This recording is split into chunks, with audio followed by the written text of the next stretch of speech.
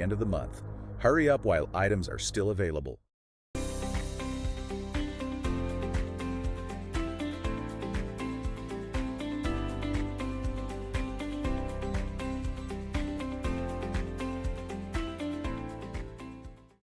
Join the UBC 2025 Contender Tournament on April 15th and 16th at the Hotel Scandic Sluseholmen in Copenhagen, Denmark, the same venue as Nordic Open 2025, which kicks off on April 17th.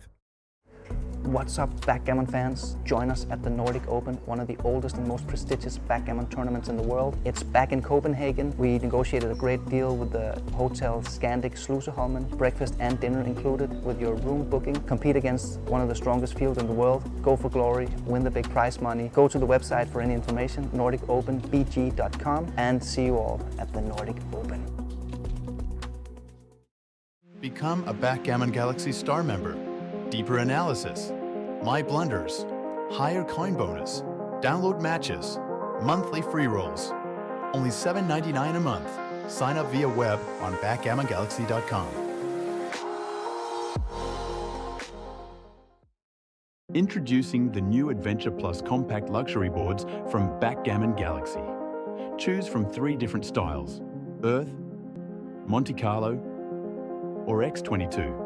$850, including shipping. Ready for a new adventure? Get yours now on shop.backgammongalaxy.com.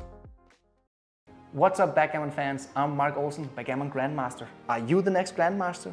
If not, you better get your copy of Backgammon Masterclass. I'm the author alongside with 2-time world champion and the only Super-Grandmaster in the world, Masayuki Mochizuki. The book takes you through the game plans, the strategy of the game, strategic visualization, a backgame chapter, first time ever backgame chapter, and how to use the Dublin Cube in middle game situations. Get your copy now in the Backgammon Galaxy web shop. How to not suck at backgammon, a Grandmaster's guide for beginners and intermediates. Get your copy now at the Galaxy shop.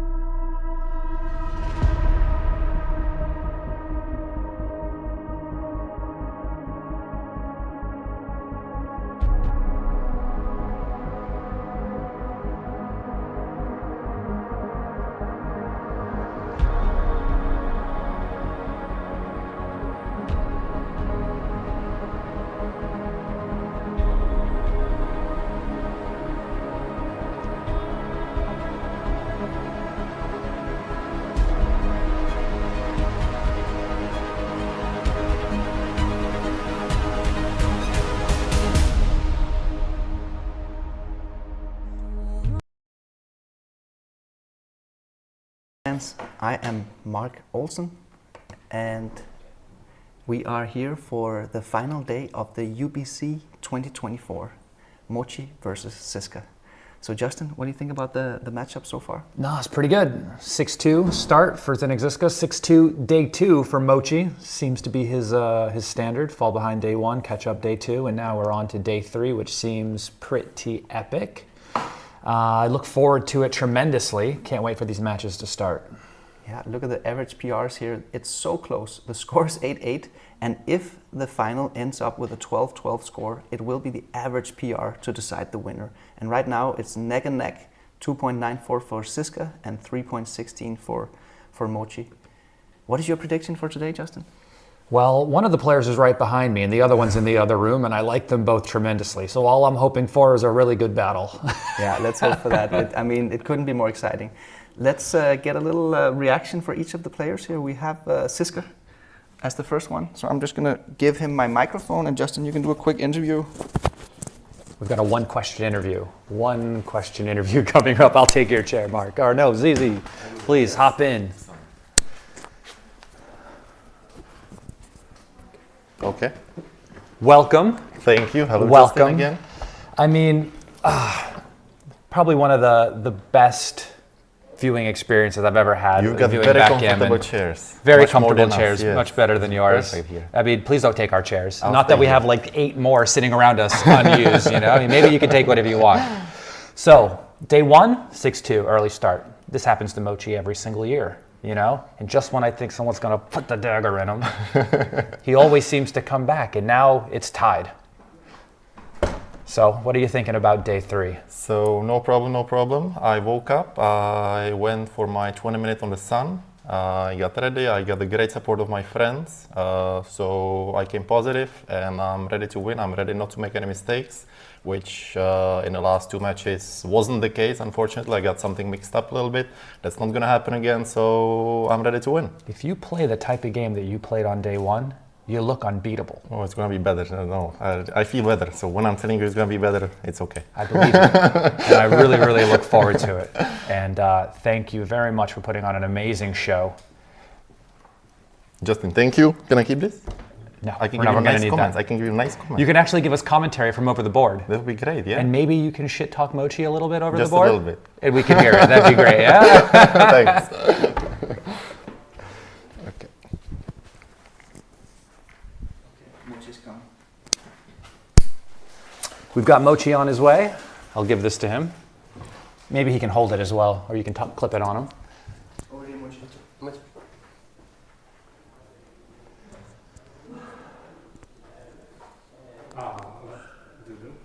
Just sit down, sir. Yes, and he's putting the microphone on you, though.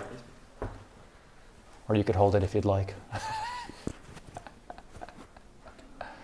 All right. And where should I talk to? You? Here? The camera's right here. You can see what it looks like. And wow, what an amazing day 2, Mochy, huh? That's all right. Yeah, that was pretty good.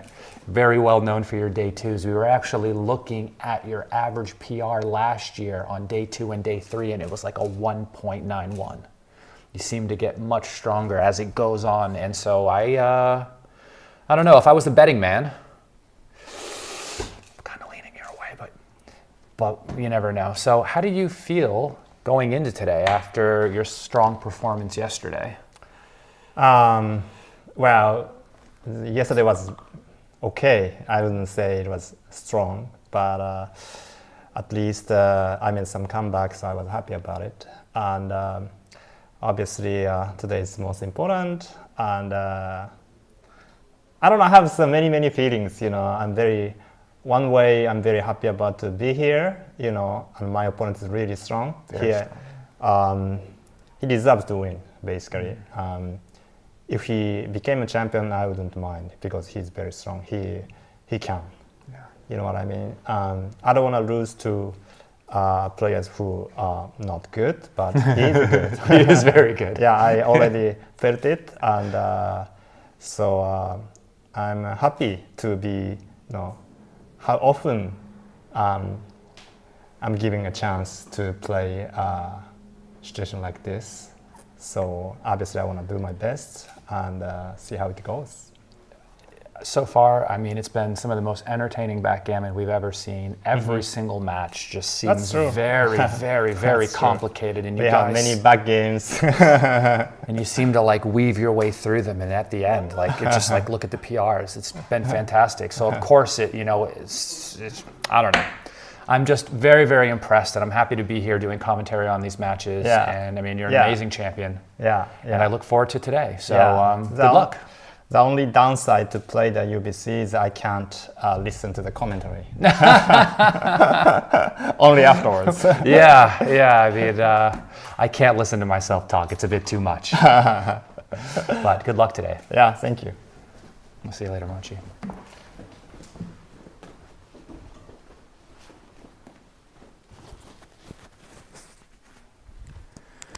All right. Say hi to the wife and kids, Mochy, right? Yeah? All right. Looks like we'll be having Mark coming back, and we'll get these matches started, I think immediately, right, Mark?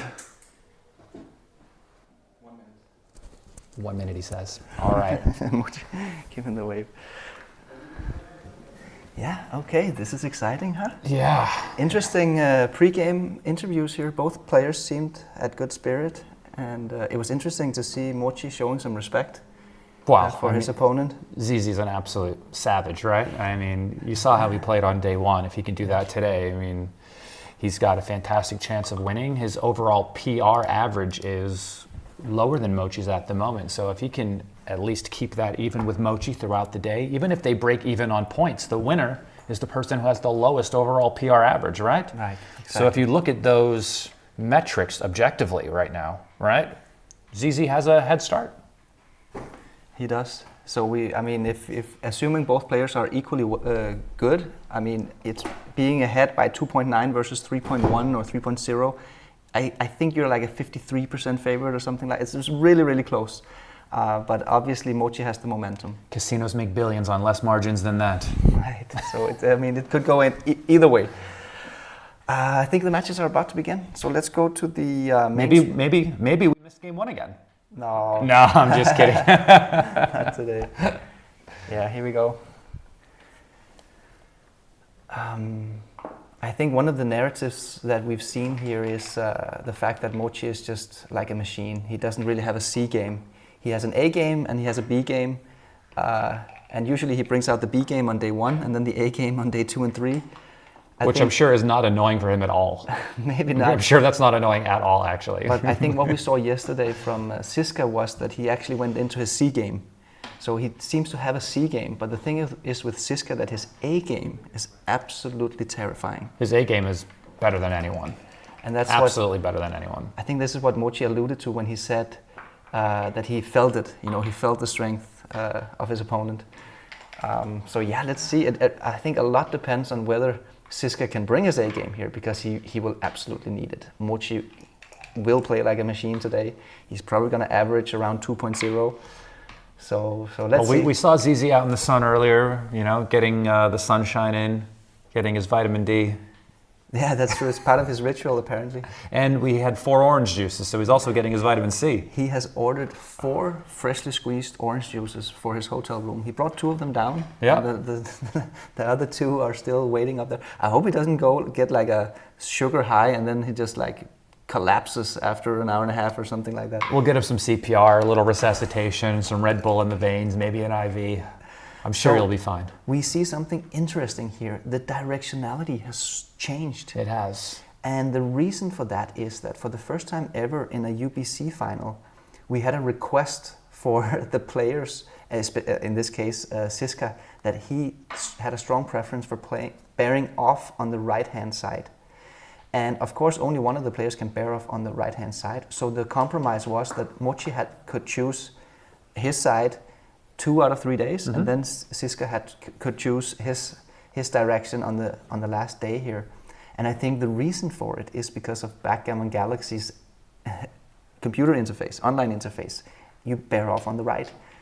And this is interesting, you know, Zizka being a young guy, he grew up with playing on Galaxy, whereas Mochy is more of he came from, not that Mochy is old, he's 43 years old, but he's used to playing on a live board. So for him, it doesn't matter which direction you play, but apparently for Zdenek it does. Well, now that I know he has a preference, if we ever play cash games again, I'm going to force him to go the other way. I think it's also got something to do with what you've been practicing on. I just don't think people like rolling into their own bear off. Rolling on the side of the board where they're bearing in and bearing off. I think on average people don't really love it. Here at least we play with the dice on checker, so it shouldn't really matter too much in terms of cocking the die. Okay, a 4-3 here for... Will there ever be an option to change your own direction in Galaxy, Mark? I think we probably will get that option at some point. It was kind of a deliberate choice for us because we wanted to streamline all of Backgammon positions. So every time you post a position and all, it looks like this is interesting. I think he should slot the 5, Oh yeah, though. he made a mistake there. Yeah. 55 millipoint mistake. With the blot in board in a 2-way holding game, we really aren't so concerned about getting hit on the outside so much because he leaves blots all over the place. So if you just aim to strengthen your board, if he hits you, there's a good chance you hit him back from the roof, and then your better board will pay dividends.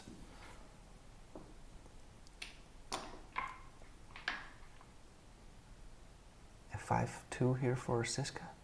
I would play that one. I think I would keep the 8 point here. You already have checkers behind the anchor, so it's not a crucial difference whether you own the 3 point or the 1 point. This way you get to keep the 8 point. Yeah. Seems to be the right idea, I think. Seems okay. In this 5-1, I guess we just go to the 2-point probably. No, maybe Zizka made a mistake there.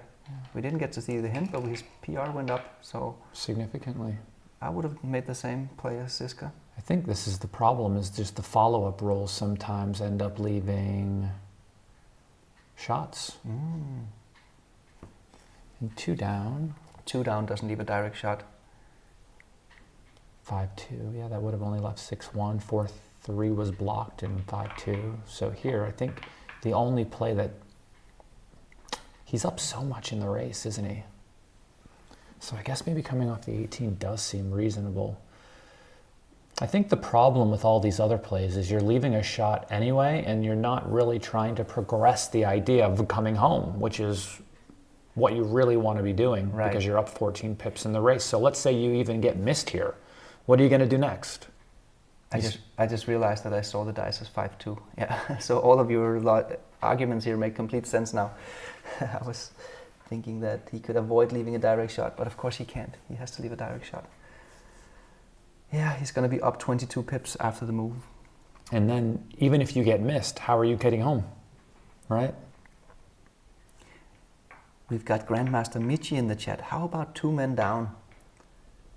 Yeah, that's an interesting play too. But this play is the one with biggest upside.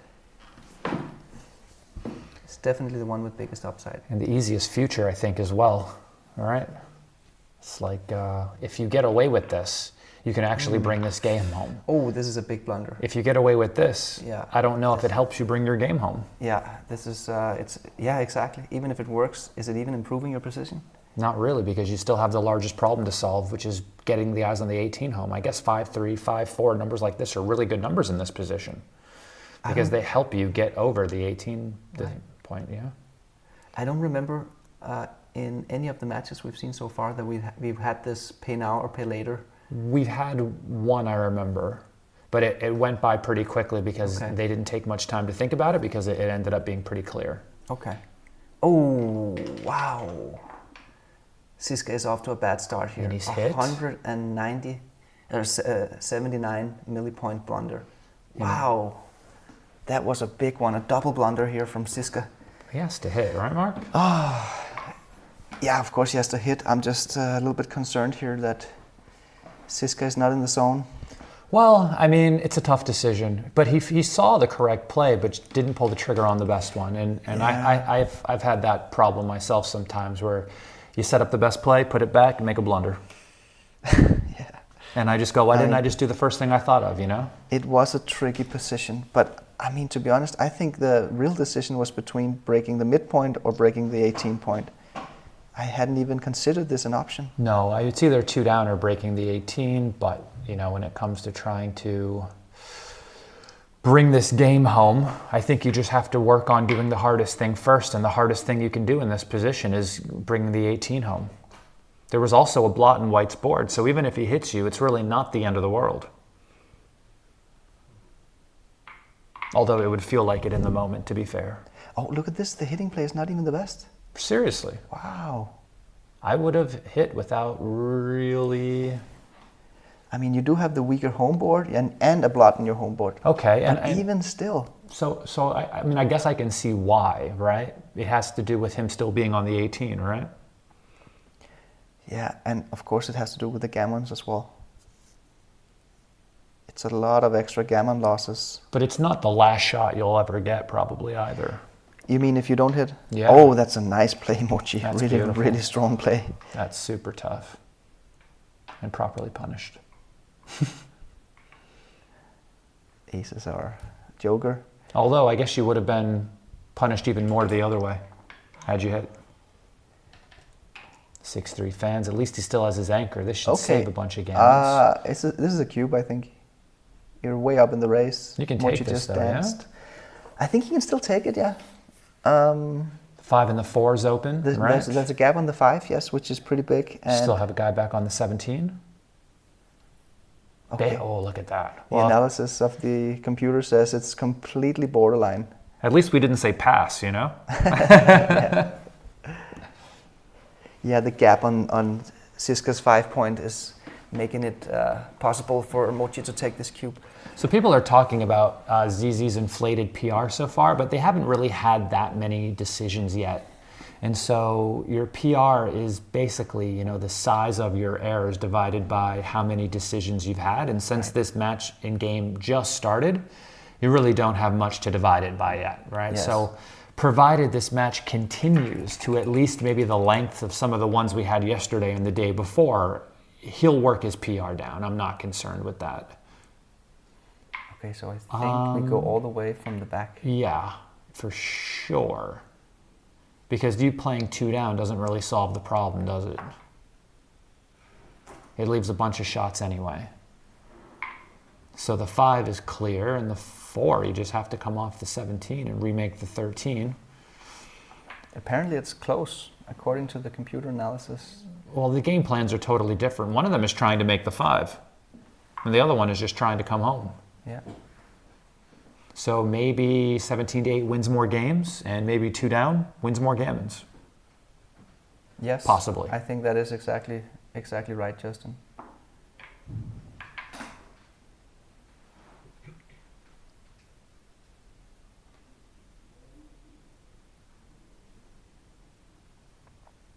Solak is asking in the chat if the overall PR is using the total number of decisions or if it's an average of each of the PRs. It is the average PR, which means it's all the decisions they had, or sorry, all the equity they lost divided by all the decisions they had. Which is good because Which is the right way to calculate it. Yeah. Because otherwise you'd just be adding all the numbers together and dividing them by 12. Right. But the average of the PRs is not the same as the average PR. Mm-hmm.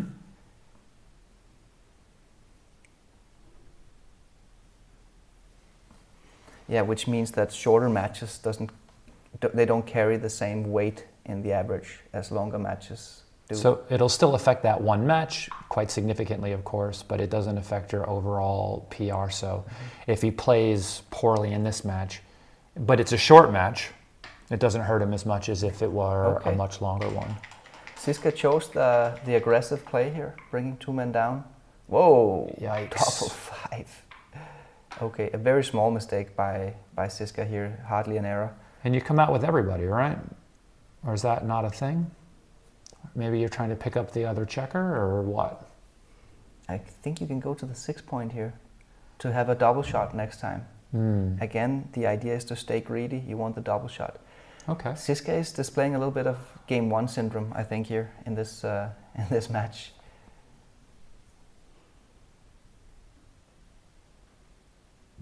Well, he had 2 tough decisions, you know? Yeah, one tough decision? I think the pay now or pay later that he messed up.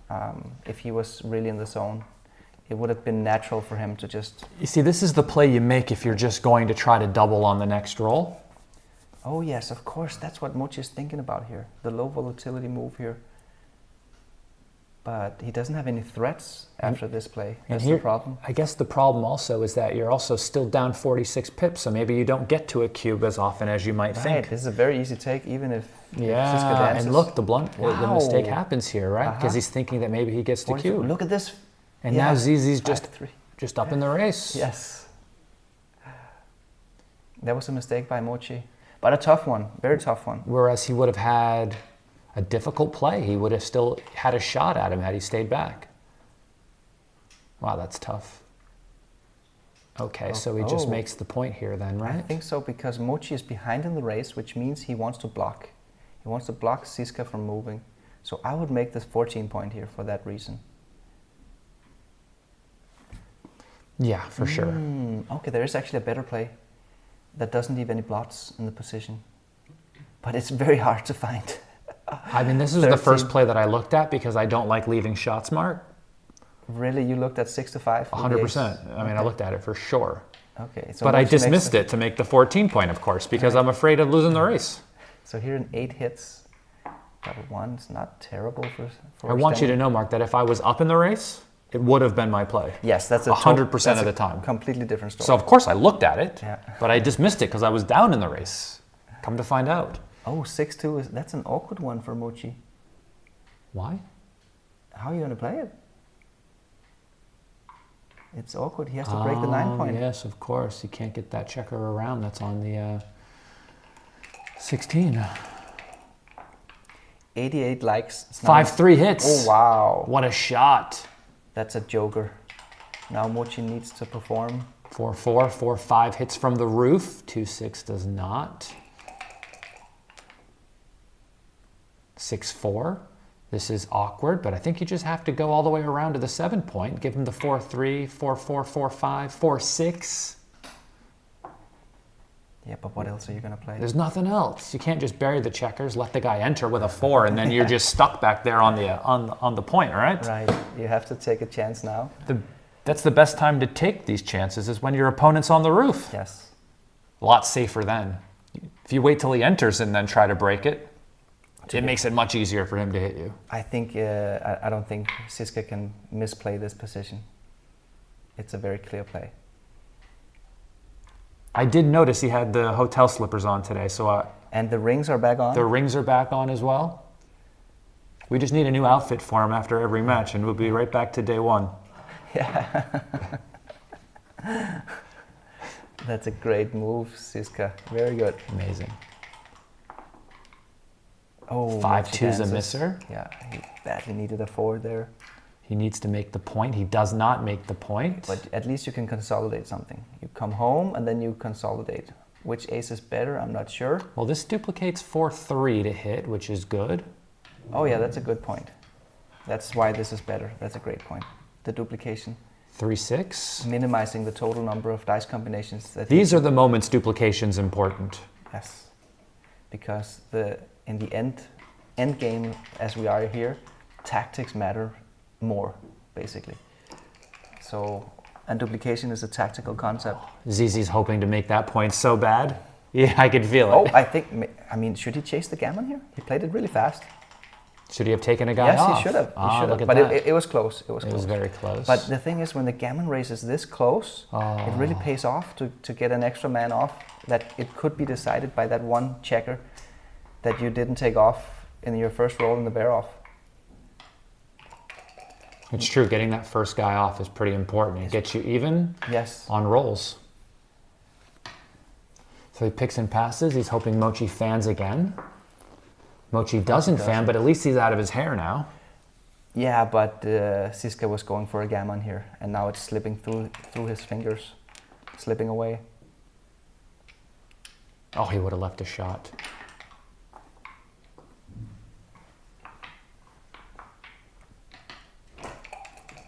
Yes, it looks like the gammon is all but saved. That certainly, well, it doesn't hurt too bad. I guess he's still even. He's going to need some doubles if he wants it, though. Also, he's going to need Mochy to roll low. I would get 2 crossovers here. I'd play the 2 down and the 3 out from our own home board, or from our opponent's home board. Could you see getting 1 crossover instead of 2 in the position? Why would we do that? Well, at least he didn't waste any pips. Maybe that was his idea. But I'm not seeing the results on the right-hand side for the last few moves here, actually. Yeah, in the race positions, it's difficult for the transcriber to keep up with the hint. I see. Oh, hello. The gammons are not 0. Oh, 2-1. Wow. They are not 0. Now he's a favorite. All of a sudden, he's a favorite to win a gammon. You see ZZ just looked up. He's stretching again. You're tall enough. Stop stretching.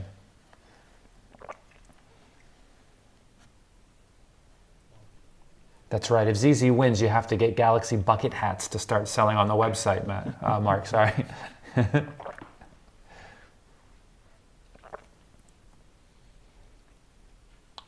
Okay, and maybe he goes to the 3 point, so he brings 2 checkers in with double 3s, and still has 1 more left over, right? If he plays the ace here, double 3s brings 2 guys in. 2 guys in, double 4s also brings 2 guys in. So he needs a double hit. Wow, this is a gammon. He has to roll a double 5 or double 6 on the last roll. Double 5 won't even make it. Yeah, double 5s. Here, double 5 won't make it. It's only double 6. Won't make it. No matter. Is there any way to get double 5s? I don't think so. Wait, no, there isn't. There isn't. Well, that's annoying. For Mochy. Really annoying for Mochy. He was looking to easily save the gammon, but all of a sudden... Double six, 2.78% of the time. Does he roll it? No, No, it's double fives. Double fives. Doesn't cut it. Or is it a 5-6? I can't tell. But it looks like a double fives. Was it a fives? I don't know. Well, I mean, Zizka was lucky here because it seems that he's trailing quite a lot on the PR with that double blunder, which means he really needs to win the match. Each point is so important now at this part of the final.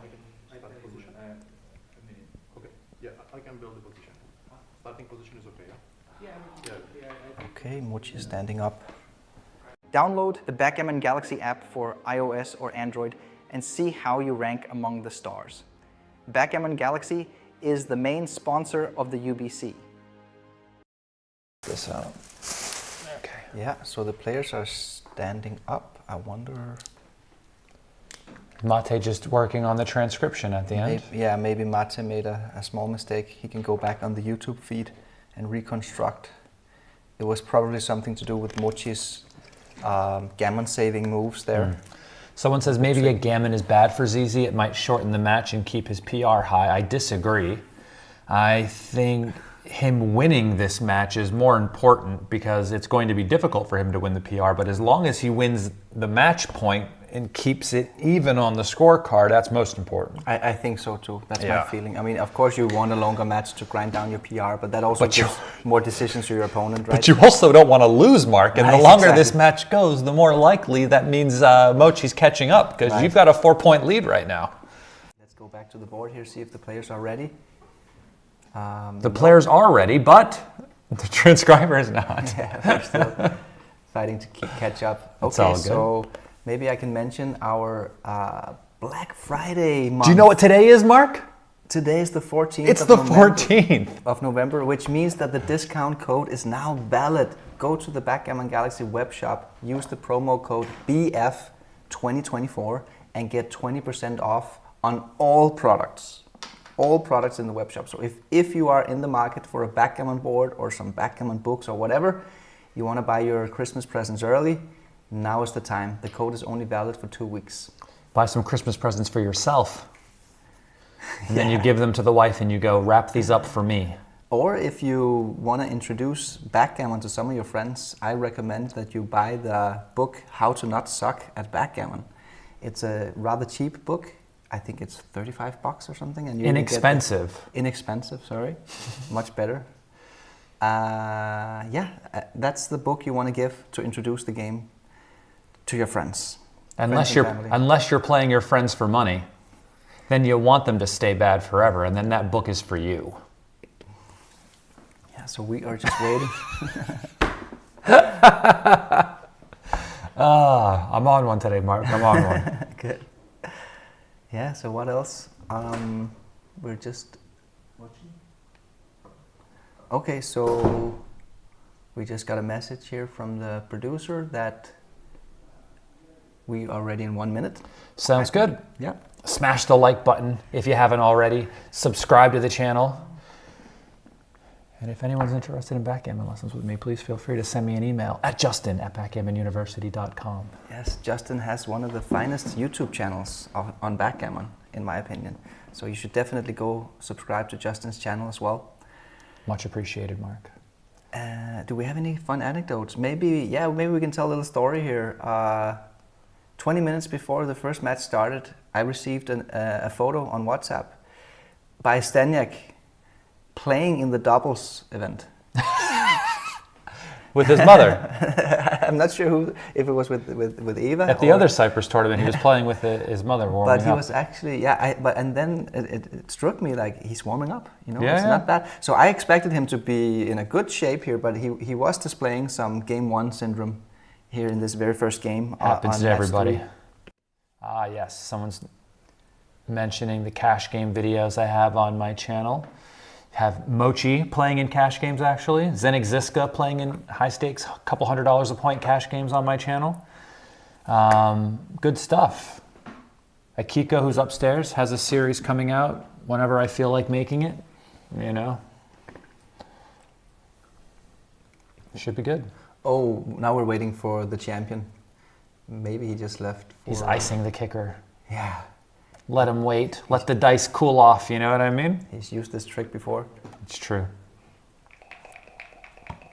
Here we go. Game number 2 in match 9. Opening roll 6-4 for Mochy. And look at how he plays it. That's because he's trailing in the match.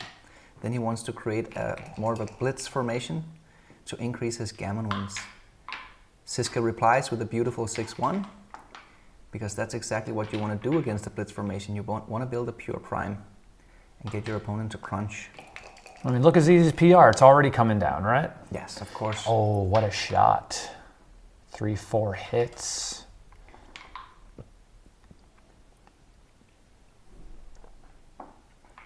This hits back. Yes, what's the hesitation?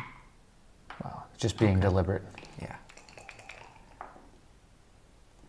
2-1. All right, this is a great question, whether or not we play the 2 down or we split. What are your thoughts here, Mark?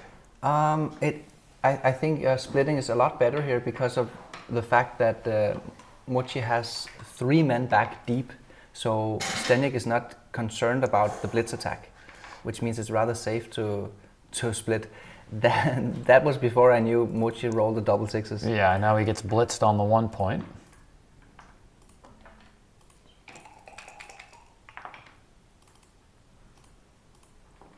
At least this is what I would do.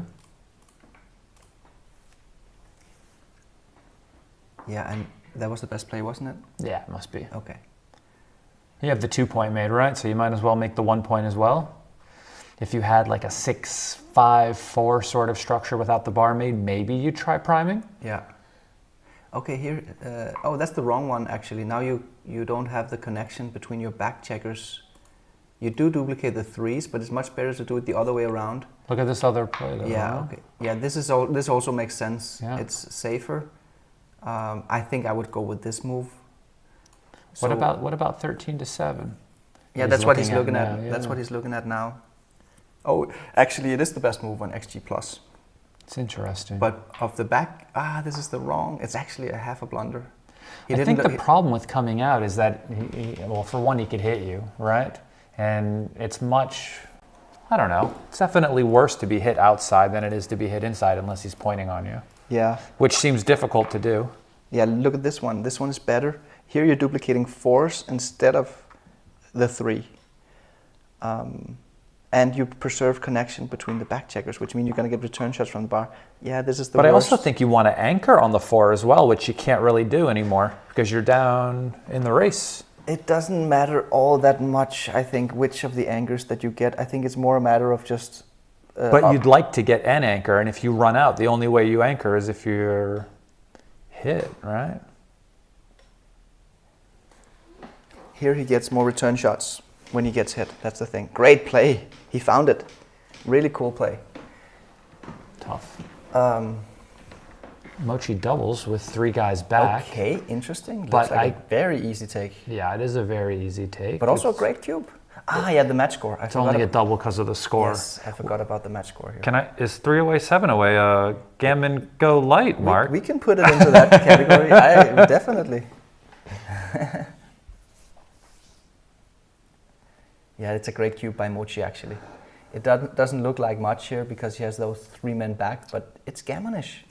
And look, he's just a 53% favorite, but with 29.5% gammon wins. Turkish Grandmaster Ali, how do you pronounce his last name? Belene? Yeah, he had a lecture on these special score situations, I believe at one of the tournaments maybe in Cyprus last year. He gave a lecture, and 3 away, 7 away was one of the special scores he talked about where it triggers early cubes. Yeah. But he's thinking about this a lot.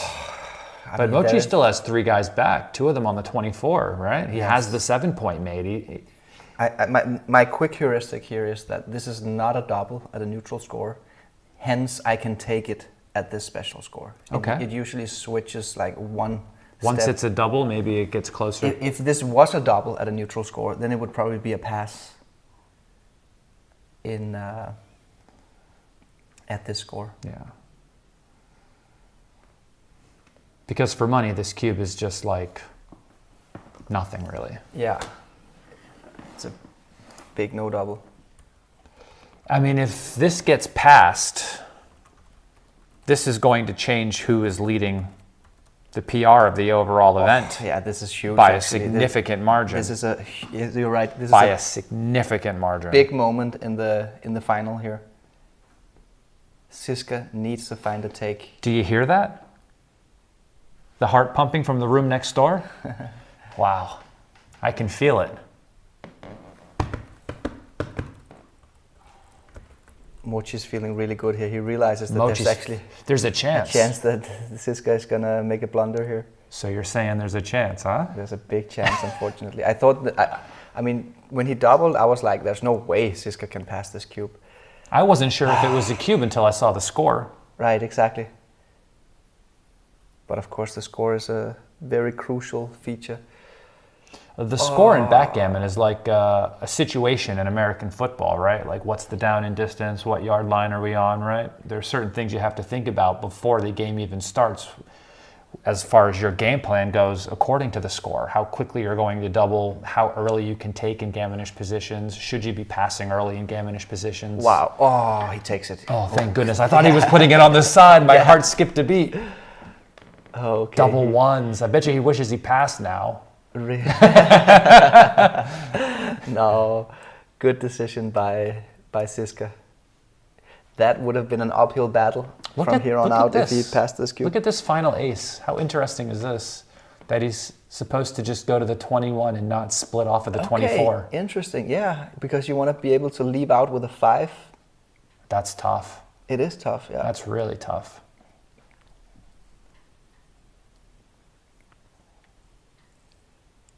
So he does the most important thing first, which is switching, putting ZZ back on the roof, right? He does the next most important thing he knows, since he's not going to be making the 23-point anchor. That doesn't make sense, right? And now he's really just considering this last ace. Yeah, this would be my play. In a heartbeat. It's very close, of course. We see the computer analysis says that it's slightly better to scoot up to the 21 point. Okay. If he was able to make the other play, I would have a ton of questions about like why, how, what did you consider in order to get you to come to that conclusion, because that seems tough. I think the idea is that you want to be able to jump out with a 5 as well. I agree with you. Just a single die. But it also seems tough. Okay, look at this. Oh, that's a mistake. 28 millipoints. It would be better to stay split with the back checkers. Because you're not trying to stay back there. Yeah, exactly. Because you're up in the race. You're up in the race and you're blitzing. It's connectivity during blitz. You don't want to make points, essentially. You want to stay flexible. Are you guys going to be selling the ZZ versus Mochy posters as well? We will. We will. Wow, a 5-5 from the roof. And I guess you just come down, or you make the 1. No, you got to make the 1 because you can't let the guy hit you. Yeah, and you unstack and yeah, exactly. You put him on the bar. This is a heck of a joker from Zizka. I'm still relieved he took the cube. Yeah, I was scared. That was now it's difficult to get excited about dice rolls, you know, because that was the big moment in this match. Whether Zizka. 5-1. The what about the banana? Could it be a contender? I don't think so. No, that seems wild. The race, he's still up in the race, so he's gonna look at it. He will look at it. The banana split. Well, we might as well look at 3-2 while we're at it, you know? No, I'm kidding. There is an argument for this play. I mean, when Zizka dances, you could close him out and pick up that second blot. I think it's the Gammon Go play. But this is not entirely Gammon Go. This is more like Gammon Go Light. You're up in the race. You're doing good. Yes. You've just now made your best anchor. Oh, that's another good shot from Zizka.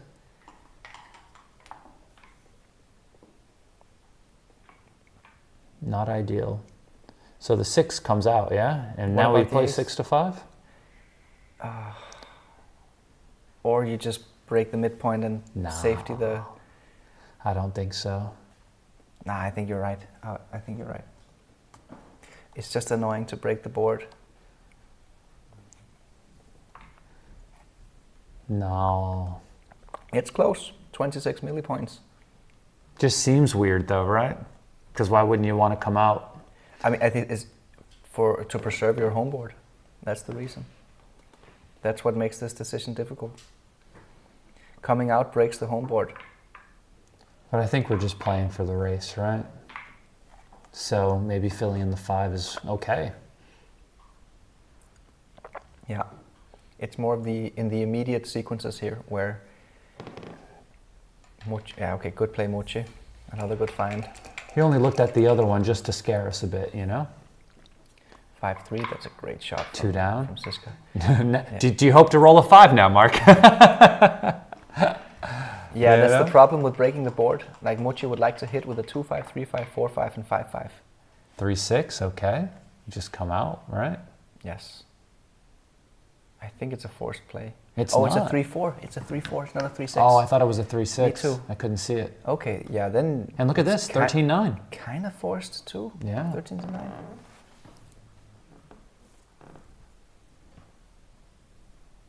Is that empty?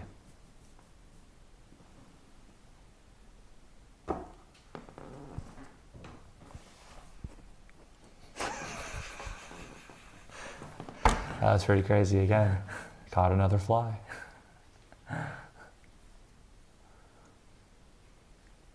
Yeah, so what Mochy is thinking about here is whether he should bury a checker, which is always a painful thing to do, or if he should stay flexible and play 13-9, which exposes him to get hit on the midpoint with an ace. So actually it is a tough decision.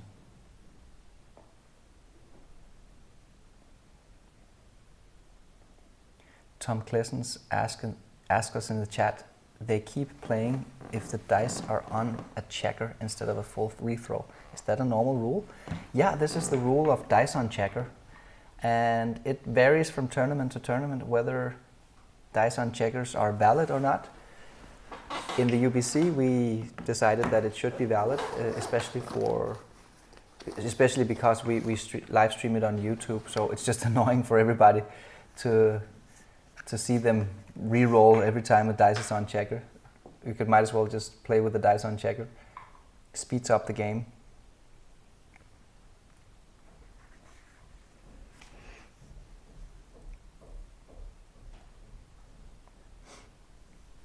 Mochy is taking his time here.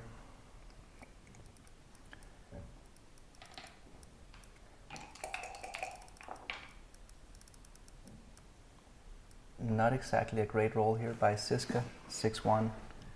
Yeah, he's forced to hit. Can I see the roll again? It's not 6-1. Wow, he has no choice really, huh? So here's the 6. No, wait, does he have to hit? I think so. You might as well hit. You're leaving a shot anyway, so why not hit? The only thing I was thinking of is it gives 2 more numbers, right? But I guess the board is broken on the other side. Yeah, the race is still rather close. That's why Mochy wants to come in with a 5. He doesn't need to hit a shot to win. He can just win the race. So this is the best play, actually. Good move, Mochy. 4-3. Well, are you sure about that, Zizka? Yeah, I think we clear. I think we clear the 11 point and create flexibility.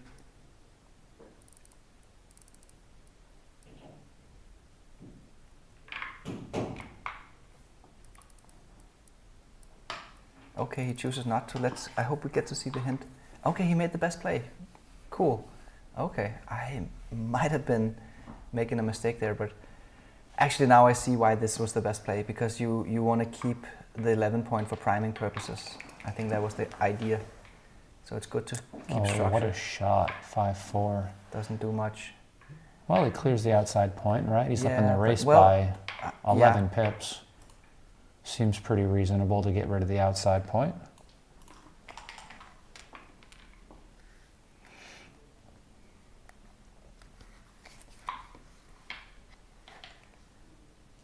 And the race is rather close here. Well, Mochy's board is broken, right? So it's inefficient. Yeah, that's some wastage in the race. 2-1 is not a great roll for Zdenek. Terrible. Since this is mostly a racing position, you want big dice, and Mochy actually just got ahead here. And ZZ's PR is now approaching getting under a 4, right? Yes, but the problem is that Mochy is playing a 2.2, which means that he's still 2 blunders behind Mochy. Are you sure he... Yeah, okay, he scared me for a sec. I thought he was clearing the 7. 5-2. So one of these should go to the 2 point and the other one should go to the 5, right? I think. Seems reasonable.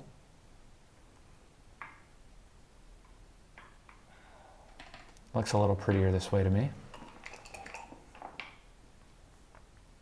4-1. 4-1. So are we staying in the outfield, Mark? Or are we just making the 2 point? This is tricky, right? Because Mochy is crunched. Is there a gain to stay in the outfield? I think so, because if he rolls 5-4, maybe there's an option of like... It's very close. This is actually a very close decision. Okay, he finds the best one, but it was very close. Like the idea of staying out there is just for containment purposes. Yeah, like worried about him rolling 5-4, you know, maybe 6-5, 6-4. Where Mochy can jump out with both checkers at the same time and get into a straight race. Because right now the contact is actually favoring Zizka. The race is so close that Mochy just wants to liberate his back checkers and get into a straight race. 6-4, not bad. Amazing roll. 10 pips and closes out the 2 point. Okay. 6-1. Redouble time? I mean, it's one of those position types where we could actually see a redouble. That being said, I don't think we should. I think we should. The take point... No, we're leading. Sorry, I didn't see the score. I forgot. No. We shouldn't. If Zdenek redoubles here, Mochy has a take point of 9%. Yeah, no, that's crazy. So, I mean, and he easily has 9% here with a somewhat close pip count. If it was 0-0, though, we would redouble. Oh, then it's a pass, even, because Zdenek does have a racing advantage plus the attacking threat. Yeah, of course. So, okay, but what if he dances here? This one, now it's getting interesting. This one, I mean, he rolls so fast. I mean, he rolls so fast. I hope we get to see it. Come on, Marta, please show us the... I think he should make the 7 and bring the 4 in. I think he just missed a recube. I think he did, his PR just went up. His PR went up, but we don't get to see it from the transcriber. But this is exactly the kind of situation. You redouble when you get somewhat close to the take point, like within 3%, 4% or something like that. Yeah, now he missed a redouble, but I think he's going to find it now. But now it might be a pass. Yeah, look at the winning chance. It's all the way down to 4% here. Taking this is a 440 blunder. How could Mochy ever win this game? He's not in the zone. He spent a lot of time on decisions, which is also an indicator that he's not really in the zone. When Zizka is in the zone, he just finds the play so fast and natural. He just moves. I mean, of course he's going to... I think he's going to redouble now. Little does he know that it's actually too good to double because of the 6% Gammon wins.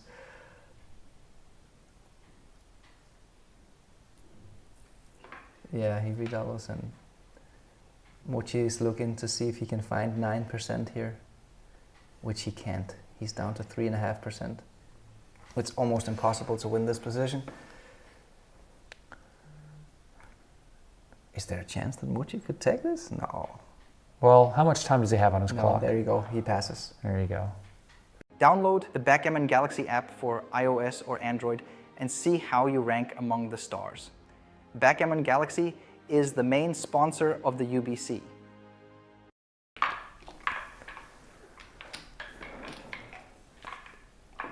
I wonder if there were any bets on like how many matches they would have where ZZ had more time on his clock than Mochy.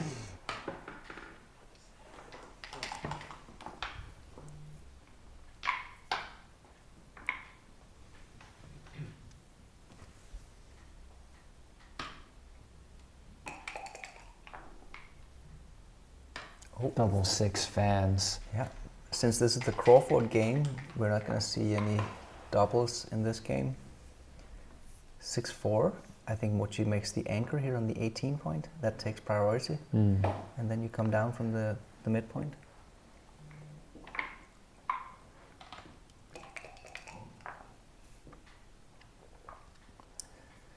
So what do you do here, Justin, with a 6? Do you come out? Or do you bury a checker on the 2 point? This seems tough. I mean, look at this. 24-18 is Oh. the best play, which is like. Interesting. I think I would have played to the 15, to be honest. Me too. I would have played to the 15. It's a weird move Zdenek made, the third best. But okay. Here he should make the 5. Leave Why? the shot, I think. Wait, what is this? 6-3? Why are they laughing? Who's laughing? The two players. I mean, making the 3-point safety is a blot. We had a similar position yesterday, where it was also correct to make the 5-point and leave a shot. Yeah. That's a great I think play, that's Mochy. why I see it today, you know, because I don't think I saw it the other day. Right. I think we both made the mistake. He makes it easier because he has this blot on his 2-point as well. That's so a even good if he point. hits me, right, I'm not overly concerned. Very good point. But if he doesn't hit me and he has to stay there, now my attack on him is very good. And the average total PRs are now updated in the screen here. 2.94 for Zizka and 3.16 for Mochy before this match. Before this match. That means that it's probably completely equal right now, as it goes. As it stands now, as yeah? it stands in this match. Is there a chance Mochy takes the lead? It's probably close. What happens if they're completely tied at the end, Mark? Do they have to So- box? If the score ends 12-12 and the average PR is within 7 millipoints, then it goes to a sudden death. Is it 7 millipoints? I have to check the rules. I believe it's 7 millipoints. And a sudden death is you play 1-point matches and you just keep on playing until one player wins both the match and the error rate. So it is possible. I mean, it's their neck on neck right now in the average PR. Ooh, this is the famous double tiger play, right? That was possible before. Oh, double hitting. Yeah. No, it's not a double tiger. This No, is just a because it's just tiger. one checker all the way from 13, hit on the 4, hit on the 1, right? Right. Did he see it yet? No. Okay. He made a mistake here. Yep. This was half a blunder. It's all the way down in the 5th place here in the ranking, move ranking. So half a blunder from Mochy, his PR goes up a little bit. But not up a lot a bit. No. No. He's at 2.46, obviously Super-Grandmaster level so far.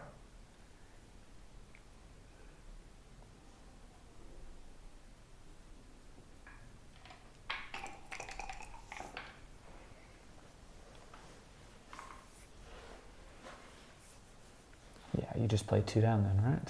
Just make the point because of the 2 blots in his home board. 4-2 makes the deuce.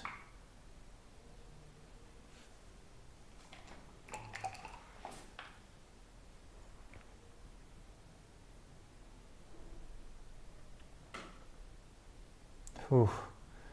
Is he going to just make the point because of the blot on the ace? Okay. That seems pretty big. It's a 42 millipoint mistake. What was the better That's play? Zizka. Just cleaning up the blot and going to the 1, right? Going to the 1 point, yes. And now the double hit.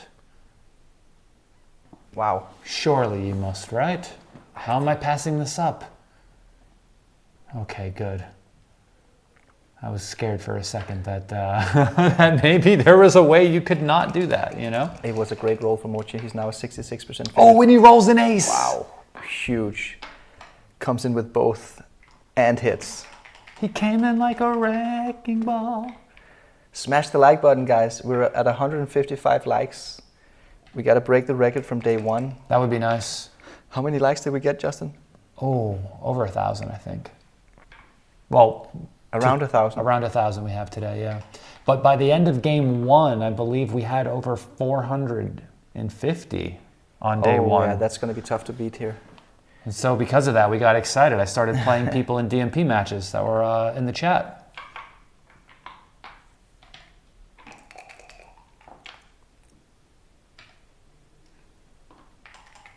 Okay, we didn't get to see Mochy's 3-1 here in the analysis, but his PR went down, so presumably it was the best play. Wow, look at that play, making the 10-point. I looked at it for a second, but It is part of your prime. yes, but doesn't it feel good to step up? It does to feel try good to get step up. yourself out of there.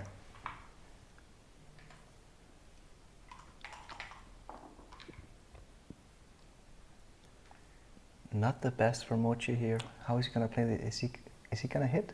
Well, you could point on the guy. Could point on the. I think you have to do this. Yeah. Nope. Wow. Wow, it was almost a blunder.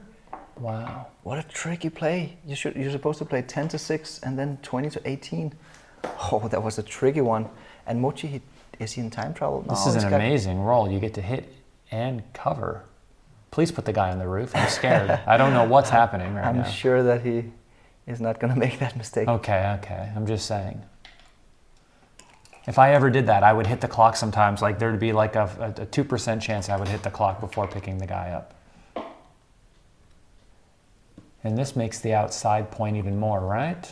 Maybe we make like the 14 or Yeah, something? you can make the 14 or you can go all the way to the 13. And which one is better? I think this is better. Now you have connection with your 8 point when you're clearing that point.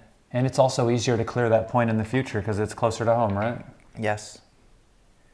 Now you roll a 5-4, and now we make the new point down here. Yeah. Looks pretty good. 15 to 6 is better, leaving no shots at all. Interesting. Interesting. Maybe it's hard because you have to clear that point as well, but I mean, I don't know. And you get a spare checker on the 6 point, which means you can attack on the ace with a roll like 6-5. That's a Nice good play, really Mochy. nice play. Really nice. I would have made the other one. It's almost like he's the best player in the world or something. You know? It's like, who would have thought? I love this, 2 to 1. Oh yes, this is a masterful move by Mochy. Wow, great move. Now he has 2 covers from the 7 and the 8 point. And he didn't break the structure. Really nice move by So Mochy. if things went wrong, they couldn't go that wrong. Yeah, there's the 5 point board. And it looks a bit gammonish, but doesn't really matter much whether you win a gammon at this score. You're going to be 3 wins away from Double winning the match fives. regardless. Ooh, but there's a shot. And we don't leave more numbers, right? So this seems to be the play. That's his chance. Zizi Zizka here needs a 3. Oh, he he- rolls a 3. gets it. That's rude. I think we split them all out in the outfield. Oh. Spread them out. Are you not worried about I am. Mochy entering and getting hit and then you losing a gammon? But gammons doesn't matter. Ah. I'm actually surprised that it's close. I thought this was clearly a better play. Oh, I guess the gammon really isn't worth much at the score, is it? Exactly. But what about the backgammon? Maybe that's the reason. There's a little bit of backgammon, yes. Maybe you lose And- all 4 guys. And it's also, if you do get hit immediately, then you basically lose almost all of your equity.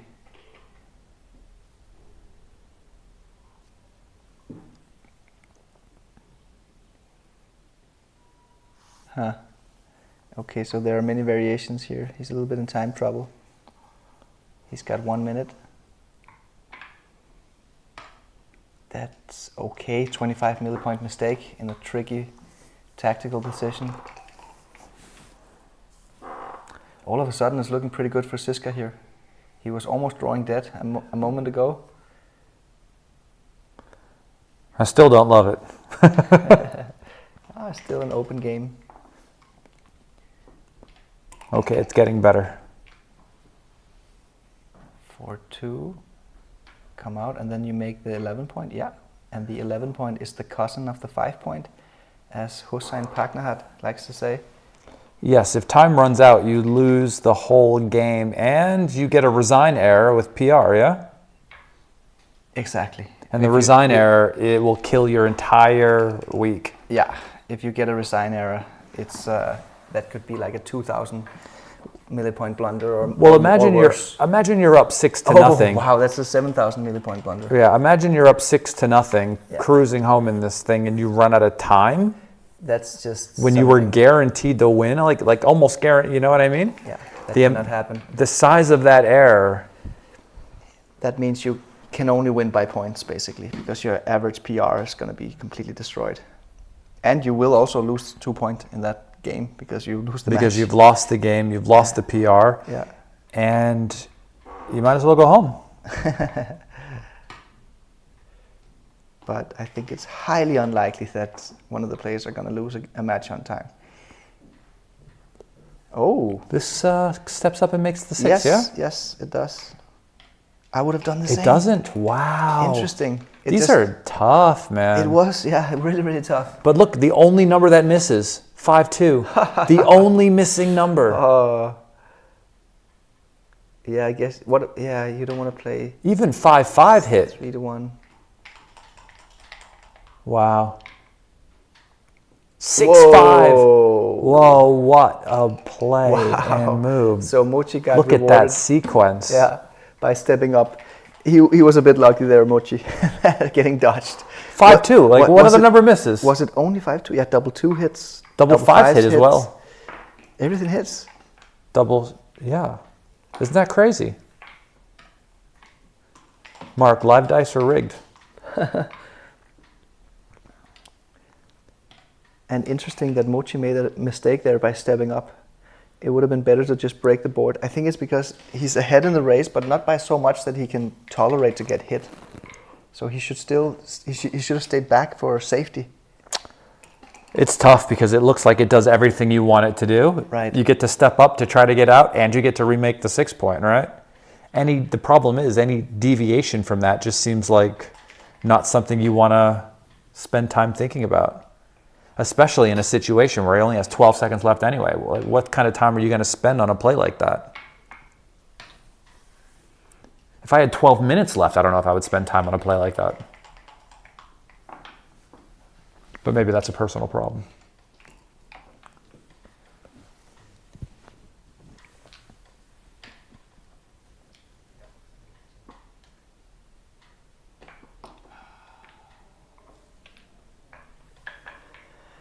Yeah, it's a 1 point win for Mochi here, taking it into post Crawford.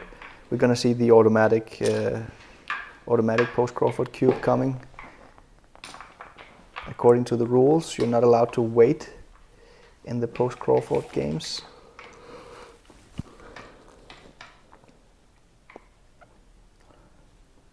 So at this score, Zdenek has a free drop.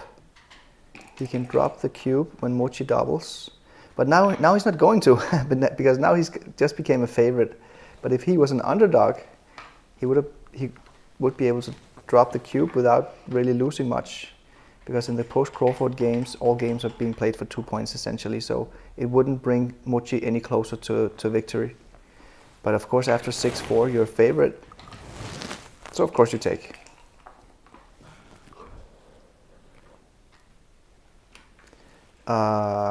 Okay, you could also make the 4 point, but that opens up for a little bit of gammon loss.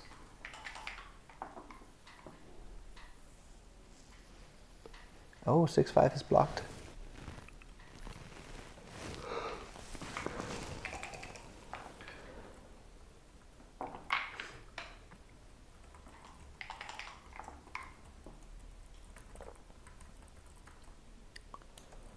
Six-one looks like it should be trying to escape. Yeah, and Zizka wants to hit this guy. Doesn't. And now we have a very race-oriented holding game here. Oops, double 3. Doesn't get the safety, the blood. Zizka gets another try.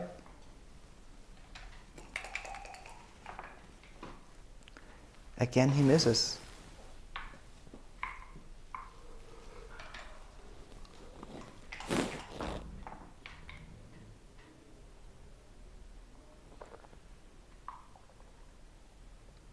That's the 5 for sure. How much are you up? If you're up by a lot, you should just probably slot the 4, right?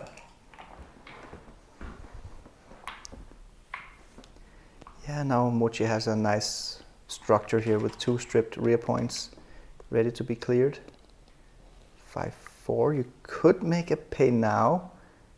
You could actually make the pay now. It's also the gammon-ish thing to do. Hang on. I don't think you pay now. Ah, you got 2 bloods on your home board. I don't think that's a reason to do it ever, really.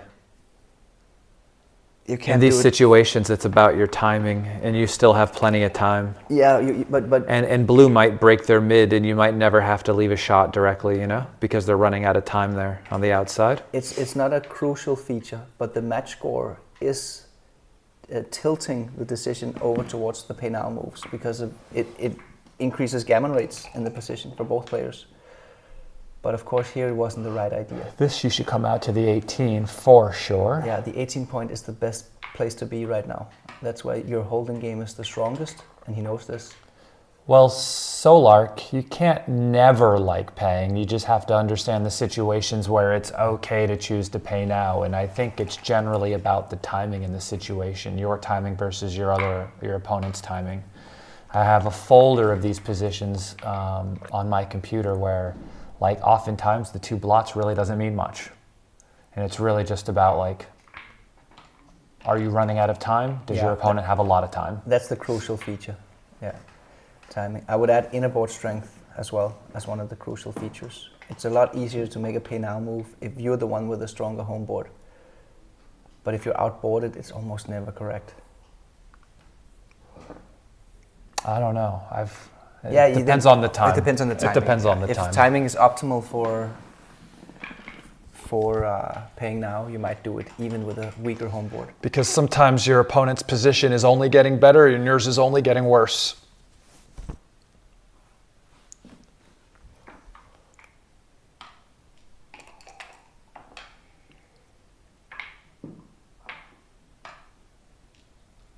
This would be a good time for a double if you're Mochy, yeah? Oh, 5-4. No pay. Because blue might roll a 6 first. Yeah. Oh, that's a great shot by Zizka. I love gets to keep his home board. So there's some situations when, like, so obviously this is clear, but if white had 2 blots in his home board, you would consider splitting off the 18, you know? Yeah, the amoeba split, as Michi calls him. Oh, there's a 6. That's a game winner. Okay, so Mochi is going to take down the PR point with a 2.6, and Zdenek is probably going to grind his PR down to 3.5. So look at this. Even with the thing in the early part of this match, right? ZZ still plays better than most people on Earth, right? Yeah. Okay, so yeah. So just because you see the large numbers at the beginning of the match, just remember he hasn't had enough decisions yet to work it down. And if the match goes longer, his PR is going to be just fine. But that was the deciding factor. Without that double blunder from Zizka, he would have won the PR point here.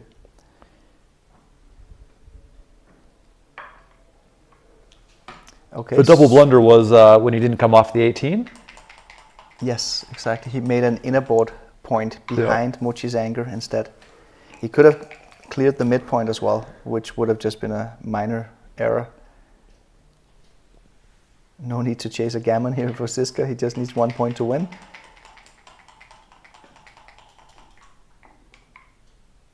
I'll see you later, Penny Lane. Thanks for the kind words. Max Stockslager in the chat. How are you doing, buddy?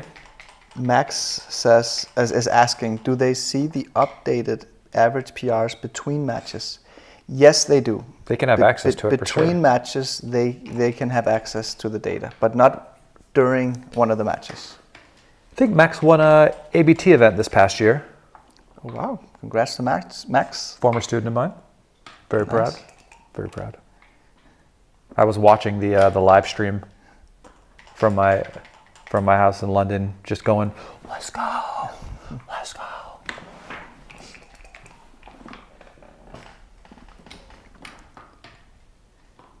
Alex from Los Angeles is back in the chat. What's up, Alex? You're up early.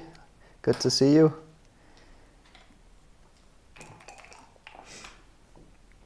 Yeah, this is going to be a match win for Zizka and a PR win for Mochy. Very clear. The XG++ analysis is not going to change that. Okay, we have a 15-minute break. Let's take some ads and we'll be right back. Download the Backgammon Galaxy app for iOS or Android and see how you rank among the stars. Backgammon Galaxy is the main sponsor of the UBC. It's Black Month over at shop.backgammongalaxy.com.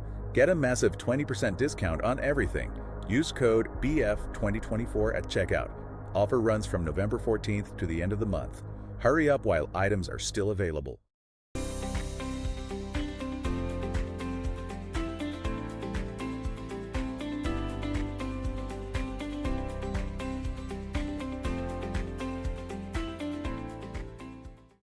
Join the UBC 2025 Contender Tournament on April 15th and 16th at the Hotel Scandic Sluseholmen in Copenhagen, Denmark, the same venue as Nordic Open 2025, which kicks off on April 17th.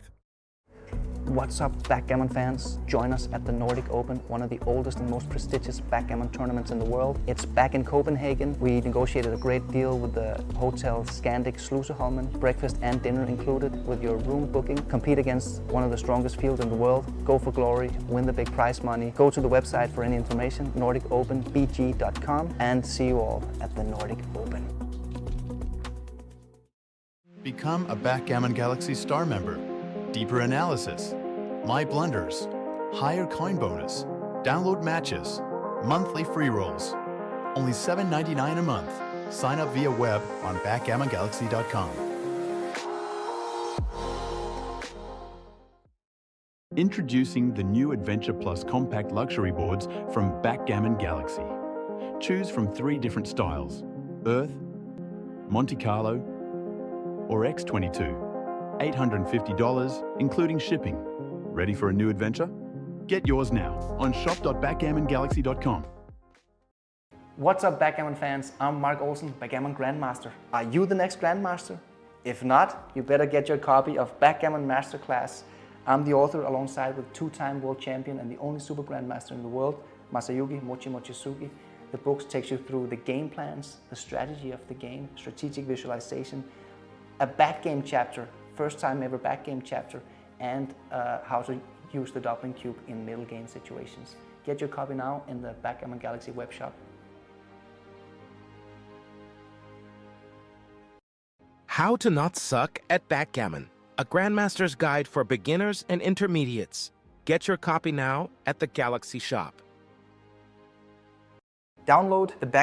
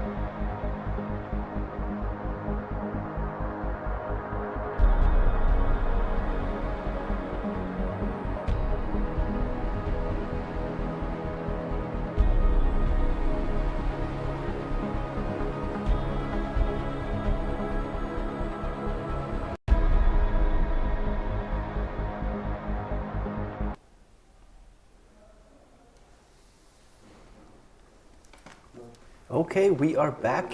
We are back here, and we see the score is 9-9. The average PRs haven't been updated yet because we're waiting for the XG++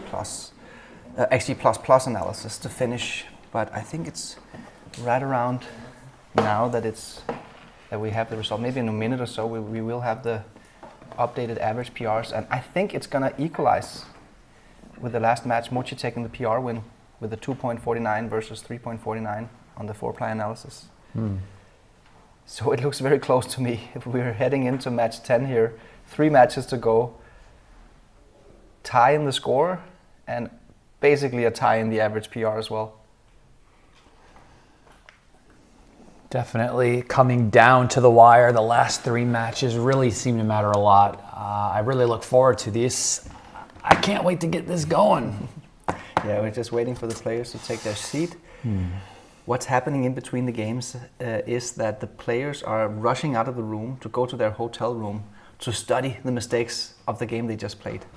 Mochy has his assistant, or whatever you want to call him. Well, he also has one of the top 10 players in the world in his hotel room waiting for him with the XG results all laid out to help review the blunders. So he gets sharper and sharper and sharper because he has a way to just refine the process as you go along, which is really helpful. Yeah. Which is Kazuki, by the way. Kazuki, yes, of course.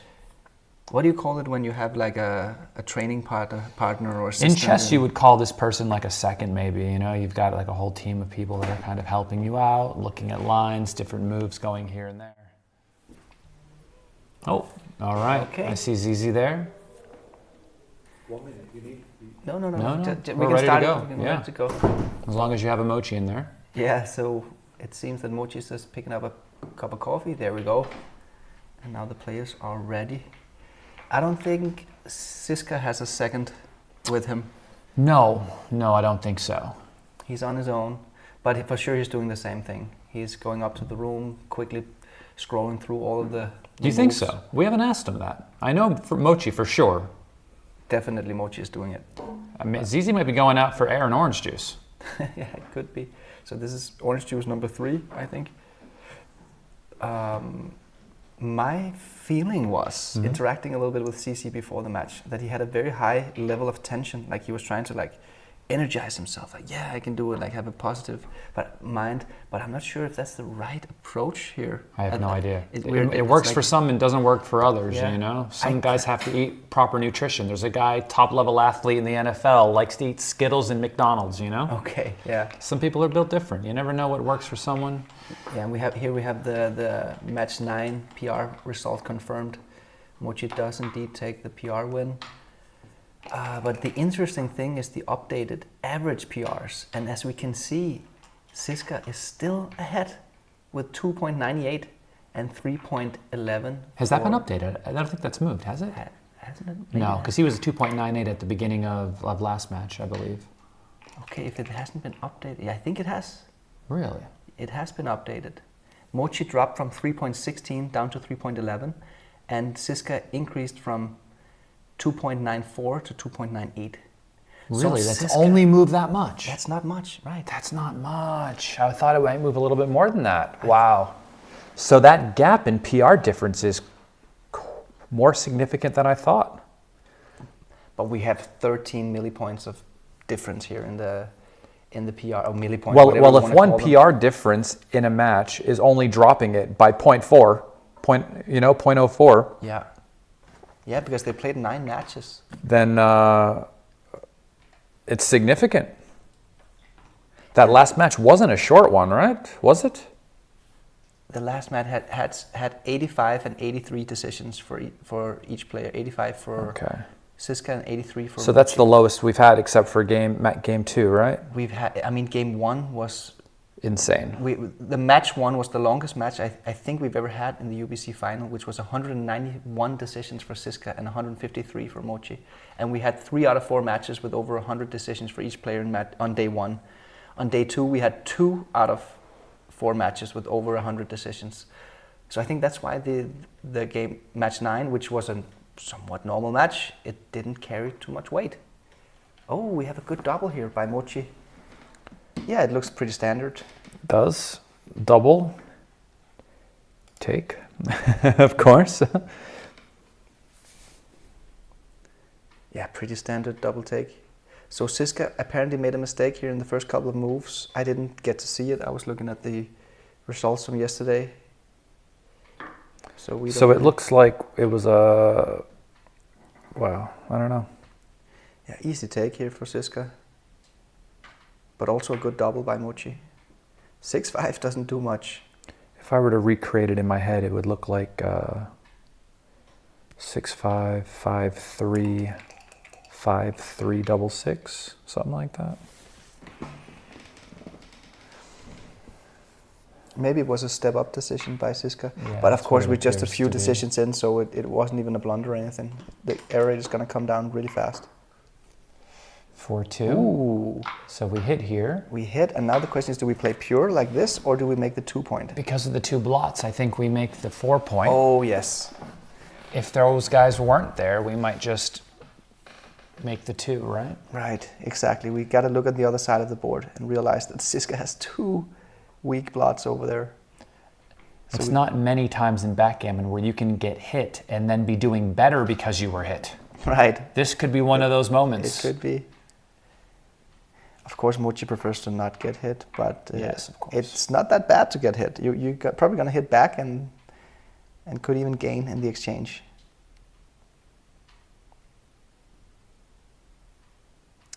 Okay, so Alex is... telling Don't us even that try it. Just say Alex. We know who you're talking about. Ishakian. I'm not sure if I... Okay. Alex is saying that the sequence was 6-5, double sixes for Mochy, and then 5-3 for Zdenek, where he played 13-8, 24-21 instead of slotting the 5 point with Got the the 3. rolls out of order. So it was a step up decision. Okay, Mochy makes a small mistake here. He chooses the second best play. Interesting. I mean, that's the play you make when you're ahead in the race and there aren't any glaring weaknesses on the other side of the board. So he didn't really exploit Zizka's weakness to make the desirable play. 4-6 seems like a good roll. Hoping to be missed by 3s and 8s. Double 6s. Kind of a forced move here.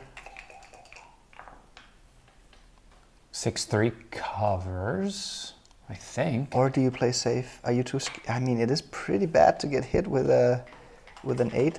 No, it was a mistake. You're right, Justin. Cover. It was a pretty big mistake, Because actually. the guy wants to come off, and so you want Yes. to cover. And so does he make the double falcon play here? Right, exactly. I think he does. So that's the thought he's thinking of, right? And if he covered, you know how awkward it is to make the double falcon play if you cover, right? Exactly. he couldn't have. He couldn't have made the double falcon So play. one play leads to this one because he couldn't make this play had you covered. That's exactly right. That's why Zdenek should have made the bowl play on the last roll and played 13-4, cover his 4 point.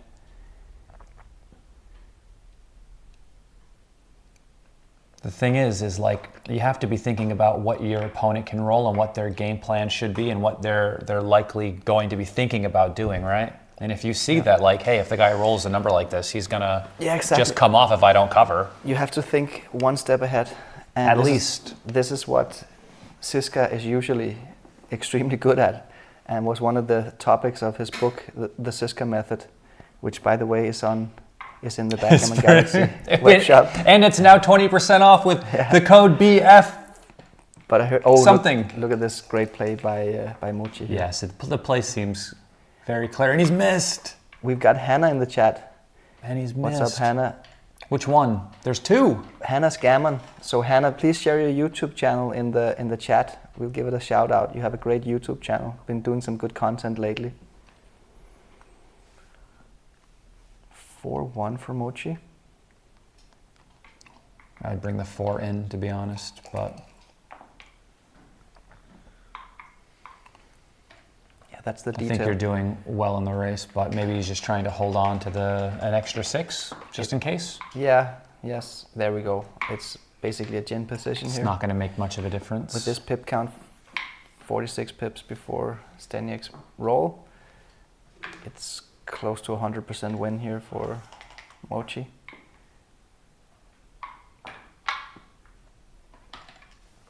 Someone mentions that Zizka has a short sleeve hoodie. I need one. I also have a short sleeve hoodie at home, in black though. I can't wear colors like that, I'm too old.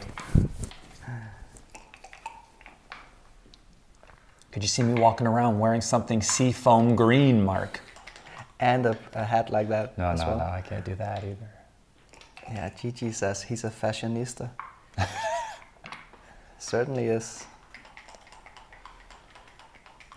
Okay, did Cici gather back a little bit of winning chances? No, he's still drawing dead here.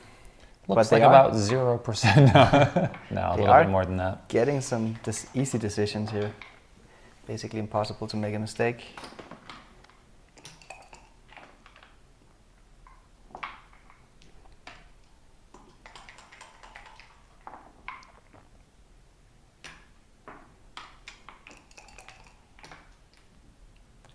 Unless you start rolling some double sixes. This is a win for Mochy, a single win. He's going to be up 2-0 here in match 10.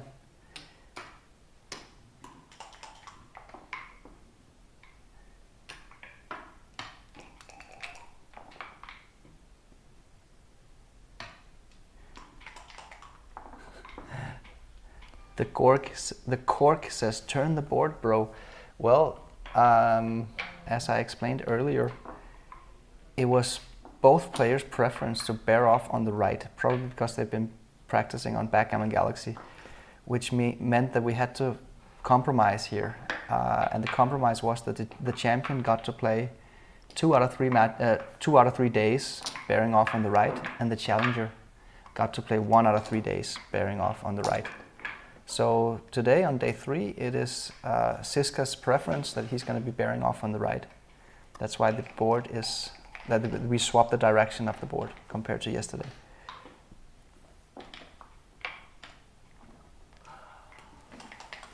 We'll follow the opening sequence now. 5-3, 5-1 splits.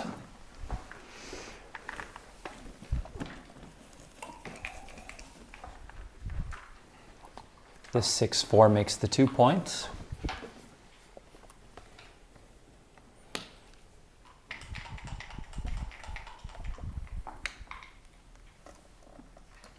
Mochy gets to enter, 4-2. I guess this is a question whether or not we play down or 8-6, but playing down seems natural. Okay, so we've got 3 points made. We've got 8 checkers in the zone, but nobody's on the roof, so we probably don't double yet. Makes the bar. White's looking to anchor. Do they roll a 3? They do roll a 3 and get to make the 11 point. Yeah, great roll by Mochy. Consolidates his position Has to be completely. likely the best besides double 3s, right?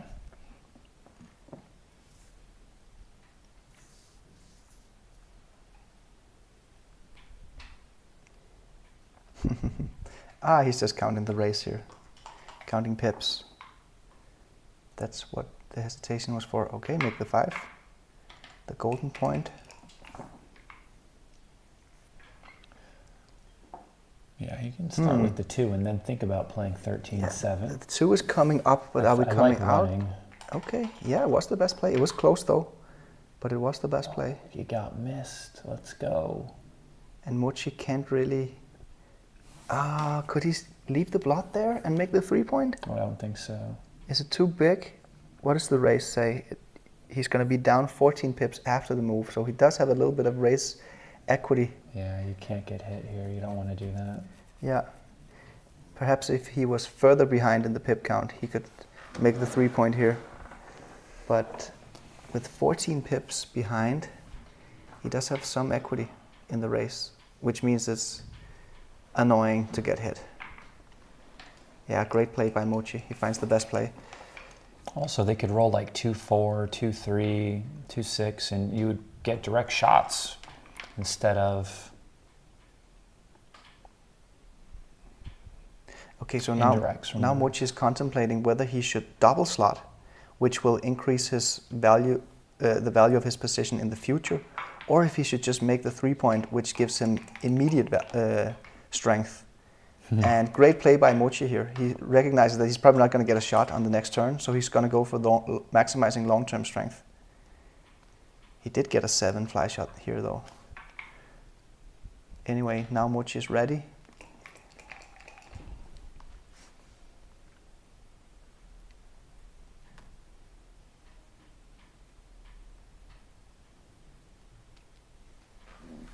"24 pips and trailing. Thinking about the cube. If he makes the 5, Yeah, I think this he's doing is very like good. it could be. It's an easy take because of the gap on the 5 point, but I think it's a double. 24 pips. It looks pretty standard, like a standard holding game here. So I would just say double take.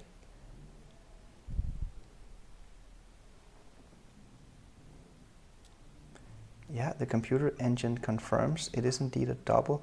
It's hard to make a mistake by whether doubling or not doubling because there's not much volatility in the position. The little volatility there is comes from the big doubles where Zdenek gets to clear his midpoint, and then perhaps he could lose his market. But there are market losers here. Double 3, no, double 3 probably not. Double 4, 5, and 6.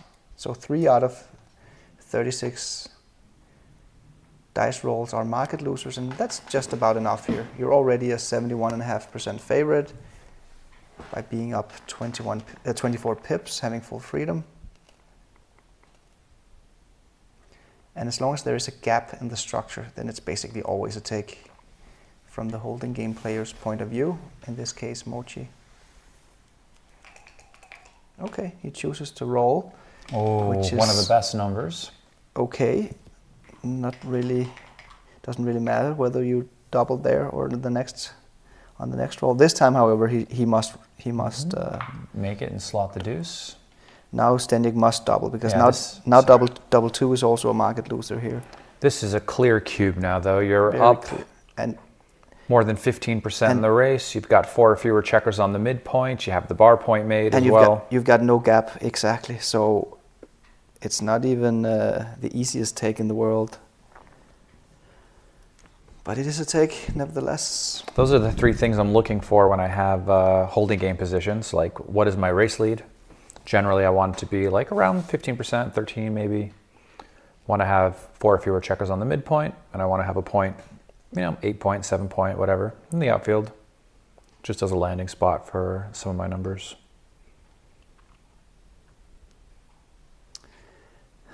There's another little peculiar detail here that probably Mochy is aware of this. We are using the XG++ mini rollout as the referee for the PR point. But if you were to do a deep rollout and actually roll this position out 1296 times with 4-ply settings or whatever, usually it tends to favor the racing player, which means that Mochy might be aware that if you were to roll out this position, it might be a close call. But with XG++, there's a little bit of a bias towards taking, so for that reason, he's taking it. It's usually a take with XG++. The bias is not strong. XG++ is still incredibly strong, even in these holding game positions. Quite a lot stronger than 4-ply. But it's not the same as a full deep rollout.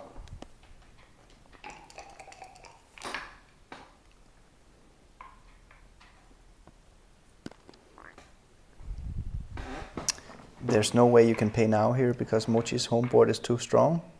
Also, he's about to break the midpoint. Yeah, good point. Or he's not. Double 5. Okay, so he is breaking the midpoint, Yeah, but is he coming out or staying back? I think he's coming out.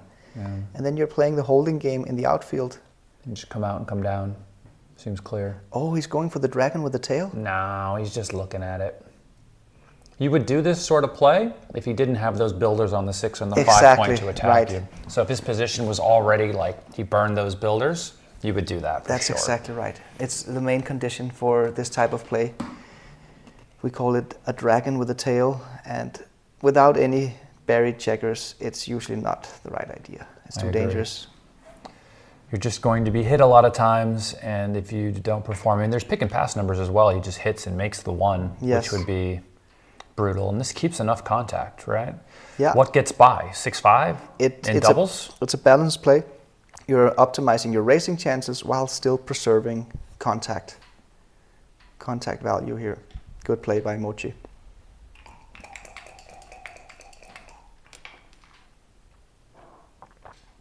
Five, three. So this is a pay now possibility, actually. It's worth thinking about. He's too strong, I think. I think this is the right play. It's worth thinking about. Yeah. It's worth thinking, timing-wise. It's worth thinking about. It made sense to pay now, but Mochy is just too strong with the 5-point board. It would be an immediate game loser if he was to get hit. It's getting worse. Ha! Double 4. He's stuck. Don't roll 3-1. That's all I'm saying. Oh yeah, that's the nightmare roll for Zizka. So here you have to stay there with one of those checkers. What about just running with 1? Just 1 all the way to the 5. You can play a one-man holding game here whilst not wasting any pips in the race.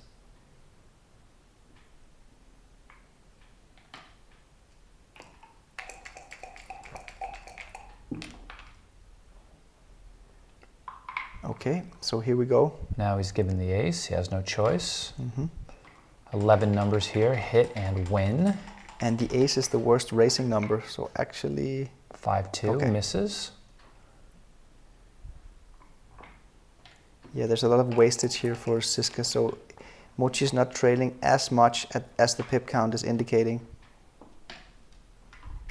It's pretty bad, though. It's pretty bad. It's pretty bad, though. He does need a big double to catch up. That's not going to make it.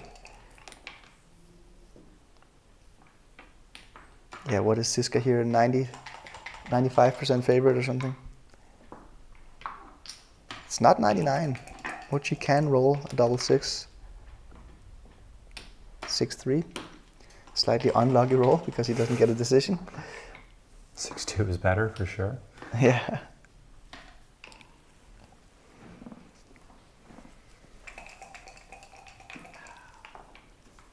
We're almost up to 1,000 viewers right now. Smash the like button if you don't mind, please. That would be fantastic. 6-3.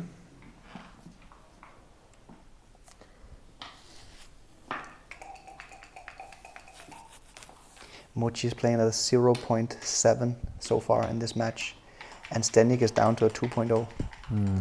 So we are back to Super-Grandmaster level by both players. We've also been playing holding games. Right. We haven't had many of them though. No. In this matchup. This might be the first time we've seen 2 holding games in a single match. Right. And typically the holding games are known to be easier to play, but we did see Zizka's big blunder in the previous game was in a holding game where breaking from the 18 is hard sometimes, though. Yeah, that's when the holding game gets difficult. It's exactly at that moment in time where you have to decide whether to break an anchor or not.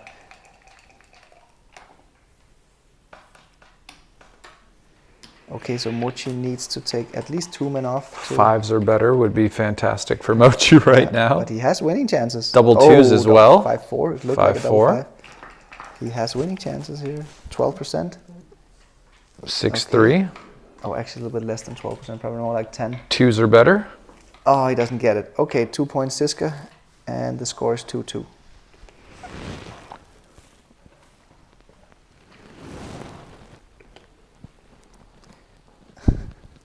Well, he probably had 13.7%, right? He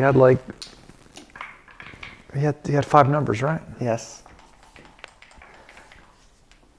Okay, so we're game 3.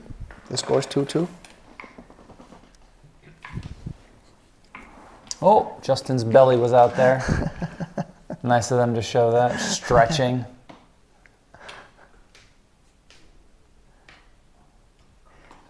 Generally, you got to buy me a drink first to see that. You know? We went for a run yesterday. We're pretty fit commentary team here. Word. 6-2 Mochy. Kind of plays itself. Okay, so we're definitely going to see the hit with the ace, and I think we bring a 2 down from the midpoint here, unstacking the super stack on the midpoint. Oh, it's a close play. What's the number? 2-1. And you play down, right? You hit and you play down, but it's Yeah. surprisingly close. I To thought Coming up. to coming up, Really? just playing for the race. Yeah, I'm a little bit Interesting. surprised here. I would just hit in a heartbeat.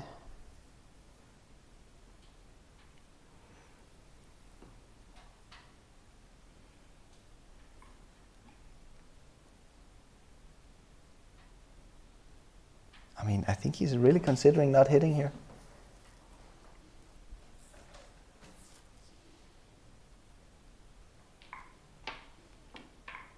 No, I don't. Yeah, this is the best play. Yeah, he's gonna hit the guy. It's nice how all these blots in the outfield, they cover each other. So if Mochy gets lucky and hits an outfield shot, you can hit him back from the bar immediately. And you desperately want to unstack that super stack on your midpoint. I mean, I think this is a very advanced play, not hitting here. Mark, they want us to arm wrestle during the break. Oh, really? Oh, I don't know about that. Justin has the weight advantage on me. As they've seen. I'm not sure. So yeah, remember to use our promo code BF2024 in the Backgammon Galaxy web shop to get 20% off of everything. And the promo code starts today, the 14th of November, and goes until the 30th of November. Mark, Backgammon Galaxy took 20% off of my shirt.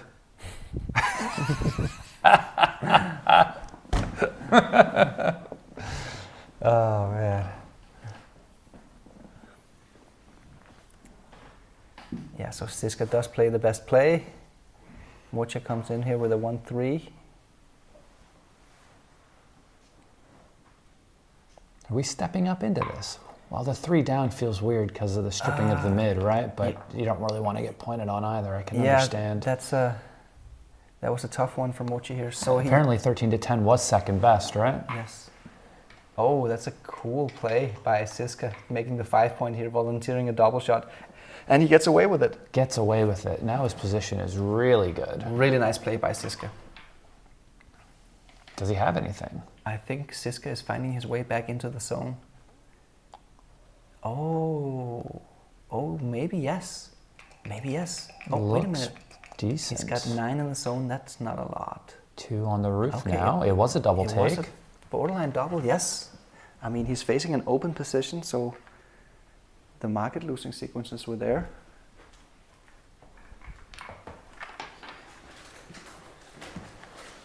Easy double hit here by Zizka.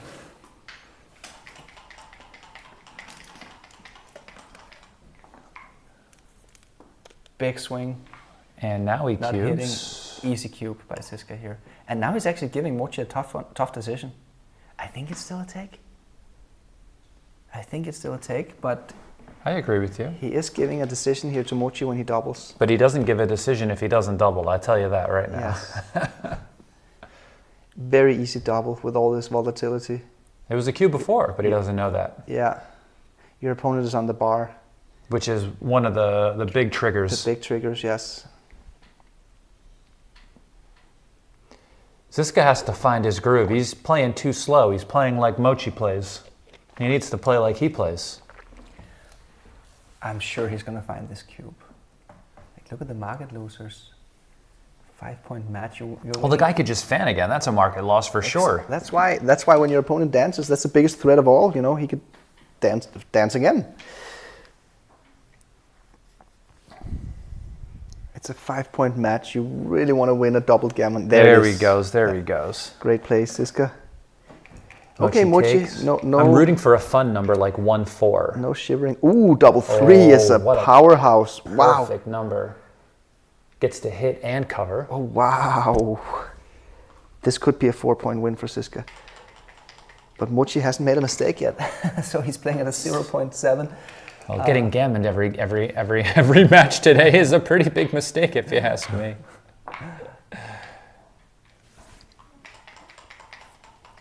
Yeah, really good cube action from both sides He of enters the board. with 1. He's going to hit loose with any number that allows him to. 5-1, that hits and comes down. Yeah, pretty good. Not the best, but pretty good. Now, generally, I get missed and then roll double 5s as blue here, Mark. What do you think? Okay. I think I prefer just to roll the standard 4-3. Oh, what a good Beautiful. number. Beautiful, beautiful. And step up, yeah. You definitely want to step up there rather than breaking the 7 point to gain another attacker. Crawford game incoming, Mark? I think so. This looks like a gammon to me. Yeah, that's fine. Now we have 4 attackers ready. Although Mochy is quite known for rolling double twos in these situations. He's done it before. Oh, there was A the first single, one. a single He two. tried. Zdenek is gonna attack here. He's gonna just hit loop. Oh, maybe. Do we pick and pass, maybe? No. No, we don't need leave to it pick there. and pass. Yeah, we leave it there. Good. It's not that dangerous to get hit, so we can leave it. The beginning of the end. Yeah. Now he's good with twos, apparently. So Zdenek wants to hit loose here, or yeah, that's 2-6 hits again, inside of course, because we don't want him to anchor. If we're Right. able to make this point, he's still going to be there, Yeah. and we'll get the third guy anyway. You're fighting for the closeout now. Mochy's rolling. What does he roll? He really wants a 2. He really wants a double 2. 3-1 right in Oh. between. He missed it. The wrong 4. On the outside in, inside of a double 2. And the 4 comes out. Okay. As long as Yeah. he doesn't roll double 4s, his position is fine. But if he rolls it, that would be hilarious. Zdenek, should he pick up the blot? I think he should for the backgammons. Well, For the there aren't many backgammons. backgammons. With 3 checkers, what do you get? Like 5% backgammons? That's something. Like with 2 checkers, it's almost nothing. Because you do give Mochy slightly more winning chances when you hit the 3rd checker. You do. He can stay on the bar longer. He could fan, things could get awkward, all of a sudden you leave shots, right? So your gammon is pretty much secure with 2 Yes. and all those checkers in the outfield, but I still like picking them up. Yeah, me too. You never know. Especially because of the backgammons. What does he have? Almost 4% backgammon in this position here after clearing the 6 point. They don't pay full value though, but it's still nice. It's still nice. It's still nice. It's still nice. And both players are playing incredibly well here in this match. It's like, so far, the matches have been very challenging and crazy. And finally, we're seeing some slightly more normal games being played here. I've been told 7.5% BGs with 3 on the roof And a closed board and a closed board with optimal spare checker distribution. with optimal spare checker distribution.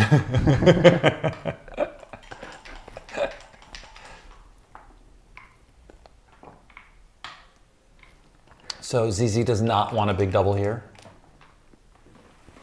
6-3, 2 off.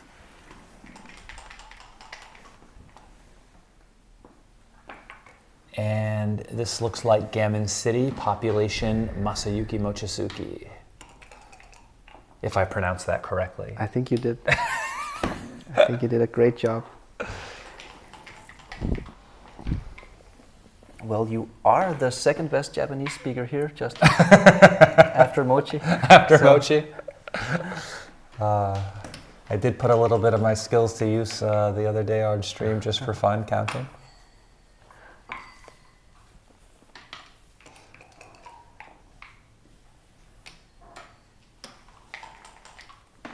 Okay, can he stay for the backgammon? Is that normal? We can get decisions this way. This is not a problem, right? No, it is a problem. You're not allowed to. Not if the gammon is gin. If the gammon is not gin, then you're not obliged to do it. But Mochy just doesn't even want to think about whether it's a gin gammon or not. He just goes out because he knows that there's no decision to be gained anyway. It's also more efficient for your double sixes to be out there, just in case. Yeah, there's the gammon. 4 point for Zizka. And we get to the Crawford game here. Download the Backgammon Galaxy app for iOS or Android and see how you rank among the stars. Backgammon Galaxy is the main sponsor of the UBC. And subscribe to our YouTube channel if you haven't already. And follow us on Instagram, Backgammon Galaxy, and on X, Bgammon Galaxy. Or just search for Backgammon Galaxy. 5-3 is a great shot, point on head. 1 away, 5 away Crawford, so nobody can use the cube in this particular game.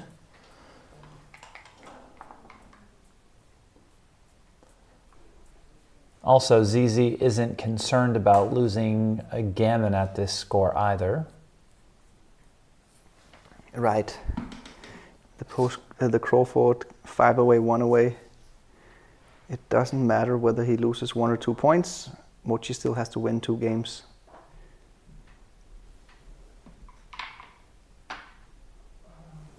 It's quite similar to Zizka's decision in the last game here. Zizka had a 2-1 to play. Now Mochy has a 3-1. It's the same idea. Same idea. You unstack the midpoint. One of the nice things about bringing the guy down is if you do get hit on the 7 or 8 points, you've got another checker to hit back as well. What happened here? Look at this move, Zizka. It's a small mistake, but it's a very cool move to slot the 7 point here. Yeah, I like moves like this.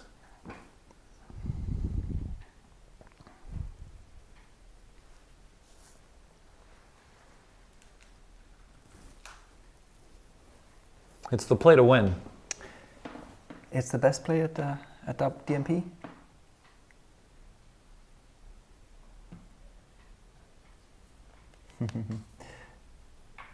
Oh, really? This can't be right. I mean, he's Can't allow yourself to be primed. Is he exactly. just? He's Is losing he the doing this priming for battle. us? Yeah, he's not a favorite in the priming battle, so he definitely wants to hit. Yeah, he comes to his senses. I think he just knows he's going to be Oh, hit back, but double he's not. This is 5-4. like Great shot. one of the only numbers that misses, that enters. I mean, But it's still a really good roll for Yeah, Zizka. yeah, it's pretty good. I'm just sure he couldn't believe that he couldn't hit. okay, what do we do here? Do we make the 4 point? We have to consolidate our Do we- position. Do we how lift does it- some stuff? Oh, look how clever the computer is. What's the play? 14, 10, 7 to 4. Duplicating the threes. I think I would have made the 27 millipoint error by just making the 4 mark. Yeah. And if he makes this first, one. then a bigger mistake will ensue.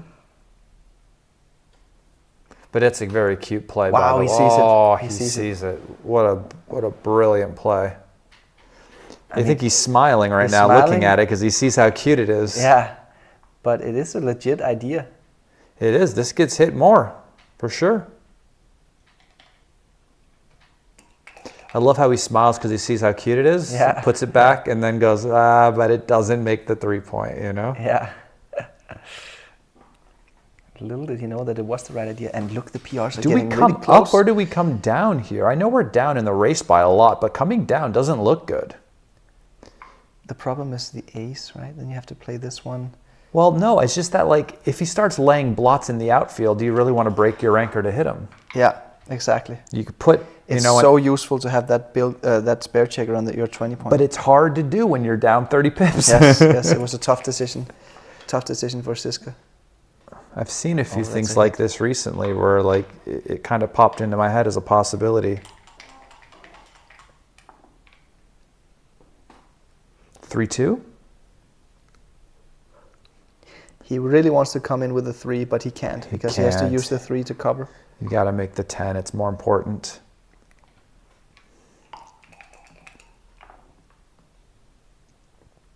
$6-2? Oh, he has a choice to make a trilemma. He's not going to make the 7 point. No. So You is hit he and hitting come off or the is he- 24, yeah? I think, or come off the 20. Yeah, that's a possibility It's as also well. a possibility, but I think Coming off 20's better? and making the 18 point, which was my first idea, Making is the also very 18. close. Yeah, this one gets hit less. You don't want to give good 6s from the roof. Oh, Exactly. no, hold on, my play's coming up. No, that's the other one. Yeah, it's the anchor play on the 18. Yeah. This is good. This is a good play by Zizka. Yeah, this gets hit back less. This is the second best play. It doesn't give good 6s from the bar to Mochy, and the blots kind of cover each other quite well.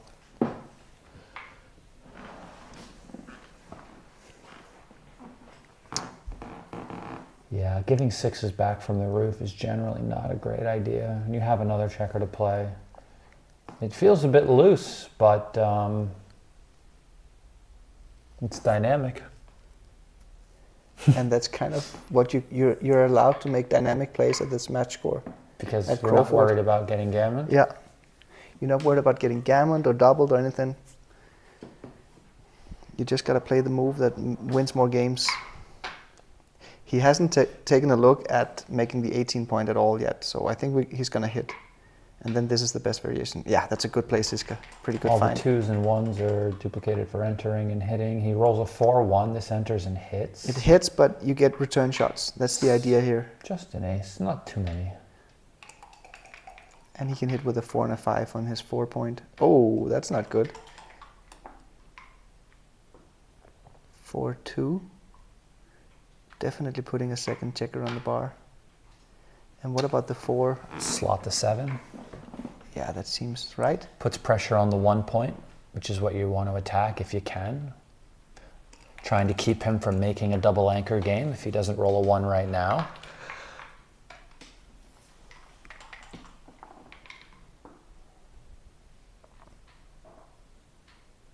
What's the roll? 2-1? 2-1. Well, that's unfortunate. Do we just make... Oh, I think you want to use the 2 to cover the 4 point. yeah, it seems reasonable. Seems reasonable. We wanted to hit, but it doesn't seem like that we can. Yeah, I was looking at making the 7 as well, but I don't know. Something about not moving up seems pretty bad.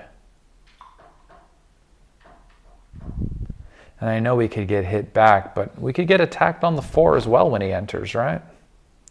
And that would be unfortunate.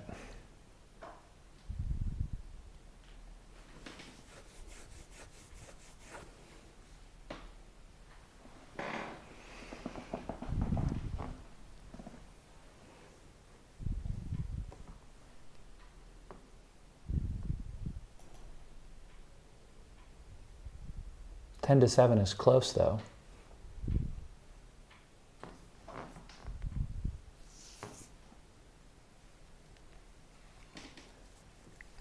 He's really taking his time here.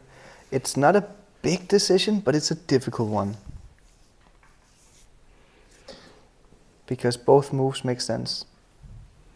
This definitely makes sense to make the 7 point. With the checker on the 24, it's nice to have the bar. But an anchor on the 21 point is an advanced anchor.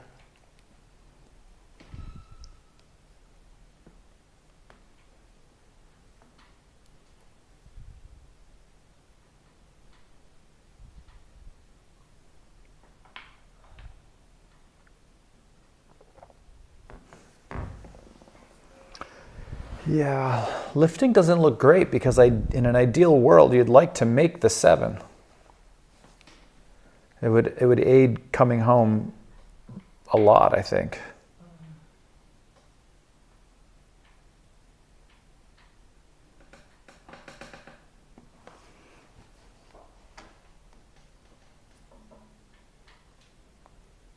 How funny was it yesterday when Mochy moved the checker with the die sitting on it? Wasn't it Zizka who did it? I think Was it? I think it was Zizka. I thought it was, no, I think it was Mochy. Was it? I think so. I forgot. Maybe some of the viewers can... I think it was Zizka, but it was really funny. It's just one of those weird things that you didn't expect to see. It was hilarious. Okay, a big dance here from Zizka.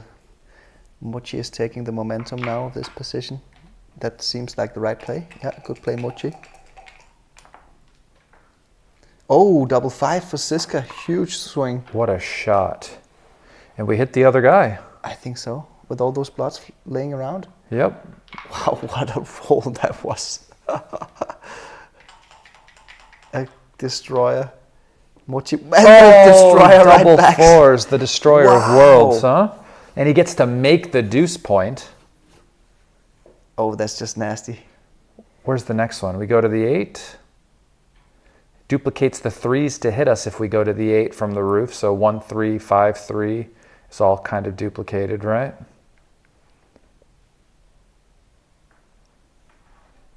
Seems reasonable. Yeah, it's difficult to see which one is better. He does find the best one.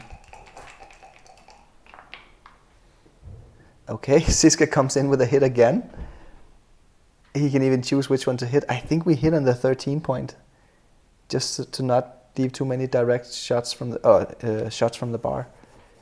Yeah, that's the play. Good play, Zizka.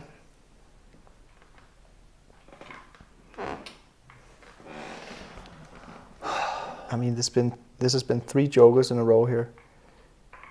Yeah, that's the play. No doubt about that. Well, you don't get hit back, right? Exactly. So there you go. Right? That's the reason. Something about not getting hit back I seem to like. Oh, hitting on the ace point. That was the first thought, What actually. Because of the blots. Because you don't want him yes. to, yeah, and you don't want him to just make the 7 either by just rolling, right? Oh, this is a tough one to find. I think he's gonna make this play, but we can see I like the hit on the 1. XG Plus prefers hitting on the 1. Does it really? It does. How do you know? I saw XG Plus analysis. Just Where did it before. go, though? Here we go. Oh. How does he get it to go away? I don't know why he does that. I don't know either. I don't know how it does it. Maybe he wants to show us that 4-ply disagrees with XG Plus.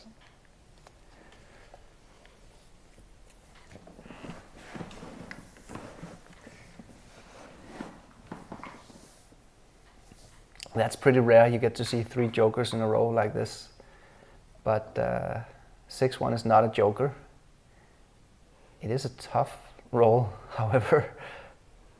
This looks a bit loose. I mean, 1s, 3s, 4s, 5s. Yeah. What are you expecting your opponent to roll, you know? This is a little bit too big. The other way, you gain immediately on 16 numbers. That's just fan, I right? think he's going to find the play. Yeah, Mochi always finds the plays. Oh, good play, Mochy. Really, really good play. And 4-3, right? Now he needs to come out and... No swing there. You'd be on the roof twice. And he does come out and hit. I think you have to come out and hit. I think hitting is better here. hitting better than otherwise covering, if yeah. Zdenek rolls a 5, yeah, it must be best. Yeah, because if he rolls a 5, you're in real trouble. Oh, 1-5. no, That's no, a we're not joke. playing dice on checkers.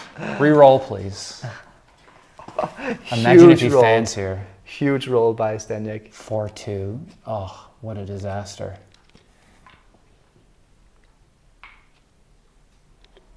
I mean, look at this. What doesn't hit, you know? Yeah, that's a good play, Mochy. Now Zdenek can hit with a 2 and a 6. And a 1. And a 1. Yeah, and that's a double hit. Wow. Is that a joker, Mark? 6 1's above average. Wow, double 3. Oh my gosh. I think that qualifies as a joker as well. Yeah. It's just joker after joker. I think I need to buy insurance just watching this match. Um, Oh, this is tough. we really don't like leaving direct shots, so because of the strong inner board of Mochy, so he has to deal with that blot on his 11 point. So let's safety that. And how can we then unstack the heavy 20 point? Yeah, that's the way. That's the best variation here. Interestingly enough, it's also pretty good to make the 15 point. But this is the best play. Yeah, good play, Zizka. 5-5. Whoa, another joker. I mean, come on. Wow. And now it's decision And just time. to make the 8 as well, right? It's very close.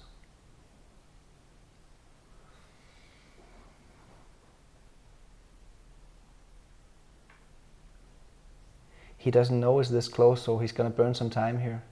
But he's down to 1.5 minutes on the clock. He's used a lot of time these last few minutes, huh? Another hit from the bar. He Oh just my keeps gosh. on hitting. Crazy.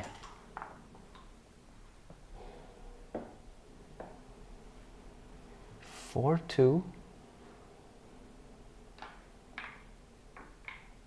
Good move by Mochy. Double 1 from Zdenek. Another super interesting roll here.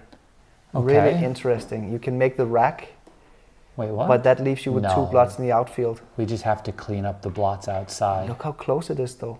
Really? The rack is just so strong here in this position. And it's best. Wow. I would have made the other play and just played 6-5 pretty quickly. The fact that he's considering this for so long is that's insane. a really good play. I If mean, he makes this play. So one thing we could say is that the 6s and the 5s are duped to hop out Yes, and exactly. to hit. So maybe this is, no, we're not going to do this. Double hit, no, you don't have a blitz formation. He needs to play pure. He's behind in the race. He's got too many men back. He wants to play pure for the prime. But this is so tempting to just make this play. It looks also very good. Yeah, but it's a small mistake. I mean, the rack is just so strong with perfect checker utilization. And this just comes out with the 5, right? And maybe down with the 1. Look, you switched to... Wow, it's difficult. Okay, half a blunder from Mochy here, but very difficult. What was the best play? The best play was 18 to 13. Really? And then playing 23 to 22, making the 22-point anger. Really? Really interesting, but tough. Mochy is Making the suffering 22-point anchor while being up this much in the race. Mochy needs more time in the time bank to find plays like that. So that's the problem by timing down, that he loses his super accuracy.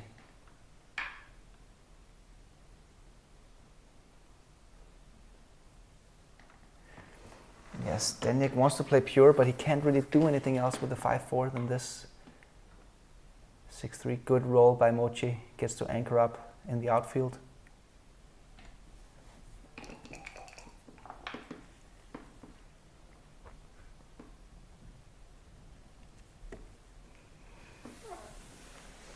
The PRs are getting close here, by the way. Yes, exactly. It's getting super interesting. So if ZZ gets a few more decisions and Mochy makes any misstep, the PRs could switch, and the way it looks, ZZ could win this game and this match right here. 2 points picking up at this close to the end is huge. 2-5. Another good roll by Mochy. This just has to come out, right? What else is there? You could also hit loose on the ace point. Ah. It's a close call. It's a Wow, very close call. just because of the blots in the outfield, right? Yeah, exactly. 3-1 is not a great roll by Zizka. What about just making the outfield point? That's the first thing I looked at. Yes, I think you have to do this. Because what other ace do you have really after that? Nothing, so. Double 6s? Wow. Is that double 6s? Guess we break the 18, yeah? And go to the 6? Or maybe we can go to the 6 for sure. Yeah, we go to the 6, and now the question is which two down. Which anchor is better to keep? I don't know. I'm gonna. Okay, Mochy chooses to. Oh, let's see. Does he move it back like he usually does? Oh, there's this one. This is a little bit. Yeah. Okay. I think this is okay. Seems fine. 12 millipoint mistake. So he dodged the bullet there, Mochy.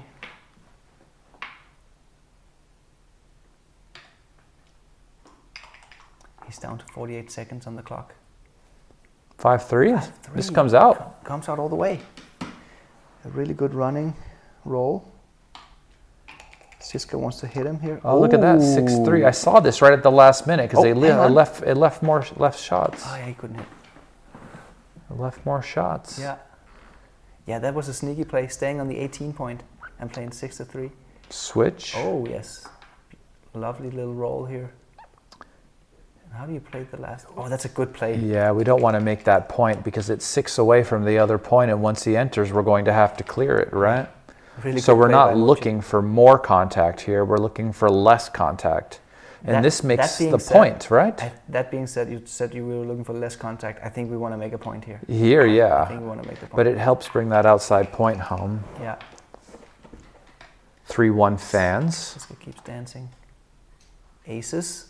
Another tough decision for Mochy here. So does he? This goes to the 10, right? Definitely goes to the 10. But what about the last two? They just move all the way forward. Yeah, no shots allowed. Small mistake. He duped the 5s, but then we have to clear the. He doesn't want to make the 11 point. Why? He doesn't want to because it's 6 away. I see. He doesn't want to get in range with the anchor 6 away. So, but just a very small mistake. I'm surprised Blue hasn't entered yet. My goodness. Still can't enter. Seems a bit rude. He's a 20-16 favorite on each dice roll. 5-3, we can make the bar if you want. Seems like my first instinct here. Mochy, you've got 35 seconds left on the clock. Good play, Mochy. Yeah, very good play.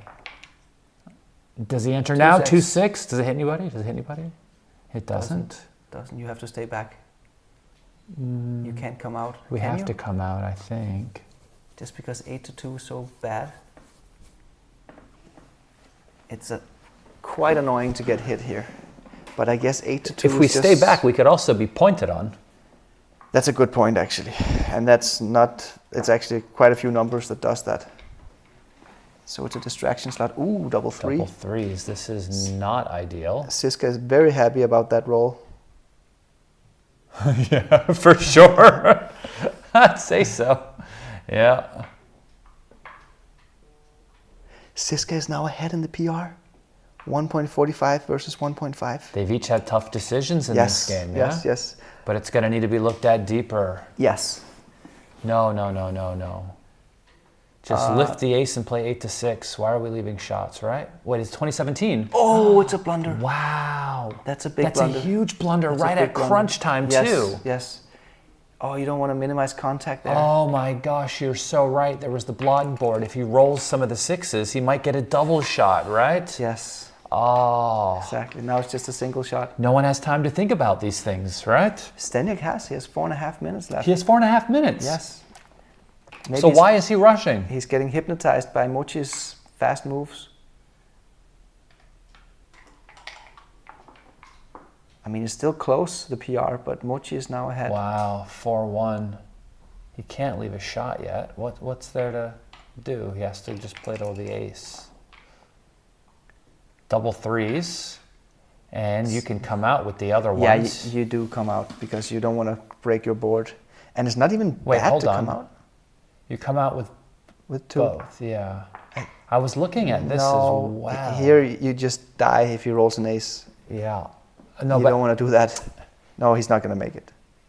this is what I was coming all the way around with one, actually, and not even making Ah, the not point. making it. Yeah, that's actually the best play. Interesting. That was the... Okay, maybe he sees it He now. sees it he now. sees it. He sees it now. Wow. Yeah. Yes. This is the dragon with the tail. It's the dragon with a tail. And Exactly. Remember, we mentioned it before because there's no builders on the 6 Yes. point anymore. You have 3 buried checkers, no attackers ready to attack your blot. So, It's hard to do it though. okay, it's a close call. But What he you... sees it keeps the most contact. The other problem with the other play is the guy can just roll 6-5. Yes, that's right. That's the advantage with the dragon with the tail here. Could you imagine being a dragon without a tail, Mark? No. God, that would be so bad. Then it's not much of a dragon then. Well, he still has the fire breathing and the breath and the wings. He can fly. He's got the scales. He's still green. You know, he's just missing a tail. It's all right. When you put it that way. You know? You ever see a dog without a tail? It's still a dog. You know, Mark? You're like, that's not a dog anymore. That's a porcupine. You know? No, it's still a dog. It's still a dog. This was my first instinct, this move here. It does still make sense. You get the double shot when he rolls a 6. It gets to block his double 4s. He sees the 6-5 though. He's going through the numbers and he hates Yes. it. The 6-5. Also, I mean, this is also nice because now he can hold his contact position for a couple of rolls. Whereas with the other play, you're quickly going to crunch. Nice play, ZZ. Yeah, yeah. Savage. Really cool play. I wanted him to roll 6-5 just for like, you know, completeness. Which would still be a very good number for Mochy, by the way. Okay, Mochy has a decision here. Do we clear the 4 or the 6 point?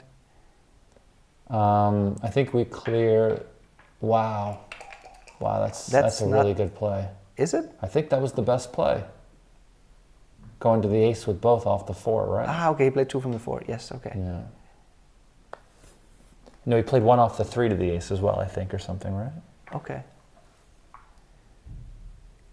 Zizka wants to go for immediate strength here. He's about to get a shot. Yeah, the timing dictates that he's about to get one right now.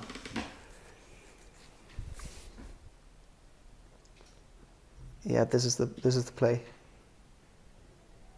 Why would you slot and have blots in this position when you're just about to get a shot. Yeah, good move. Good move. Let's see if Mochy can roll something lucky here. 6-2. Okay, I mean, it's about as good as you're going to get right about now. He had many worse rolls, I'm sure. Okay, here's a big swing. If Zdenek can hit this guy. And he misses. Oh, he misses it. Okay.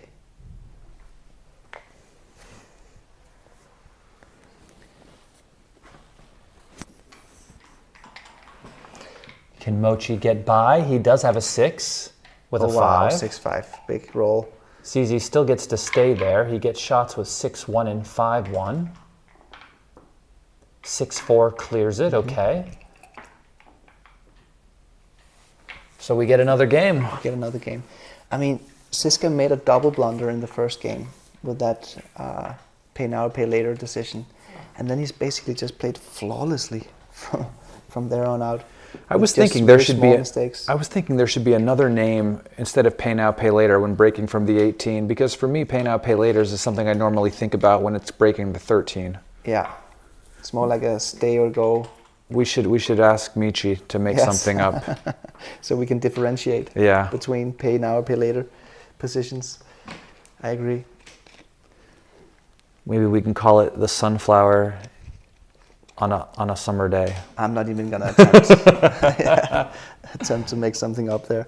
We need Mochy. You know when he came up with this name, the dragon with the tail? You haven't heard the story? No. It was during the 2020 UBC final, Dirk versus Mochy. And we were sitting in the backseat of a taxi, and I explained this idea to Mochy. It's like, okay, when you leave the rear anchor because you want the contact in the outfield, and then he was like, thought about it for like 3 seconds, and then just came right there, a dragon with a tail. It took him 3 seconds. So he's really good at coming up with these names.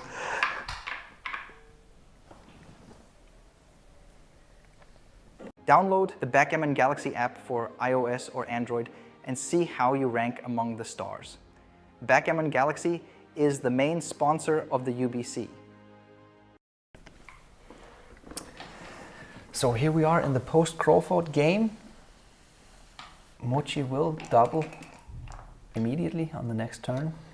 6-2. How much time do we have left on Mochy's So this clock? is a 4-away score.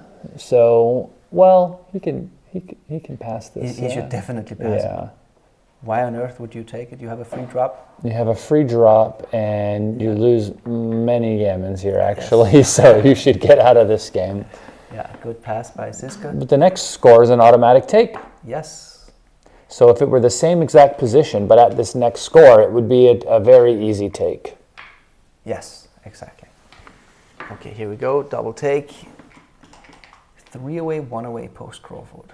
5-1.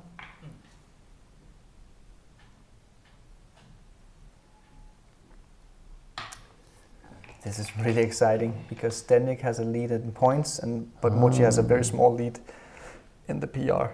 Ooh, at this score, double fives, it's not automatic to just go for the blitz attack here and making 2 innerboard points. With 2 checkers on the 8, with 4 checkers on the 8 though, I think it might be. Right, that's why it is actually the best play. If he had 3 checkers on the 8, you could consider running, right? And not going for the full blitz. Or you can consider, yeah, exactly, like hitting on the ace and then running. And then running, yeah. That is a play, but I think you're right, Justin. It's the fact that we have 4 men on the 8 point. Yeah, so you don't leave the shot actually when he enters from the roof, which would hurt a lot actually if you made the other play. So this is a 22 millipoint mistake according to 4-ply Mochy's in the chat. He remembers the story, Mark. He's very happy. Aw. How are you, Mochy?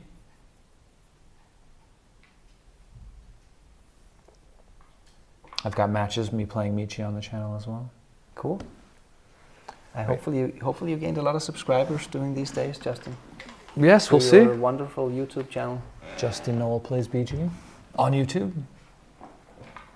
3-1, great shot, Mochy. Okay, Mochy is playing Gammon Go. That's why he's considering slotting here. Oh wow, he does it. I like it. It's a really cool play. I like it. Oh, I hate it. I changed my mind. Wait, what? He could make the 4-point, no? I think he will make the 4-point. Yeah, but he's scaring me by playing 13-9. Why would he do that? I think he realizes that The last first. four is going to come down, but it isn't. You got to come out. You got to come out with the last four, not Because down. at the score, running plays, right? Yeah, okay. And now Oh, you're does he giving see him a it? good 6 from the roof. Oh, he made a mistake here. And you don't want to That's give a 6s from the roof. 44 millipoint mistake. So Mochy's lead in the PR is just increasing a bit there with that move. Okay, Mochy making a big mistake here, almost a blunder. Which one? Here with double fives, he should play bar to 5. He made the 3-point instead. So now the PRs must be very close. He didn't hit. The PR, Zizka is ahead. No. Zizka is ahead. Wow, and now he gets to... He may never roll again. This could be a 2-point win. He's getting decision after decision. Mochy needs to anchor. He really needs to anchor. 2. Oh, he doesn't roll a 2. Uh-oh. This is big. And it's not a particularly 6-3. difficult position This to play. hits, and this goes to the 7. No, I think it goes to the 7, actually. I It would gives go you to- more covers on the deuce. I would play the 7-point as well. I would do the other play. I think it's close. We could be wrong. Nope, he was wrong. Yeah, he was wrong, but it was Oh, small. no. It was a small thing. But he fans, it doesn't matter. Wow. Unless he rolls a 5. The 6 covers. Now we this split could here. be a 2-point win for Mochy Zizka. needs one of those double 5s. It was the double 5 from Mochy. Oh, I thought I saw it. Yeah. The Joker double 5 he rolled. Maybe that's what he's thinking now, Mochy. Maybe I played the double 5 wrong. But he's down to 10 seconds. That's why he didn't have time to think 4-1, about this it. hits. Pick and pass. No, you don't need the closeout here. Yeah, you're just almost need to home, win. so maybe you don't need to make it. Yeah, you're almost home. You don't need The it. gammon doesn't mean anything either, right? Just No, you're right, Mark. You gotta lift. yeah, just lift it. You You're don't need, so close to home. you don't. Yeah, just lift it. You're winning anyway, Zizka. You don't need the closeout. You're doing good. You don't need to win a gammon, Don't tempt the dice gods. right? Oh, he's zigzagging. What is he gonna do here? Eeny, meeny, miny, mo. Oh, good play. Nice good, one. Good play, I love Zizka. it. Really good play.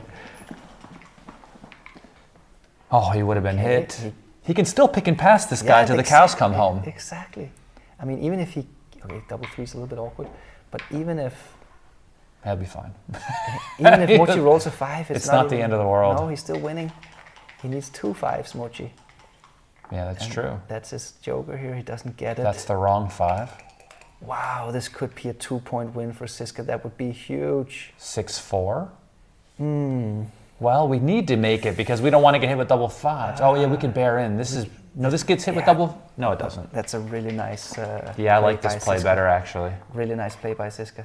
4-1 again. Doesn't get the 5. There's And ZZ's just working his PR down. Pick and and pass. pass, of Yeah. course. masterfully played by Zizka here in this game. It was wrong To pick and pass. by a little bit, apparently, according to foreplay. Wow, interesting. You should just come home because you don't even care if he anchors up on that 5-point. You're Maybe still there was winning. a problem with one of the numbers. Maybe like a double 5 left a blot in the board or something Or crazy. you kind of want him to come in. You don't really want him to have 3 men on the bar. Maybe that's it. Just because it's DMP? Yeah, exactly. Makes sense. So I don't think he should pick and pass here. He's kind of lucky that he doesn't get an ace, because then he would have a pick and pass decision. Yeah, and I guess you just want him to enter. Mochy played really well in this match. It will be devastating for him to hear that he's lost 2 points here. 6-5. Wow. He wants to fan now because he can't win the race. He does. He fan. does fan, so 6-5 is still available. Micro. 4-2, and then he plays 3-1 just so he plays it doesn't safe. leave shots. Mochy fans again, so there's a chance. Nope, no chance now.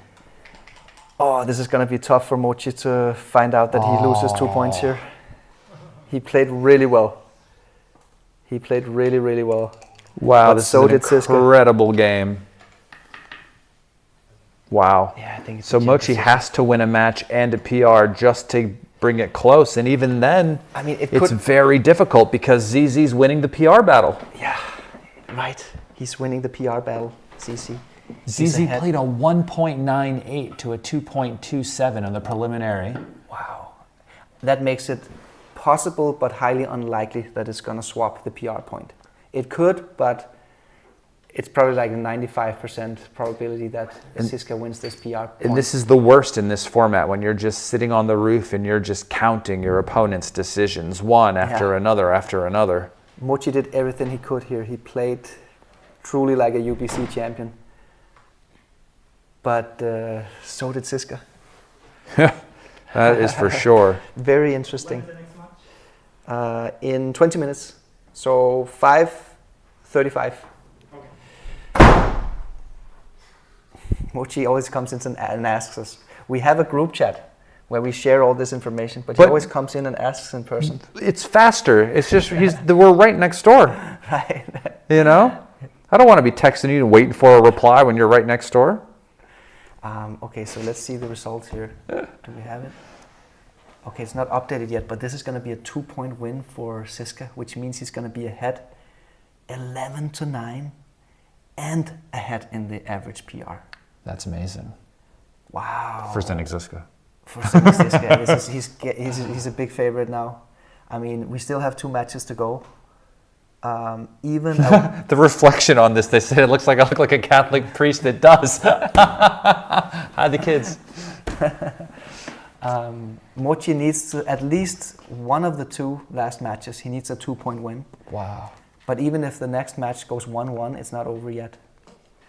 But yeah. Put this microphone off center now. You know you go. Let's take a break, and the next match begins in 19 minutes. We should charge these. Yeah, we're gonna charge the mics a little bit. So stay tuned. Exciting stuff, huh? Very exciting. Not bad. Don't shut down the YouTube because we're here. And also, don't blink. It could actually be all over in the next one if Zizka wins 2 points. But wow, it really could be. This next one really, really, really matters. yeah. Okay, let's take a break. Sounds good.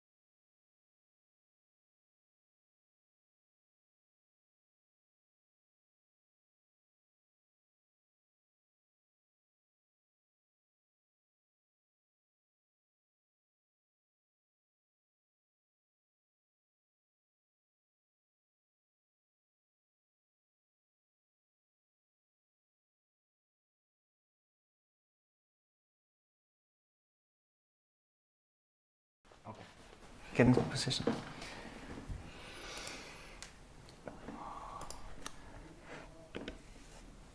Okay, we are back. The match 11 is about to begin. The score is now what, Justin? I don't know. It's 11-9, ZZ apparently. 11-9 CC, yes. And he's ahead on the average PR as well. He is ahead on the average PR, which is huge actually. Mochy needs to win 3 out of the last remaining 4 points.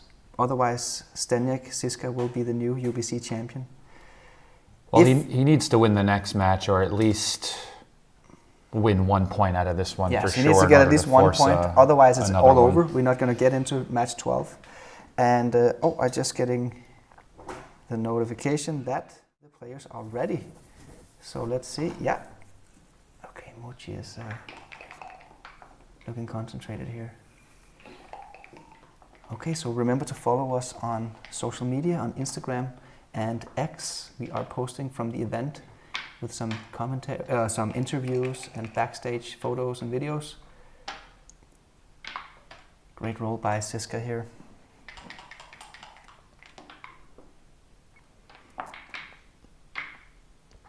And this is a real question, whether or not we want to play 8-7 or split. I think splitting is correct because you're being primed on the other side of the board as well. Guy's made his 5 point. Yeah, split to counter the priming threat. 6-3 hits, I believe.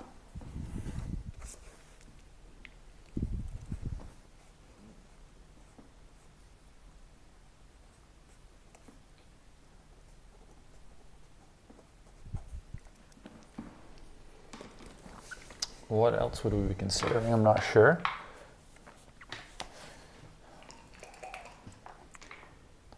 He rolls the 4, 2 of them. Double 4.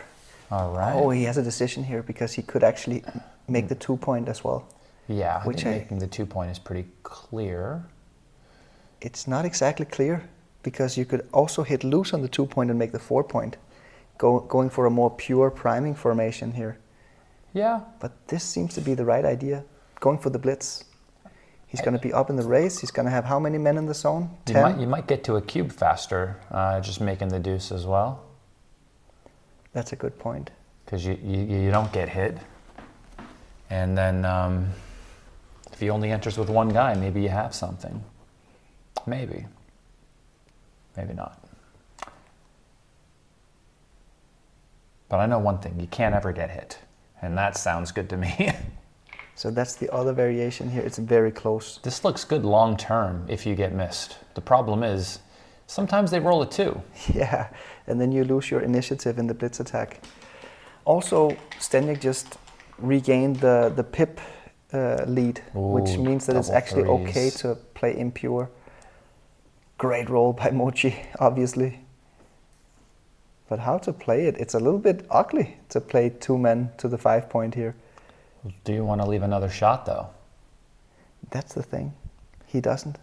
Neither do I. I don't like leaving shots, Mark. But, as we've said a couple of times, Backgammon is more or less a beauty contest. And now we don't have a midpoint. Oh yeah, look, he makes a mistake. He goes for the priming play here. Oh, and double ones. Whoa. 2 on the roof now. Whoa, that's a powerful And roll. one of them should go to the 7 points so we can help cover the ace, right? And we have the official result with XG++ just came in, and Zizka is indeed winning the PR point in match 10. Wow, 1.92 to a 2.26. Pretty strong. It is. Pretty strong. And we have the average PRs updated as well, 2.89 for Zizka and 3.04 for So Mochy. one of the benefits of making the 12 is that things could go wrong, right? He could enter with a 1-3 and you could fan, and then you just got too many blots in the outfield, right? And it was a mistake here by Zizka. And he didn't get the builder. Checker to the 7 either to help cover. Get the builder to the 7. He should double this, for sure. Definitely a double. Definitely a double. That's the easy side. The easy part. Yeah. The take, I'm not sure about. This is the hard part. He's gonna burn some time here. Usually, I have a folder of positions I started making recently. Ever since I was at the Nordic Open, I said some line where I was like, he's got an anchor, but it's an anchor on a sinking ship, you know? Or like, yeah, you have an anchor, but you know, how good is your position just because you have an anchor? But this is not exactly a sinking ship. Not exactly, which is why I would be confused. This is a very confusing position. It's super hard, you know. Obviously, Mochy has winning chances here with the anchor and the nice looking prime formation. No checkers buried, but he has 2 men on the bar. That's a good take. Oh, beautiful take, Mochy. This makes, well, he's got 2 on the roof, so we don't really need to make the 8, right? So it's still quite nice to make the 8. I think I would do it. Yeah? Yes, it is the best play. Okay. I mean, just to consolidate something, right? Right now he has 6 blots in the position. It's why I would have made the 12 earlier as well, but... You don't really need that. That's a 37 millipoint mistake. Because he has 2 on the roof, right? Yes, exactly. Yeah, it's a little bit unbalanced. You don't really need the anchor here. You're even priming yourself a little bit. Oh, it's true. He gets lucky that Mochy dances. Now you only have 5s and 3s to exit, right? Yes. Before you would have had 5s, 3s, and 6s. It wasn't a good move by Zdenek. This covers. I think it should cover. The guy's on the roof. That's where I like him. Too. Yes, we're up in the race. We're playing a racing game here and a blitz. We're not playing a priming game. I would move one of the other aces on the outside because the 6s attack on the 2 and my 5s come out, and I don't want to duplicate my 5s by going to the 7. Yeah, so Justin wants to diversify his dice combinations. It makes sense. I might have played 13 to 12 though. Not that I think it matters all that much. That's a good shot by Mochy. And now Zizka has that problem that he's tied up to the 21-point anchor. It's a little bit weird that he made that play. Should? I think so. I think this is the right idea. Yeah. Yeah, there's nothing else. 6-2, we come out with a 6 and in with a 2. We have to come out with the 6.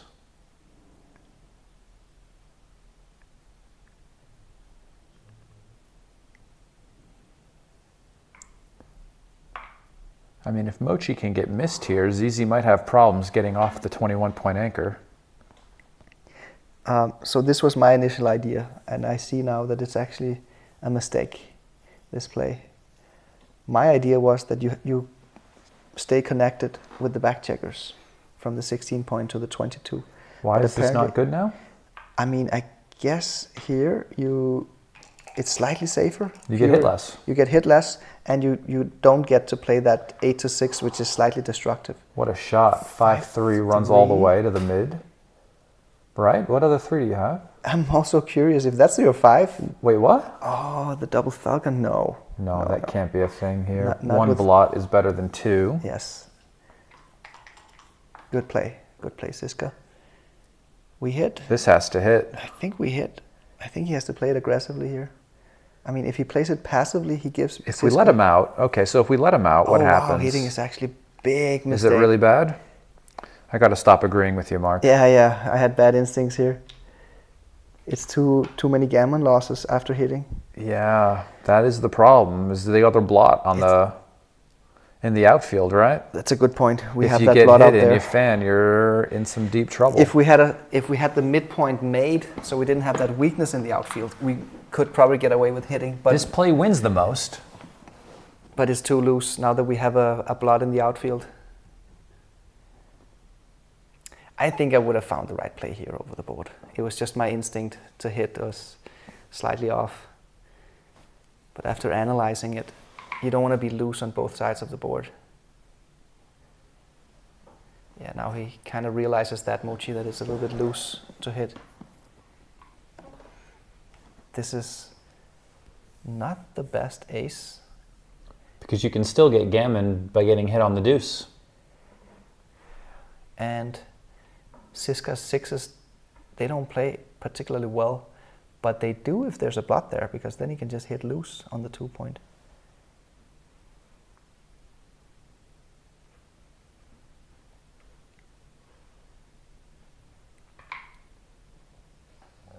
Here we go. Now he's... This is wow, nice, he knew it all the way. He was just analyzing the position. 5-6, what a shot. Great shot from Zizka. Just out of range as well. 4-3-6-1 is a hitter if he wants it. 4-6 isn't. Makes the 4 point. Okay. He chooses to stay back with the back checkers. They're not coming out, which was the right idea. Zizi's doing really good now. This should slot the 3 point, yeah? Something like that. Yeah, he has a decision here, whether to come out or not. That's tough. It is tough. There are It pros wins and more cons. games, right? Because you have contact with the 13, but it does lose more gammons as well. Yeah, exactly. So it would be difficult. Wow. Very difficult over the board here to know which one is better.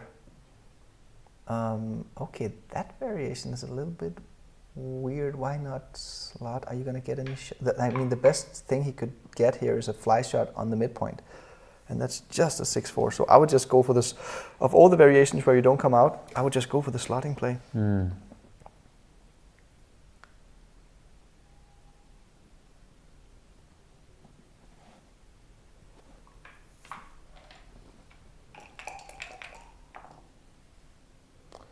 5-1.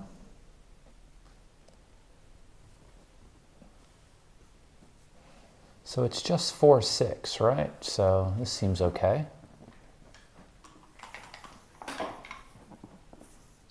The 3-1 covers and slots the 7.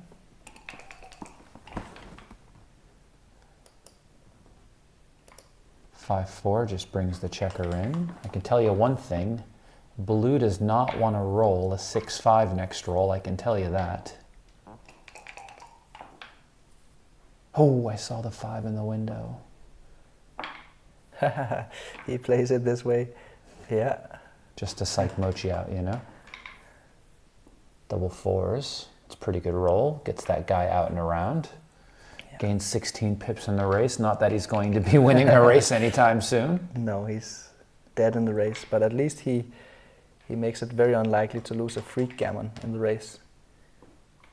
6-4. Rolls the prime forward. No 5s. Is that cocked? No, it's not cocked at all. That's a bad roll then. You certainly don't want to be rolling 5s in this situation. If he rolls another one, things are going to get funny. Double 3s, rolls it forward, makes the ace point. The 6-5 Terra roll. You Oh, do- the oh, you 6-4 don't is wanna so much try it. better than 6-5. Yeah.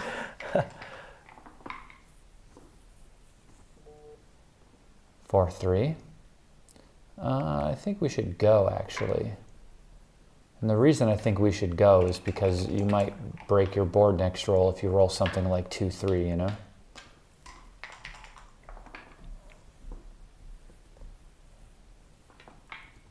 Mochy is down to 6% winning chances here. So you're saying there's a chance, Mark, huh? We've seen it many times before. This is how it begins. Now he leaves a shot with 6-2, 5-2, double 6, double 5, double 4. You have to stay for those numbers for sure. Because it sounded like a lot when I said it. Double 1s doesn't do it though. It's a killer. You know what you could do? You could rip 4 off. Yeah. Because then it'll scare the guy. Make him not even want to stay, you know? And if he rolls a 6, he's forced out anyway. There's also this play. This is kind of makes sense too. And plus his board is, Yeah. he'd have to just break his board. I love taking off 4 checkers here. Yeah, It it's- is really nice. Scares the heck out of him because he's like, oh no, I could lose a G. But it's just the standard place to hit. But there isn't any way of hitting and switching here without having some sort of deficiency. Like here you leave a gap. He doesn't like that. That's why he moves it back. You can't point shift either. That also leaves a gap. Or it leaves you odd on the odd number of checkers on the rear point. So there's just no way to play it. Yeah, 4 off. Now he Yeah, sees it. ripping 4. Put the fear in them, you know?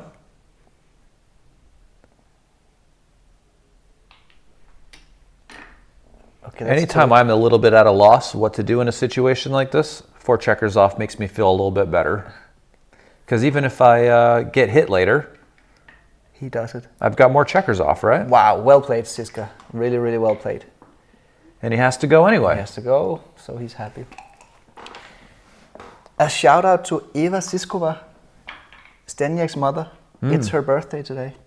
And what better birthday present could she get than her son becoming the next UBC champion? I could think of Let's a few see. things. Bugatti, maybe? That'd be nice. Fair enough. But she's probably happy to see the current situation here. Zdenek leading 9-11. But it's not over yet. He's playing against the greatest of all time, basically. LL Cool J? I don't think he's the greatest of all time in backgammon. Not in backgammon. I was referring to the Japanese Super-Grandmaster here. Yes, of course.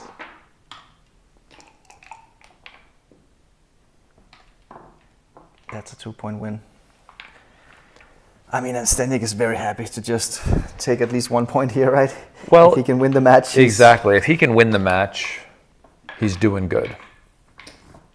If he can win the match, he's doing really good. Because then in the final match, Mochy would have to win the match and win the PR, but Azizi would then also have to play so bad that it switches the overall PR, and that does not seem likely. He's in a wow, double sixes. He's off to a great start again here in game 2.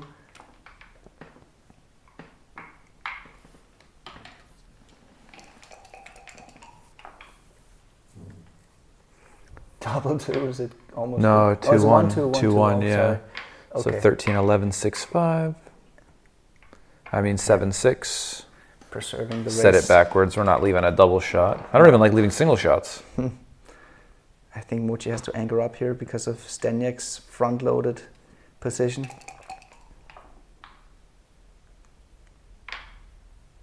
Three.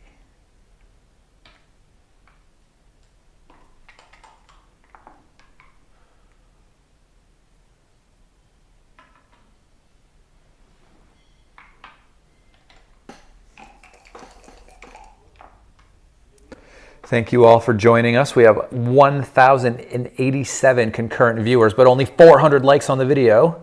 If you wouldn't mind smashing the like button for us, it would really be appreciated. The algorithm loves it. And we are controlled by our computer overlords. 5-2. Well, this is like the same situation where he had the choice to play 2 down again, right? From the earlier match, remember? And he didn't do it. Yes. And it's the same thing where he's leaving a 7. And, Yes, and but if he saw, I know there was a blot in his board Yes. the other time, Uh-huh. but if he saw that and he looked back at the game, because I think he's actually watching on Yes. speed the YouTube. matches back during the Uh-huh. break, right? Uh-huh. Yes. So if he saw that, he's going to lean towards this play, which Right. is correct now. He might have a bias, that's true. Yeah, but it's now corrected. It's correct, but the thing is here he rolls a 5-2, so it's not exactly great to clear the 18 point with a 5-2 because it's more shots. It's better to do No, it but with there a was another 5-4. situation where he had to play 2 down, remember? And he made the 3 point Yes, instead. yes, With the, his double blunder, exactly. Yeah. That was a 5-3. Yeah, it was very similar to this Yeah. one. It's true. But here he So learned his lesson, and now he played a 2 down, which was exactly the best play here. Also, in the blunder he made last match, he couldn't play 2 down without leaving a direct shot. Here he No, there could. was another situation because he rolled 5-2 first and then 5-3. And remember, the 5-2, he didn't play 2 down. Okay, And then he had a 5-3 afterwards, which is what you're talking about. okay.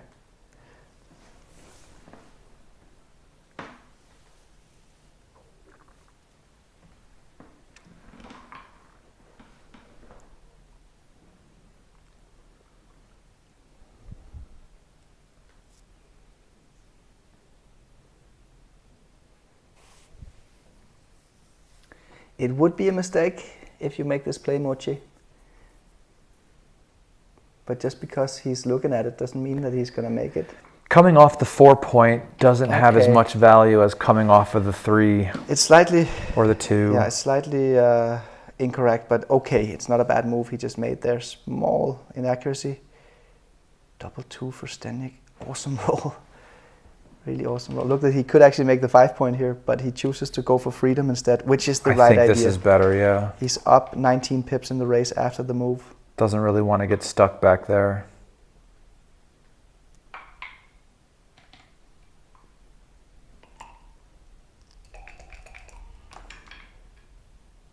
Waiting seems good.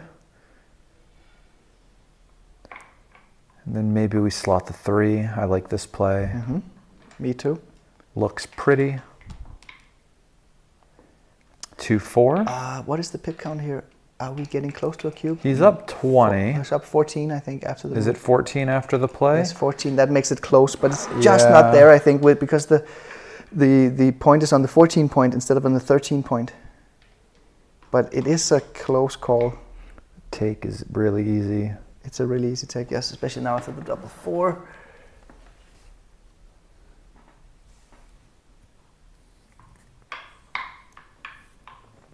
I once taught, someone's talking about ChatGPT, I once taught ChatGPT how to play backgammon. Okay. I once asked it when it first came out, how do we play the opening roll 3-1 in backgammon? It had no idea. It went on like a 2-page long diatribe about how to play a 3-1, and none of the plays made the 5-point. Oh, look at this. Mochy dropped the cup while rolling the dice. But the dice roll was still valid because You slot the 1, yeah? the dice still came out of the cup and hit the surface without being interfered with, so no worries. 4-3, okay. So if we'd be leaving 3 shots. Yeah, we can't really double next time, no matter what.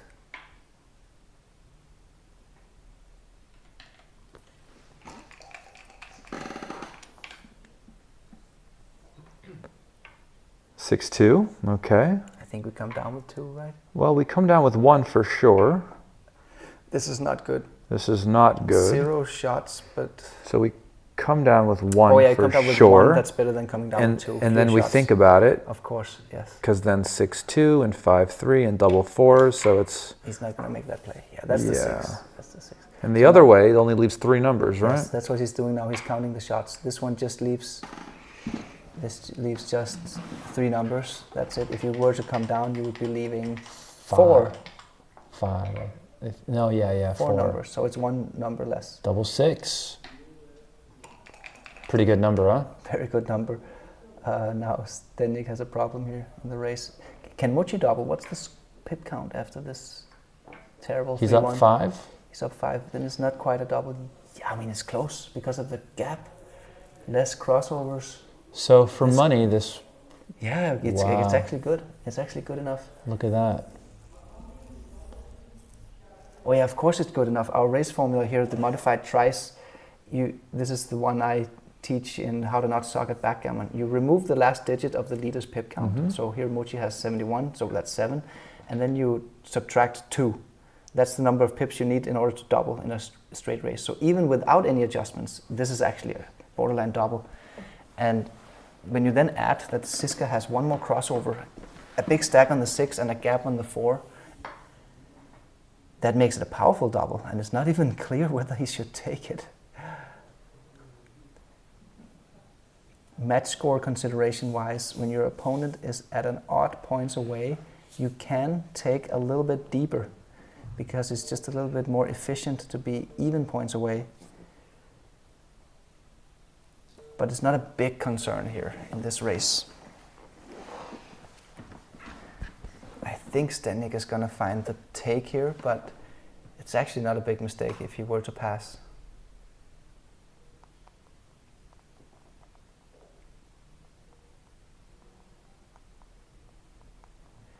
And the same race formula, when you're calculating the take point, you just add to the leader's pip count after you remove the last digit.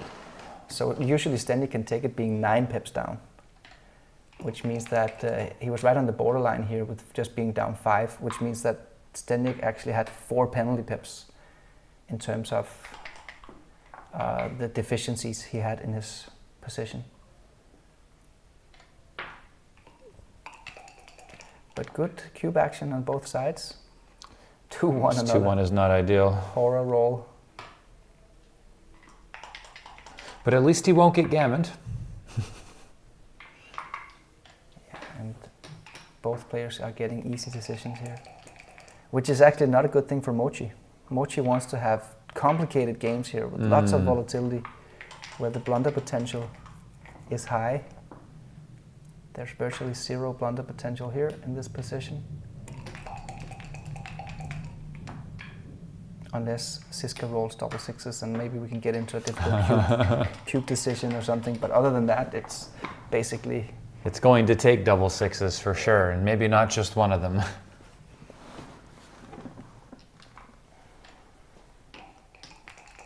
Yeah, at least he needs at least one double sixes. Oh, No! There it is. Oh, okay, so is Mochi one can enough? roll doubles? No, it's not enough. Oh, Mochi can roll it double too. five. Anything you can do, I can do better. Double two is not gonna work. Well, Okay. How do you optimize your doubles here? I think double you play threes. 5 to 3, right? I think that's the move. Yeah, maybe you get double threes. Is there a way to maybe play Oh, double wow, fours double better fives. though? Okay, Mochi, now you're just showing off. So 2 points for Mochi, and Here's the worst bit, right? ZZ rolls double sixes and you think you have hope, right? And you're like, oh, all of a sudden I'm doing good again, right? Then the guy rolls fives followed by fives, right? let's have a look at the tournament schedule here for the FM Backgammon 2025 tournament schedule here.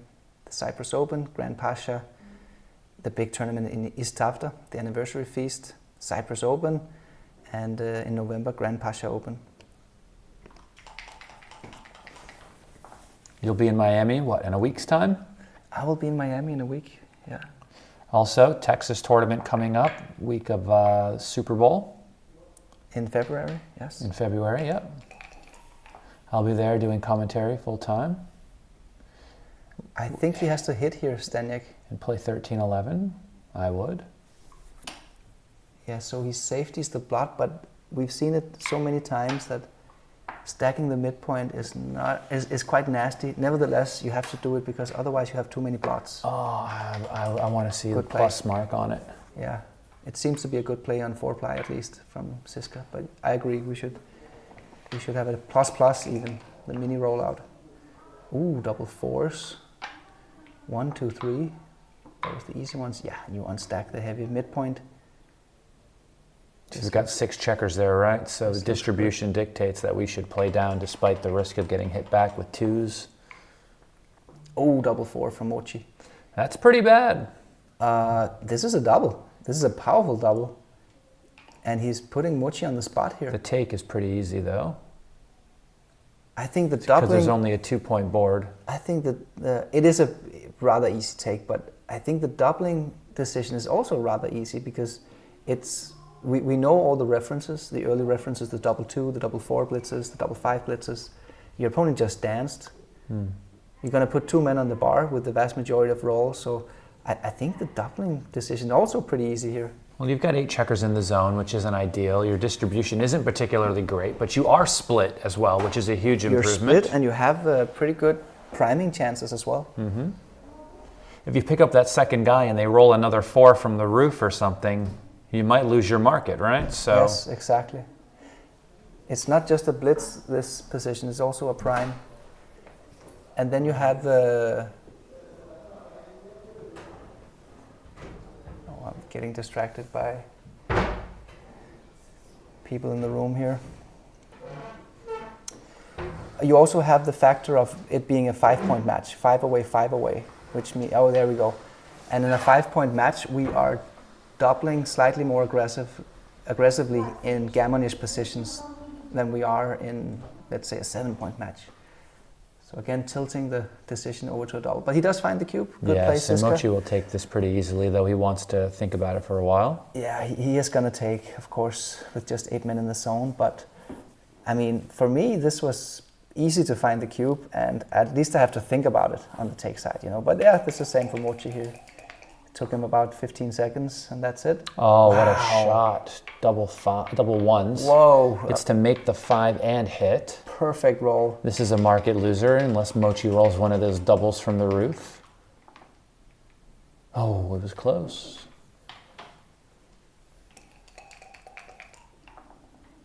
Look at the PRs, Justin. 6-4. 1.1. This hits, I think. Seems reasonable to me. The battle at the edge of the prime. He's fighting for the gammon now. Mochy needs a 3. He rolls one on the 3. second die as well. Huge 3 for Mochy. 5-1 doesn't do much. Not good. Well, it makes the 20-point anchor, but it would have preferred to have hit or made the 7. Yes. And again, a big swing here. Mochy, if he can come out with a hit in the outfield. Oh, he dances. Oh, fans. You can dance if you want to, but I wouldn't suggest it, to be fair. That's the 6. That's the 2. I agree. Yeah, this should help make the 8-point. Also give you another checker to hit loose on the 3. And this 4 is ugly. So maybe we just play to the 3-point? No, the 4-point, I mean, yeah. So the 3s are duplicated to hit there and hit you on the 3-point. Seems like a better spot to be.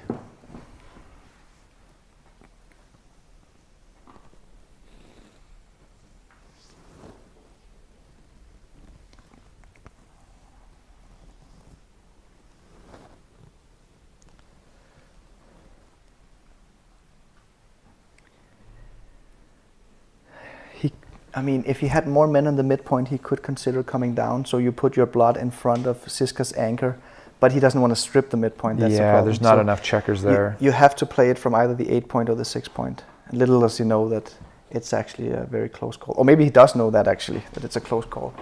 But if we do the other one, we're giving him a good ace for no reason, right? That's a good point. And we're slotting a point we don't really want to make. And look at this. Double 1, that's interesting. So interesting. Wow.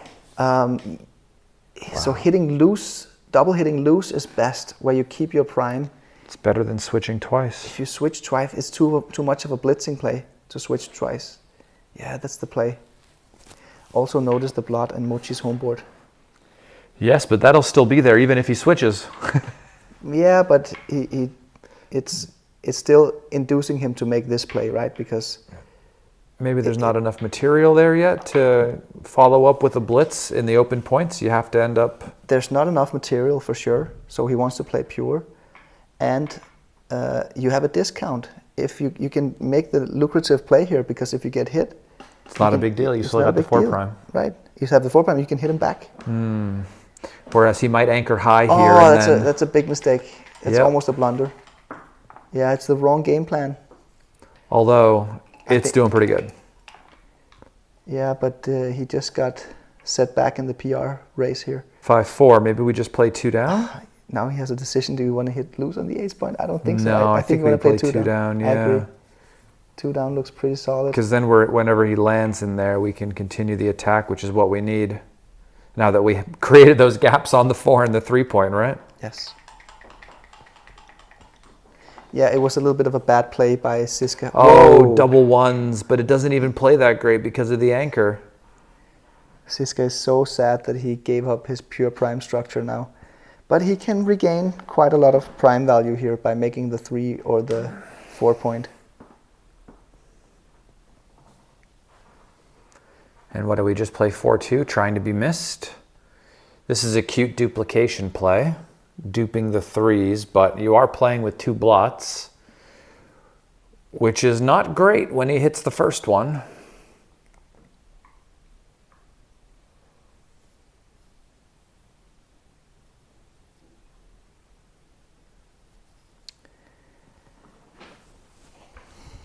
It doesn't matter too much equity-wise which play he chooses here, but he doesn't know that over the board.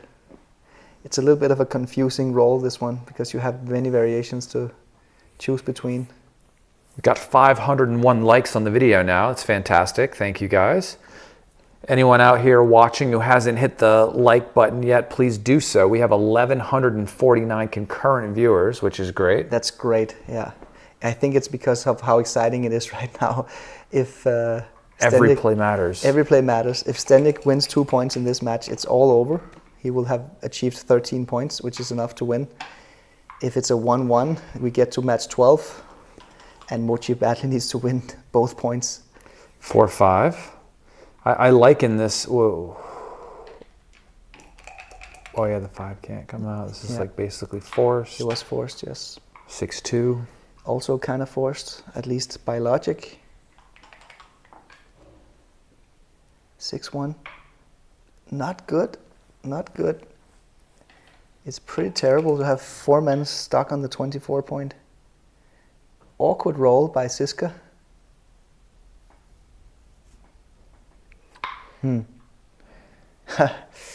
I don't break the 7, by the way. The 7 is crucial here. The 7 looks too pretty. Yeah, and he realizes that you cannot break the 7. Because even if he rolls a 3 to hit, I mean, he's still well trapped in there. If I break the 7 and the guy rolls boxes, I'm going to cry. You don't want to see me cry, do you, Mark? Definitely not. All right. I mean, he's tempted because of the blood. I think he's going to make a mistake here. I think he's going to make this play. Okay, yeah, not the best. Double 6s? 6-5. All right. Well, it's better than double 6. He's happy about that roll, Mochy, for sure. This game would be over after 6-5, by the way, if played the other way. Not that I can see into the future or anything. 2-3. Excellent roll by Zizka. 1-5. He's entering poorly, but I guess it's better than not entering at all. Gets to pick up the blot. He's just hoping not to get gammoned. I don't really think he's...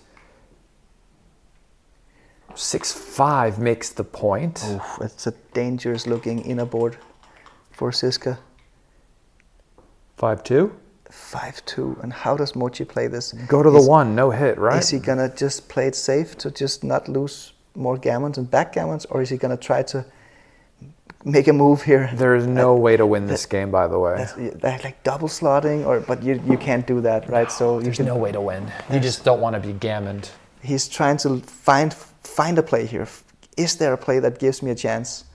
Like double slotting or slotting the 4 and playing 6. Yeah, exactly. Look, he's looking at it. No. It's just that everything else. I mean, I hope we get to see a hint 1-2-5. I hope we get to see a hint. We don't get to see it. And he hasn't. Yeah. No, that went up by a full PR point. It did. That was a big mistake. 1-2-5 to 2-2-5. Yes, you're right. It was a blunder. Yeah, mega. That was a blunder. Not a mega blunder. You can't. Well, you can't leave shots when the guy's got a 5-point board. You got 4 guys back already. You were right, Justin. Oh yeah. But I could definitely see the process with Mochy there. It's like he's okay. I'm losing no matter what. Is there a play that can give me just some sort of winning chances? But the play didn't really do that either. You know, it just added more gammons and backgammons. There are certain spots where I would feel like I won the game if I just didn't get gammoned. 118 blunder for Mochy. We just got to see the analysis really quick.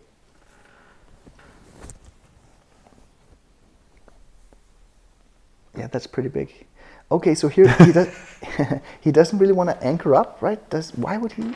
Is that the best play? No, it's not the right idea. No. It's actually a big mistake. It's almost a blunder. You don't want to be there. You want full freedom when you're on the roof. It's pretty fundamental. Like when you're blitzing and your opponent's on the roof, you don't want to make points. You want to stay split with all of your checkers. Just spread them out so it's faster to get them home. You don't want to get stuck on an anchor when he enters. Luckily, he got to split the anchor in time. And now he can see if he can get his checkers home here. I mean, yeah, exactly. I wouldn't even be concerned about it too. Exactly. Look at all those blots. You know, I wouldn't even be concerned about it too. Go ahead. You know, hit me and get backgammoned. You know.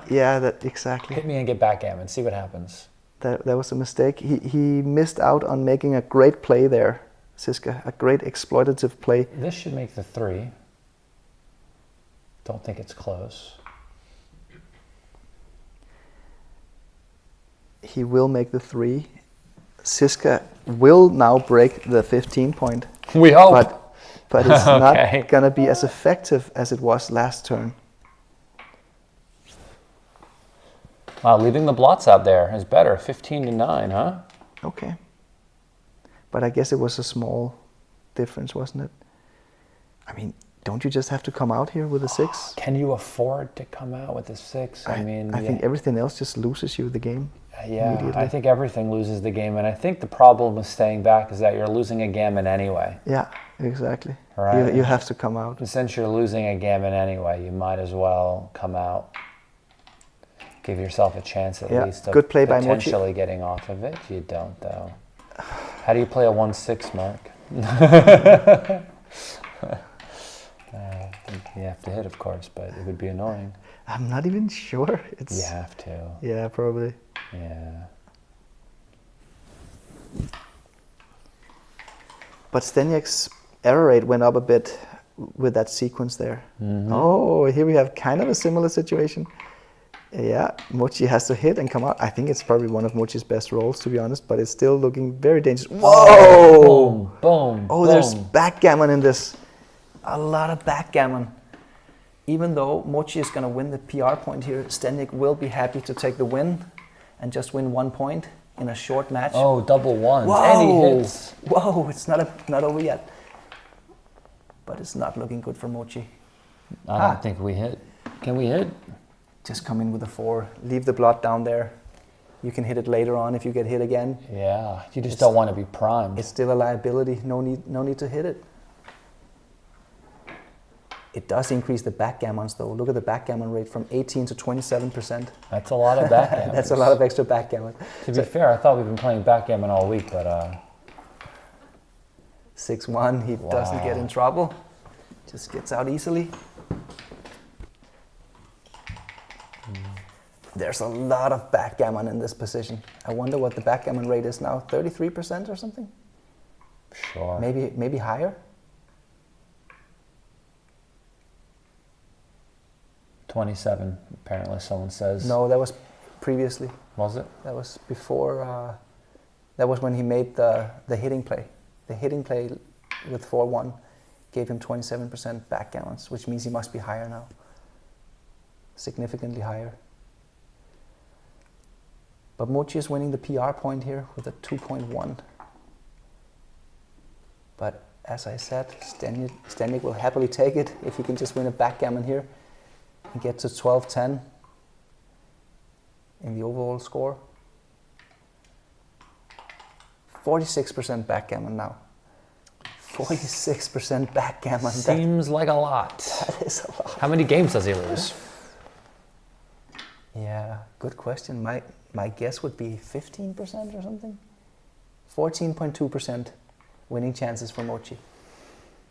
How aggressively do you... I think you win the backgammon by playing safe here, to be honest. I think this is safer, even though it leaves some direct or immediate bad numbers. And this one doesn't. I think playing with flexibility is safer for the long run. I'm not sure, though.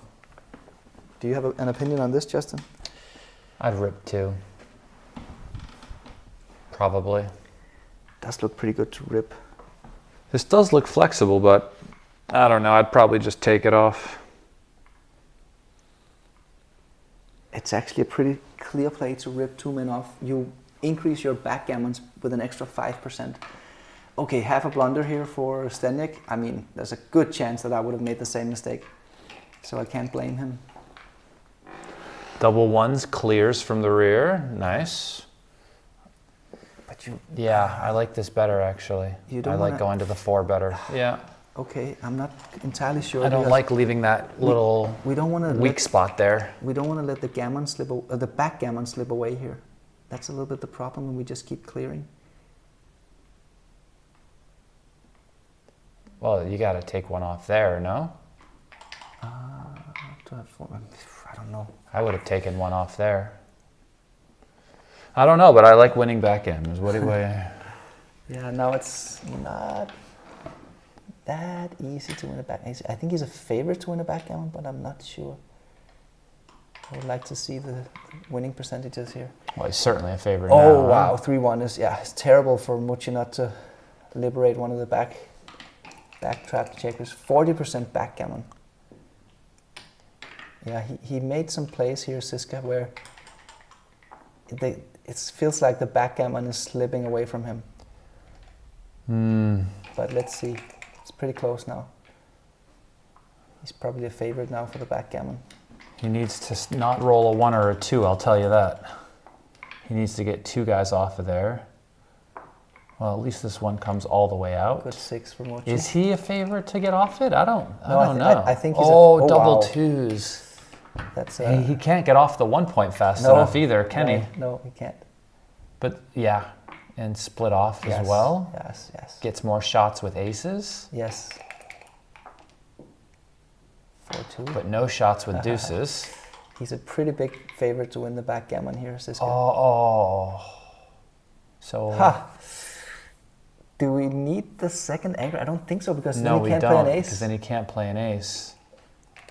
Yeah, good playing Mochy. 6-4. 6-4. Wow. Big Wow. roll. Big roll. This is backgammon country. But we will get to see the 12th and final match here if Zdenek wins this match, because All right, try to call the roll. What do you think he's going to roll, Mark? are we hoping for him to win the backgammon here and get into match I'm not 12? hoping for anything one way or the other, but I'm just going to say that 5-2 is coming. And he's going to get missed and still win the backgammon. Does he have any truly bad rolls? No, there isn't. The worst thing that can happen for Zizka is that he get hit with while having 14 men off. And lose a single. And and win a single. yeah, that would be really sick. I'm calling 5-2, 6-2. I was so close, but I said he was going to get missed. Mochy needs to hit this. He's going to get missed. He's going to get missed. He's going to he get got missed, I told you. That's the backgammon. No, No, he wait, has to stay there. wait. Sorry. He stays there. He has to stay He's there. not touching his back checkers. Double ones, double twos. Double ones and double twos. That's it. He has 2 bad rolls out of 36. I told you he was 6. I mean, come on, you got to give me full credit for that. I said 5-2 followed by a miss. Okay, if it And counts. 6-2 is effectively the same thing. If you count all the neighboring numbers as well, it's not quite as impressive, Justin, I must say. It was very impressive. Very impressive. He doesn't roll ones or Double twos one here. and double two. No, he's over. There's no problem. Oh, backgammon And win the for BG. Zizka. And But- Mochi's holding his breath now. He doesn't know the numbers He yet. doesn't know. Let's see the reactions when they ask Mate, the transcriber, What's what the the music PRs on Galaxy? countdown. Okay, there he tells them it's a 1-1. He says Mochy wins the PR point. Mochy looks kind of relieved, I think. What does this do to their averages, though, right? A little bit, he's smiling a little bit. Yeah, Mochy is clawing his way back. I mean, Mochi's played under a 2.5 today on every single match he's played, Yeah. right? Yes.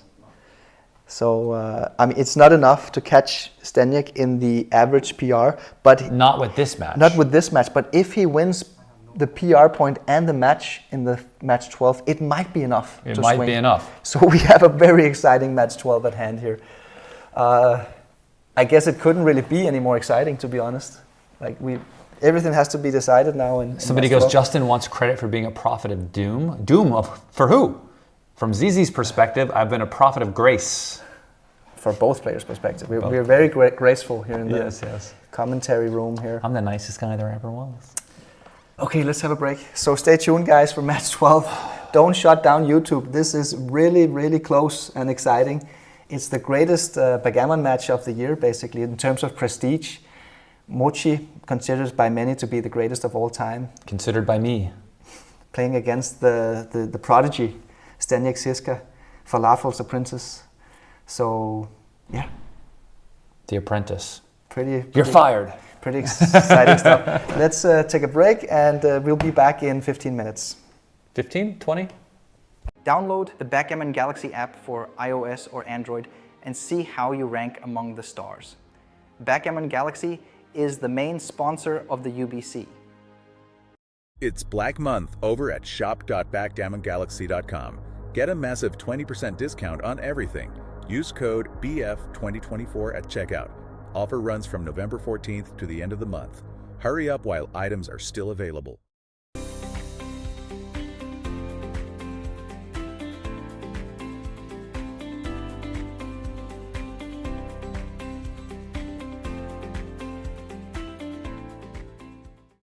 Join the UBC 2025 Contender Tournament on April 15th and 16th at the Hotel Scandic Sluseholmen in Copenhagen, Denmark, the same venue as Nordic Open 2025, which kicks off on April 17th.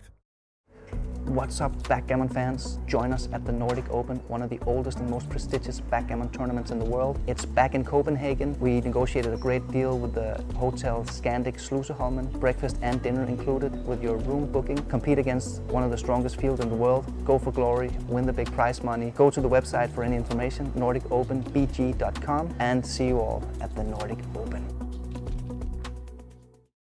Become a Backgammon Galaxy Star member. Deeper analysis, my blunders, higher coin bonus, download matches, monthly free rolls. Only $7.99 a month. Sign up via web on backgammongalaxy.com.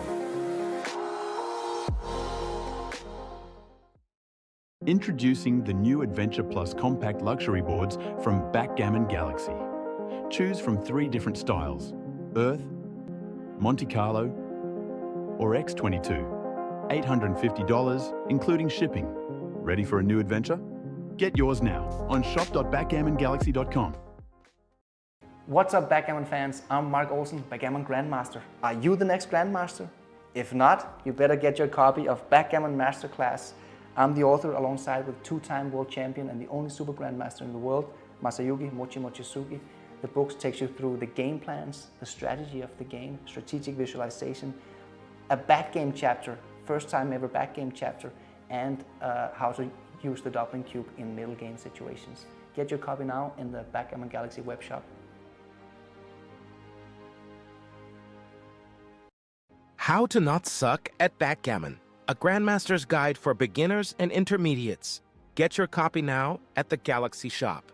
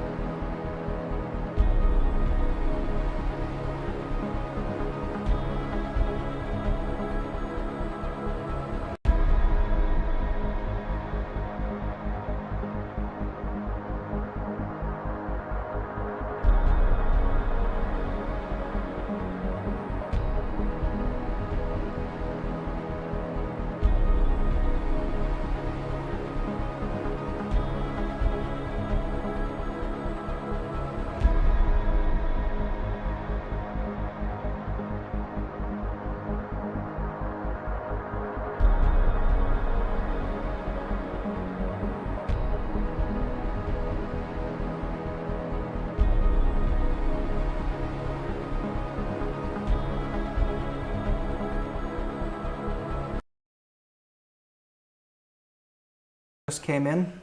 The match 11 has now been analyzed. The total average PRs are currently 2.91 for Zizka, 2.99 for Mochy. Justin, do you have a guesstimate of how much Mochy has to win the PR point with here in order for him to take the win? These numbers don't move very much, but it's totally possible. I think it would need to be a really, really complicated match with Mochy to come out ahead by at least, I don't know, I'm just guesstimating maybe 2 PR points in order to take it, but I don't know. It depends how long the match goes, right? Because if it's a short match and it's 2 PR points, it might not move that much. But if it's a long match and 2 PR points, that seems impossible, because like if it's a long match, how could ZZ play 2 PR points worse than Mochy? It seems impossible. I don't think it's impossible, actually. Let's say they get a long match, ZZ plays a 3.8, Mochy gets a 2.1. It's possible. There is a chance here. I don't. So we have the players ready in about 1 or 2 minutes from now. We're about to start. What do you need? 2.91 for you, 2.99 for him. Thanks. And how many decisions total? We have Zizka in the room here asking about how many the decisions total score. Over here, maybe? Tell us. How many total decisions? We don't have a count for that. I could send you a picture of it. You can count it up if you want. If it makes any difference. It might. But basically, what Mochy if it's a short match, you don't have to worry about much. Mochy has to win 2 points here and have a long enough match in order to outplay Zizka by a sufficient margin. Oh, we're back in. Yeah, we're back in here. So this is a very exciting moment here. Heading into match 12, Zizka is probably a 90% favorite, is my guess. Something along those lines. He has to win the match, and Mochy has to win the match. He has to win the PR, and he has to win it by a significant enough margin in order to overturn his current lead in the PR, which is the tiebreak. Yes. But how close do they have to be in order to go into the tiebreak mark? That's another thing. We, according to the rules, let me just double check the rules. I believe it's within 0.07. Is it 0.7 or 0.07? Let's check the rules here just to be sure. We have it on the UBC website, backgammongalaxy.com/UBC. The final rules. If the score is 12-12 and the average PRs are within 0.03 in absolute value. Do both players know this? If it's that close, then we go into sudden death. I think I should just remind the players. We should remind the players. Yes. Okay, so I'll stay with them and you can remind them because I don't want to tell them. Okay, let's go switch to the board. I want to be Switzerland. Oh, and I will just go and inform the players here about this particular rule. Go give Mochy some hope. Absolutely wild stuff happening here. We have to inform people of these rules because they might not know them, even though it's written here. Yeah, you don't want to. So I'll just keep you company until we begin. It's been fun being with you guys here the past few days. Thank you all for tuning in. I've said it before and I'll say it again. You could have been anywhere in the world, but you chose to be here with us, and I appreciate it. If anyone is interested in backgammon lessons with me, Justin Knoll, please feel free to send me an email at justin@backgammonuniversity.com. Feel free to go check out my website, backgammonuniversity.com. There's an older ebook on there that's been out of print for years called the Backgammon Encyclopedia. It's the reference position, volume 1. Feel free to go check that out. It's been out of print for years in conjunction with the authors of the book. I've been able to sell a PDF copy on there. So it is an ebook. You can have it immediately. I used to take the positions out of that book and I would play them against XG back in the day, or actually it was Jellyfish. And I would play them against the computer until I stopped making mistakes in those positions. It's a good way to practice.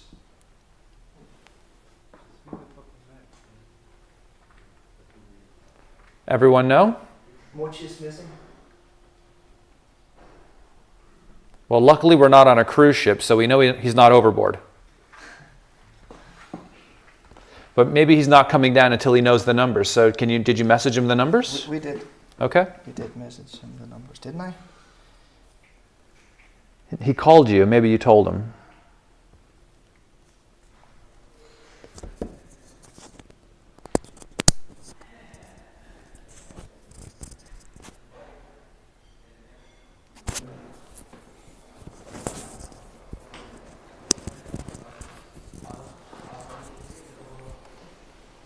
Yeah, we're currently waiting for Mochy to come down here.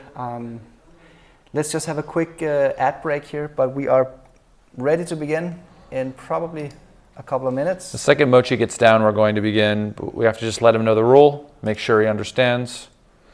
And that's good for him, actually. It's really good for him. It's a little extra equity there in the rules. And of course, the rules were updated before the final began, so that's just the way it is. But Zizka has it all in his own hands here. Someone sounds very kind in the chat. They said, Justin doesn't look old enough to remember jellyfish. Well, I've been moisturizing since I was 16. I'm actually 41 years old, believe it or not, despite my immaturity. Let's run some ads and we will be right back. Download the Backgammon Galaxy app for iOS or Android and see how you rank among the stars. Backgammon Galaxy is the main sponsor of the UBC. It's Black Month over at shop.backgammongalaxy.com. Get a massive 20% discount on everything. Use code BF2024 at checkout. Offer runs from November 14th to the end of the month. Hurry up while items are still available.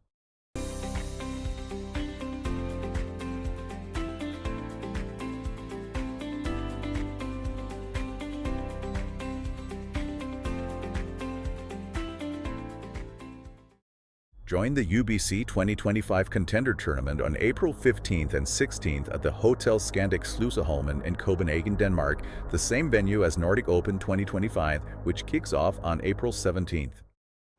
What's up, backgammon fans? Join us at the Nordic Open, one of the oldest and most prestigious backgammon tournaments in the world. It's back in Copenhagen. We negotiated a great deal with the Hotel Scandic Sluseholmen, breakfast and dinner included with your room booking. Compete against one of the strongest fields in the world. Go for glory, win the big prize money. Go to the website for any information, nordicopenbg.com, and see you all at the Nordic Open.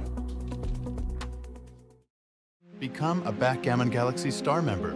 Deeper analysis, my blunders, higher coin bonus, download matches, monthly free rolls. Only $7.99 a month. Sign up via web on backgammongalaxy.com. Okay, we are ready. The players are ready.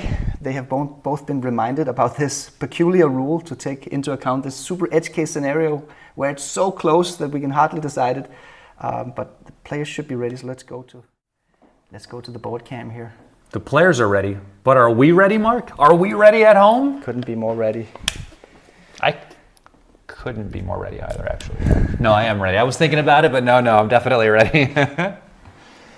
So call your friends, guys. Even in the winter, Alex. Or send the link on WhatsApp to all of your friends. Now is the time that the UBC final will be decided. Both players on their phone here, maybe just texting their loved ones or whatever.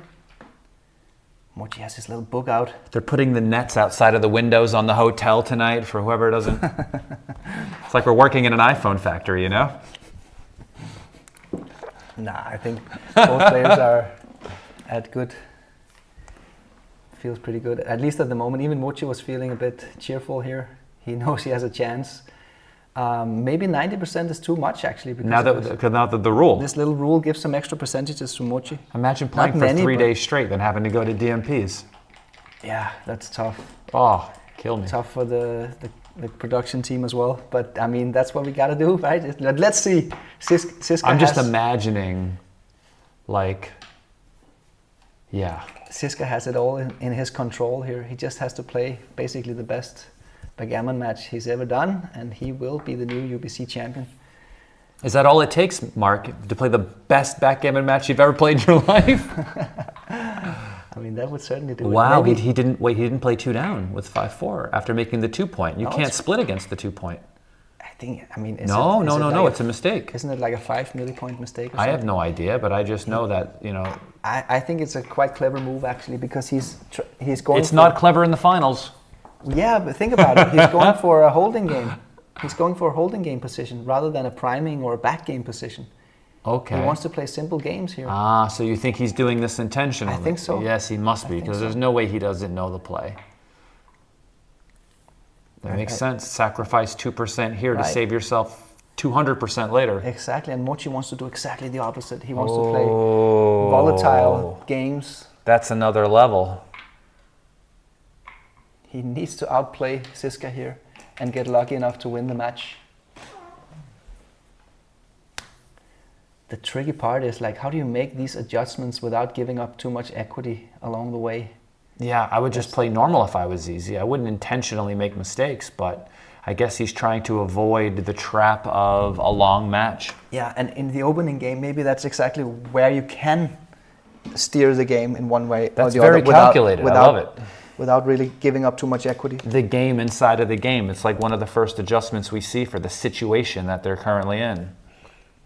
It's a very extreme situation here due to the format.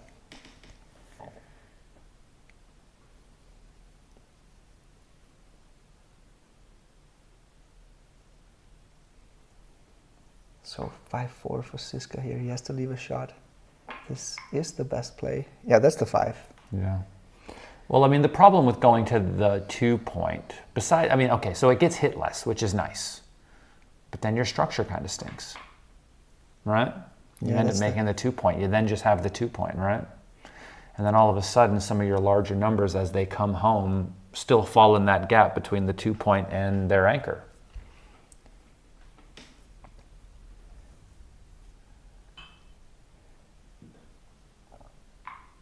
Okay, he's taking his time here, Zizka. Over 1 minute. This is the better play. Mm-hmm. Fewer shots. Well, not as little as the other one, which is going to the 2, right? Oh yeah, okay. There's that variation as well. Yeah, but he wasn't looking at. He was looking at 2 down, which was structurally stripping the midpoint. Yeah, that one was not as good. It's nice. I don't even think he really looked at the 2 because that's like just looks wrong, right? Exactly. Okay, Mochy, he could make the ace point here, which is a small mistake, but okay, he does it. Small mistake by Mochy here, but nothing that can't be rectified later on. Nice roll, Zizka.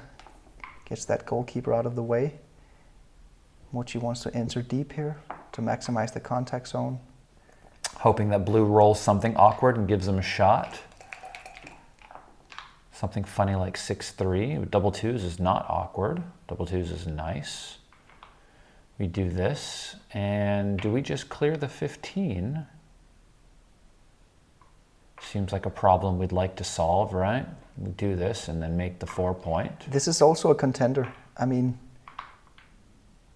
over the board, it's not clear to me which one is better. I like having the spares. The problem with having the 11 is that you then eventually have to break the 11. Yeah, it's not so obviously... the 4-point is good. You give yourself a landing spot as well. It's kind of a liability as well, the 11-point. Yeah, you're going to have to break it.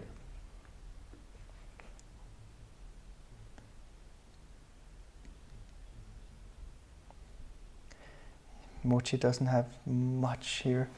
I guess he clears the midpoint. He can't leave a shot on the midpoint, so he does either comes down with 2. He's thinking about coming out, actually, and making the outside point. That's what he's thinking about. I see that he's thinking about that, because he's only within 3 pips, right?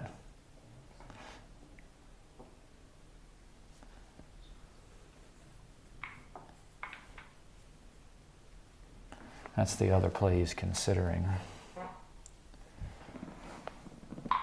But this is the normal play, I would say. Well, 5-3. Is this a little shooty? It is. It is. There's no way to play this without leaving a shot. It is a little shooty. And so, I think you have to hit. I like the hit instead of playing 2 down. 2-1, 2-5, and double 5. It's 5 extras to the 11. So this is 16 shots. Yes, so it has to be the better play, because I think it's more or less the same shots. double six Oh, fans. wow. And cube action. Double. Can we double this? Yeah. Easy take, but I think we can You double gotta it. double it. You cover Yeah, and the look at guy this. fans, you lose your market, right? Okay, borderline. Okay, really precise play here by Zizka. He's waiting, and it seems to be correct, at least on XG plus. 5-6. Okay, we don't come out. We're just gonna slot the 3-point. It's too painful to get hit, right? Yeah, you don't wanna to allow that to happen. Really. Yeah, he's down 10 pips. That's doable to catch up. If you had a spare on the 6-point, you would feel much better about this cube right now. If the checker that was on the 8 was Yes. on the 6, you would feel much better about your position. Yeah, exactly. And just 10 pips, you need to be up 14 pips in these kinds of Yeah. positions. And when you add to that the fact that he doesn't have a good spare on the 6-point, You'd like to be It's- up at least like 13%, 14, 15% with good flexibility, right? it's clearly not a double. And I think he knows this. I think he knows his reference positions here. He's just counting the race. What's Mochy drinking out of this can, though? I need to find out. Let me find out. He's using Sanders tricks. I highly doubt that. Me too. Nobody can pull that off except for Sander. I think he's counting the pips here. Mochy has a little bit of a deficiency too in by the fact that he made his deep points, but not much, you know. The cube was better when the guy was on the roof, Yes, sure. because you had actually had some threats there. Yeah. Not a great roll, just 5 pips. There's no way this can be a cube next turn. 2-1. Okay, I mean, Not it does, ideal. It did get It did closer get better. to the cube, but I don't think it's there yet. So he wins 30% of the time still. But It's it's a just, gammonless it's position. just 12 pips. I think this is a borderline no double. Yeah. Wouldn't mind the plus button on this because He stays around needs. the I same. mean, two more pips, and he's doubling with 14 pips. With 13, it's usually like borderline no double. It's just that poor flexibility as well. I mean, just not having that checker on the 6 is very annoying. Yeah, but that's kind of compensated by the fact that Mochy doesn't have Mochy's midpoint. So the two things I think maybe kind of cancels out. But it's just 12 pips. It's not enough in this default holding game position. Okay, I was about to say that Zdenek has another advantage in this position, that is that he keeps getting cube action decisions every time he doesn't double. So a little bit sad to ship over a no double here when he could gain To an be extra fair, he decision. wouldn't mind having a short match where he loses an 8 cube right away either. Yeah, but I don't know. I think he missed an opportunity here to get more decisions. And it's hardly a mistake if you don't double because there's no volatility, well, not much volatility. Look at this play, not covering the 2 blots in your home board and just gaining freedom with that back checker. It's probably also a race thing. He's looking at. The problem with this is that you're going to hop out next roll and Yeah. you might not get around the corner and he might hit you. But now Zdenek can clear the midpoint because of the blots. I think he has to play 13 to 4 because Definitely. where's your 3? I mean, He's got 2 blots in his board so too. you're right, he's forced to do it. Yeah. But he's even happy to do it because of the 2 blots in Mochy's home board. But it seems that An 8. You got to hit. you gotta hit. You have no choice. Oh, this is If super you don't hit, volatile. you lose. You have no choice. You just hit and then you hold your breath. And you can also pray to the dice gods. There's no choice here. You He have no knows it. choice. Of course, you have to hit. Zdenek is gonna dance 16 out of 36 dice combinations. Not here. hitting is akin to giving up and now redouble Yeah, it's a double pass. immediately. Don't you think about it. Scare the kid. Can it be too good? No. There's only one It's guy too on the many- roof, too I many think, and market you might not players. cover. Yeah, it's just a huge redouble because of the volatility, and it's a big pass. You could even lose a gammon here. If he takes, Mochy can win the whole thing. Wow! If he takes this, Mochy could win the whole thing. If he takes, Mochy could win the whole thing. This is not the time to be taking these. Okay. No, there were no way. No, there's no way. It's one of those things where when I'm taking my time in that moment to pass, it's just because I'm pissed. I'm just pissed. The guy rolled an 8. I'm just like seething, and I'm just trying to hold back the tears. Oh, that was a big swing for Zizka. Yes, of course. If he wins those 2 points there, he's just on his way to, you know, if it's 1-1, by the end of this, he wins. Yeah, exactly. He So just now needs to win Mochy 1 has a point. lead in the match and the PR. Yes.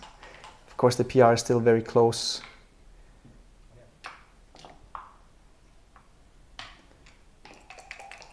But I mean, if Zizka just keeps on playing 1.x, Mochy will not be able to catch up in the PR most likely. But I mean, yeah, it's with the 3 milli or 3 can we call it, PR pips rule. It makes it slightly easier for Mochy to Definitely. It get makes it more within the realm of possibility for sure.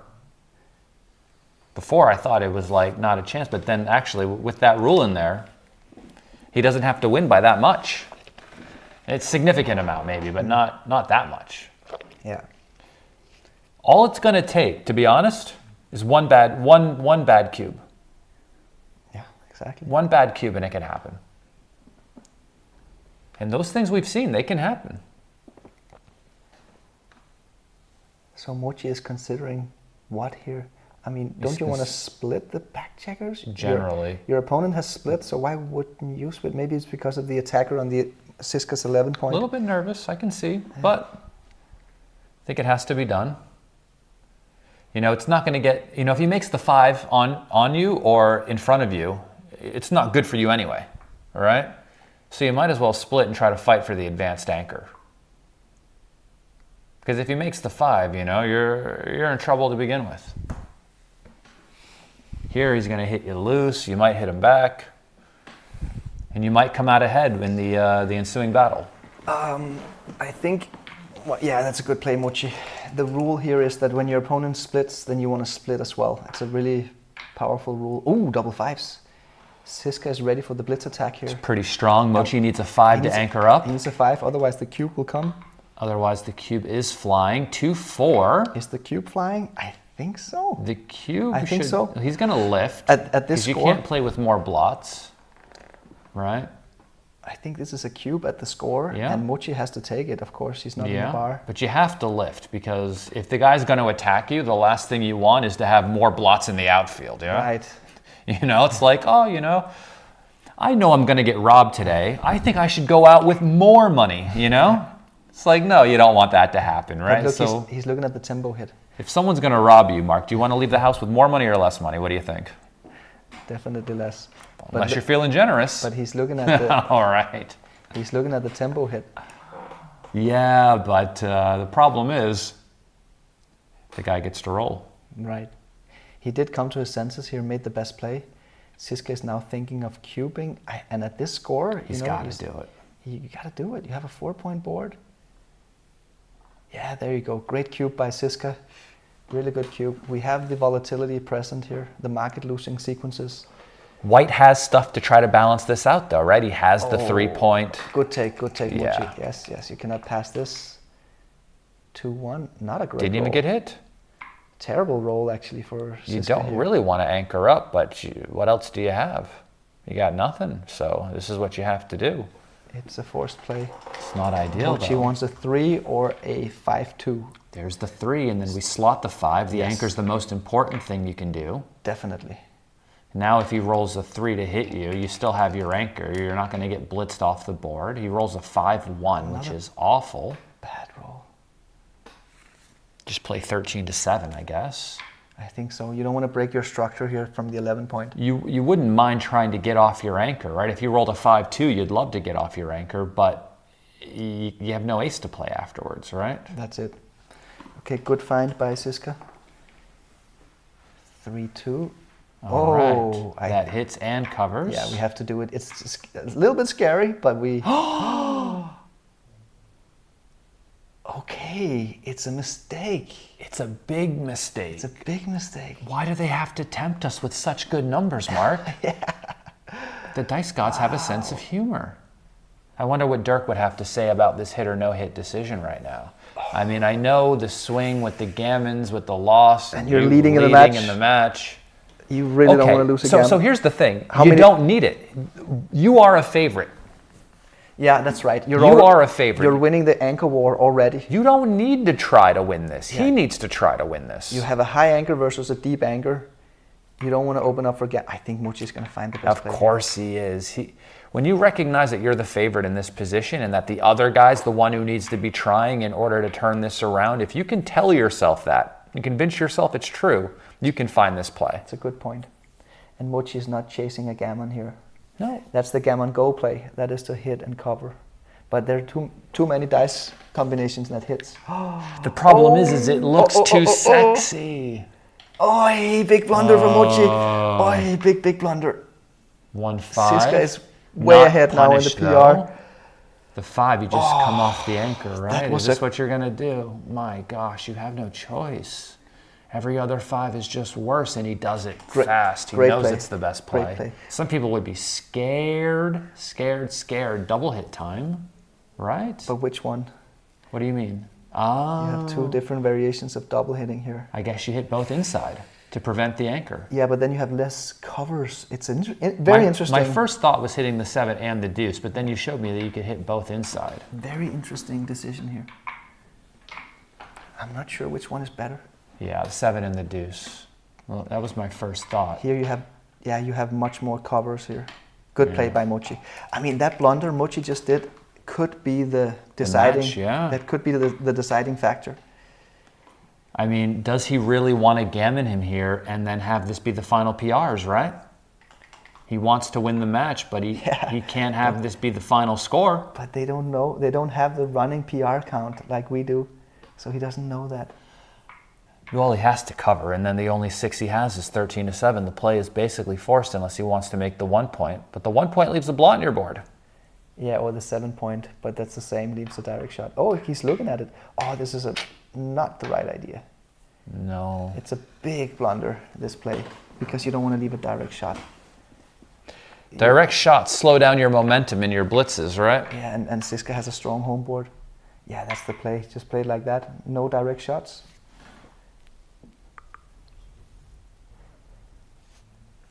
I mean, it's easy to say when we're sitting here, right? But this looks like a clear play to me. The thing is, you have to have the dialogue ready in your head to convince yourself, because, you know, when you're playing over the board, you're essentially talking to yourself in your head, trying to convince yourself to go one way or the other, right?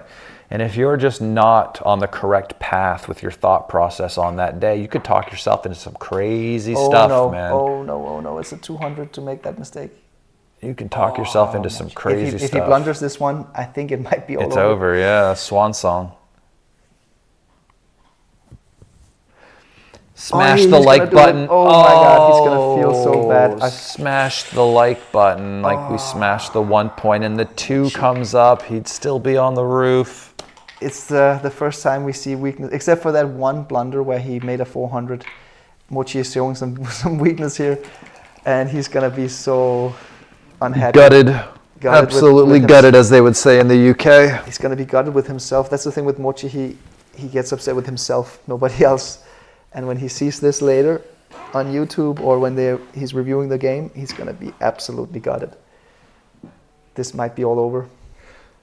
Not quite, but I think Zdenek is probably up to like a 97%, 96%. I think the worst part about losing the championship would be having to play the contender again to try to become the champion again. Yeah. Going into the contender thing, I mean, it's so hard to win. It is wild.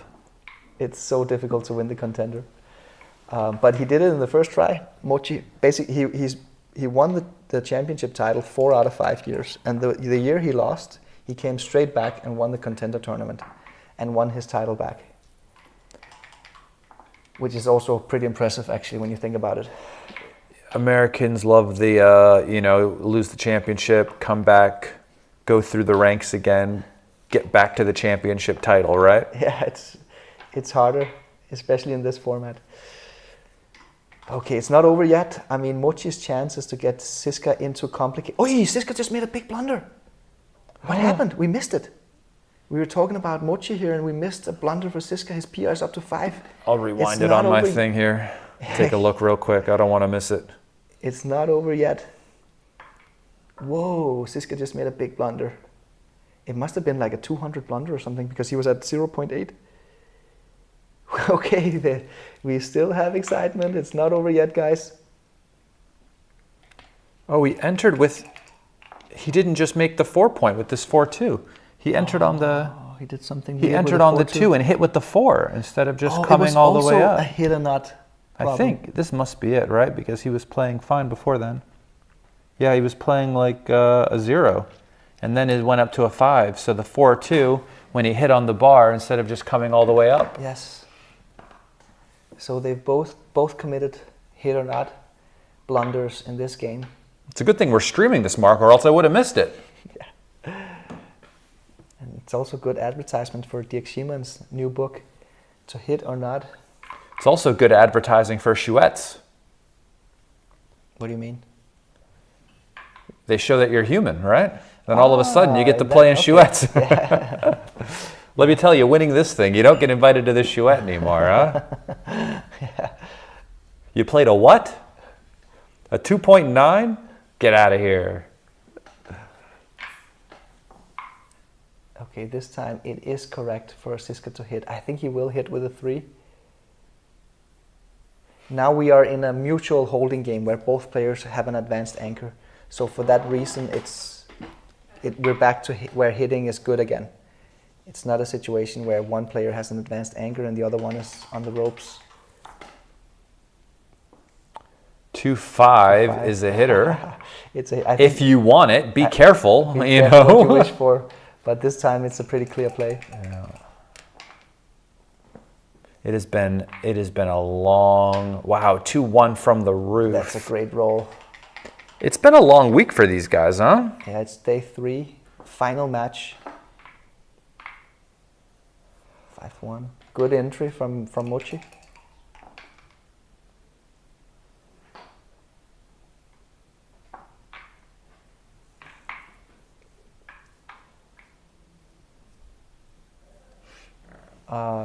I'm getting nervous here because Morten Hove says transcription error, I guess. I don't think they saw the 4-2, maybe. But it's where just it entered and hit. Usually Morten records the game himself. And he's usually never wrong. So I'm a little bit nervous right now that maybe the transcriber made a mistake. If that is the case, we will have to reconstruct this entire game. I think it's fine. I'm getting another message here from Hossein Paknahat saying that the transcription is probably wrong. Okay, we're not going to stop them mid-game, but we might have to take a look at it After this game, after yeah? this game, yeah. Mhm. And probably at some point, Mate will recognize that there is a... Well, 1-1 can play like a 3-1, so he might have just not recognized it and just kept it moving. But we should try our best to fix it before he presses enter or just start the next game. That way you can go back. Yes, maybe he entered it as a 3-1 instead of a 1-1. Or the other way around, whichever it ended up being. No, because it must have been 3-1 because the 1-1 Would have done can be something played else. can be played in more ways. Okay. So maybe that was the thing.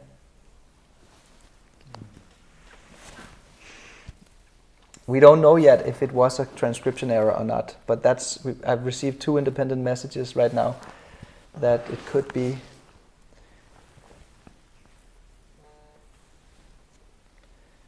But we will rectify it as soon as possible if it is the case that there was a mistake in the transcription. And whose error was it? Would it have been Mochy's? No, it would have been Zdenek? Zdenek, yeah, because we saw both of Mochy's blunders.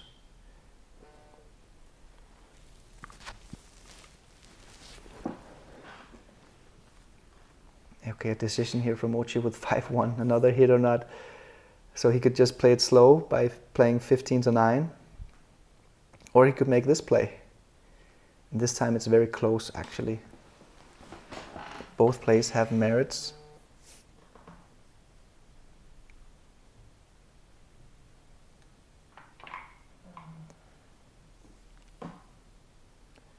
Both plays make sense here. Well, since you're up 29 pips after the play, you should probably leave him alone, yeah?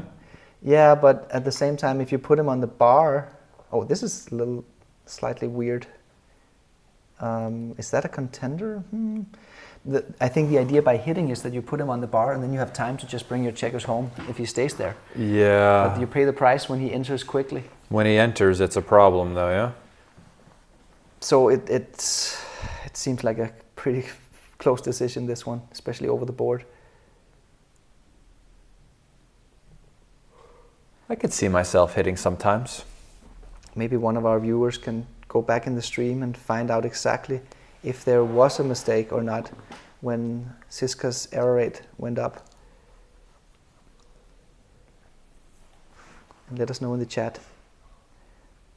But please be sure about what you report here. Yeah, give us a timestamp. Let us know what roll it was and where it was. It would be really nice.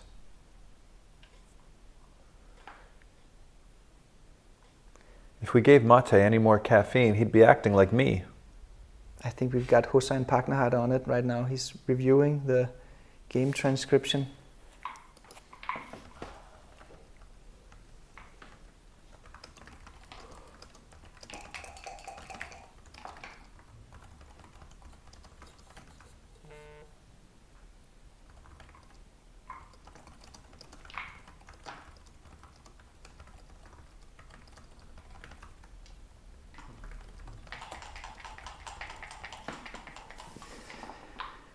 Okay, so he ends up getting hit himself. Mochy. But he makes the mistake of coming out and playing 6-5, and then he gets hit with a deuce. And if he fanned, that would have been a problem, but he rolled a 3. Sorry, a 5, which was very, very useful.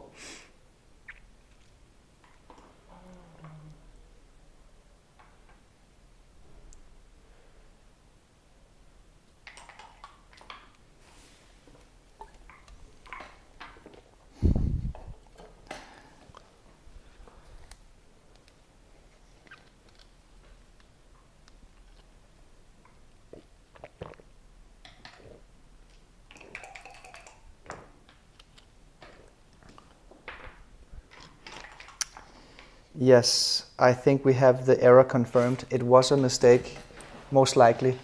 Zizka rolled a double aces, and I believe that the transcriber put in a 3-1 instead of a 1-1, and a 3-1 could have hit a checker. So it must have been a major blunder not to hit if it was in fact the roll 3-1, which it wasn't. So I think that this is... For blue? For white here. White is Mochy's move. No, sorry, for blue, sorry. Yeah, for blue, of course.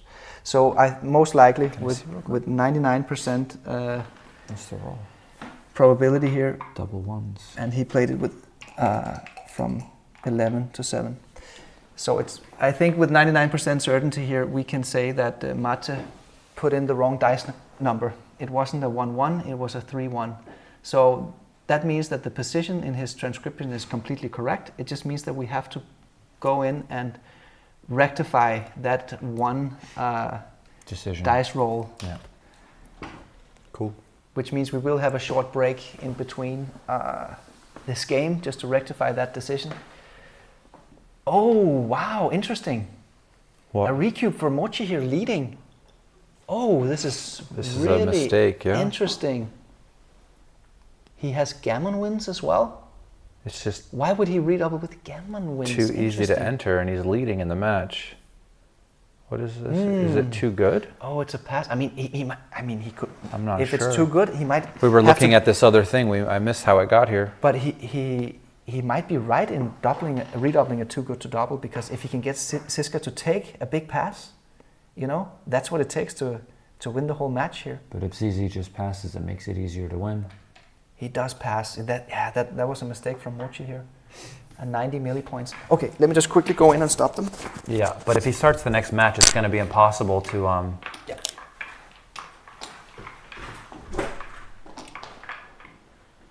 He's already started the next match. There's no way.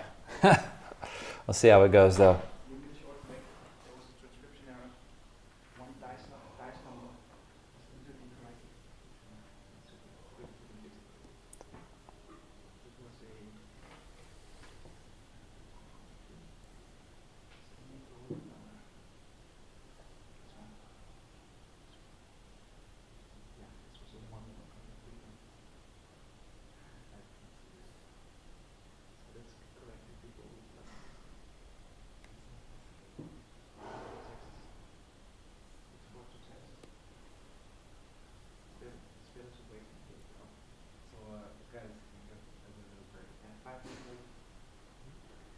to look at YouTube where he wants.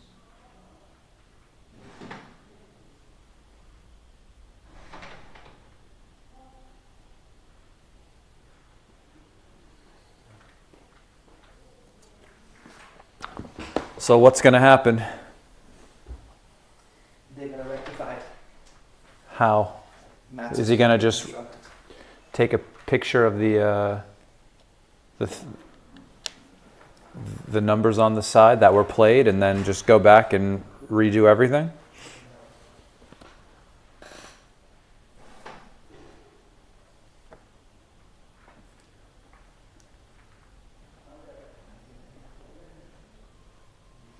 Yeah, that's a fair point, Bill. But they don't want to get the number wrong, so we can kind of follow along as viewers at home with how much Mochy needs to make up in the match in order to, you know, get him close to a win, right? We also don't want to have ZZ's PR be artificially high as we're watching it, because it will affect what we think about the potential outcome as the games continue.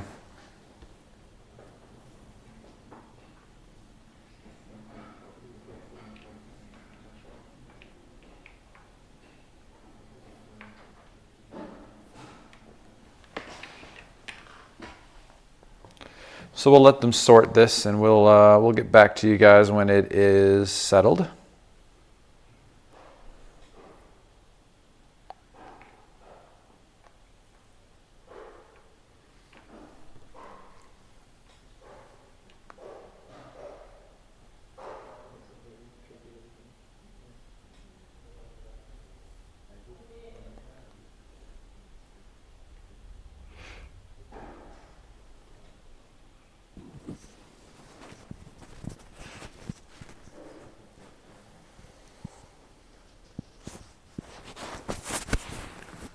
CZ looks like his PR is fixed. He's got a 1.29 right now. They're just going back through it.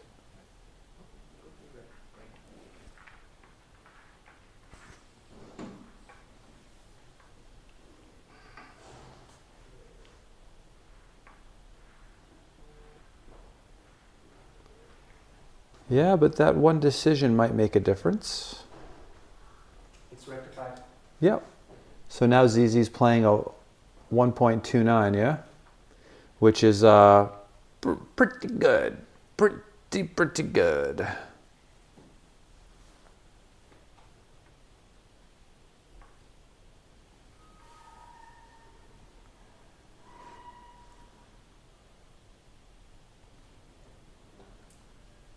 We lost Mochy. He was there waiting, and then he left just before we finished.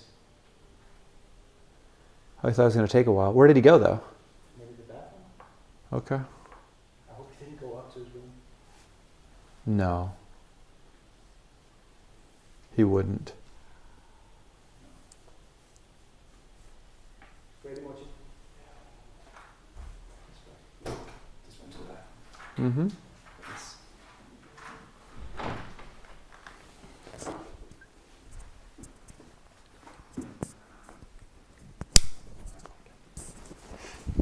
Okay, we got it fixed. This was a very tricky situation, because when Zizka rolled that double aces, one of the dice were hiding behind the bar, and so Mate could see one die, which was an ace, and he could see the way that Zizka moved it. So he just assumed that it was a 3-1. You do that a lot when you're transcribing, actually. It's hard not to. Yeah, making these kinds of little decisions here. But okay, we're back. But that does mean that Zizka is still big in the lead here. Yeah, In a the lot, PR. actually. It seems... Mochy has to find a way to both win. I mean, he's looking to win, but he has to find a way to outplay Zizka with a sufficient margin. He might have to start kicking him under the table.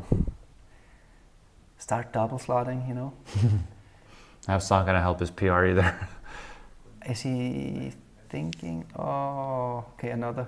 What happened? Mate just stopped them. Has to be very taxing.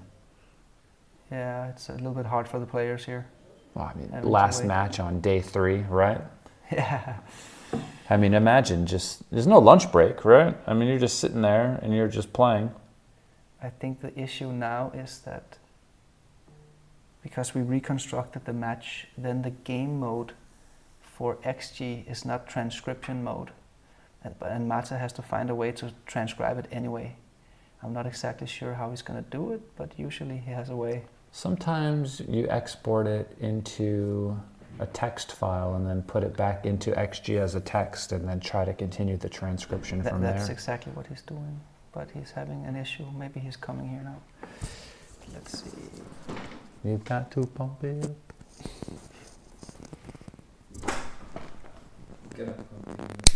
For some reason, the transcription. Can you export it as a text file? And Yeah, and But then I cannot. it's not I think what.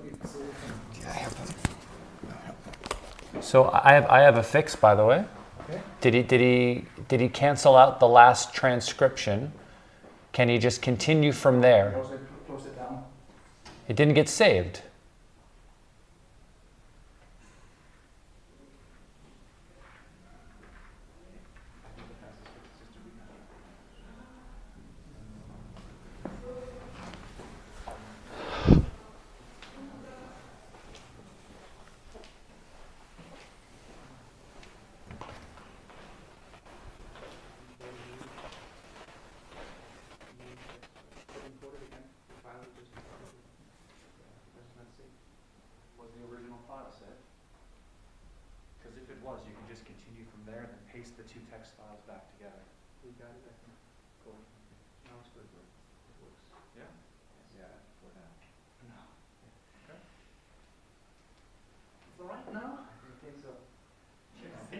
Can you make it sure? It works now, but we just don't know if that's going to... it's when you might be an extra step back. Don't worry about it. Just work it out. Exactly. Just play and let's hope we don't have problems. Wait.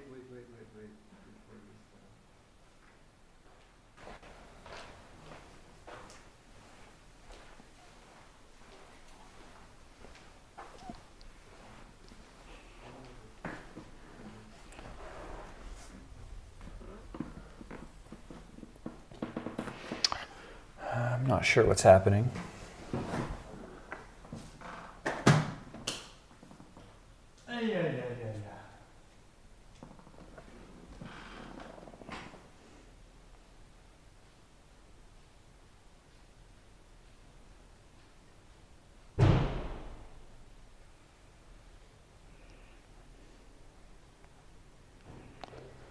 All right.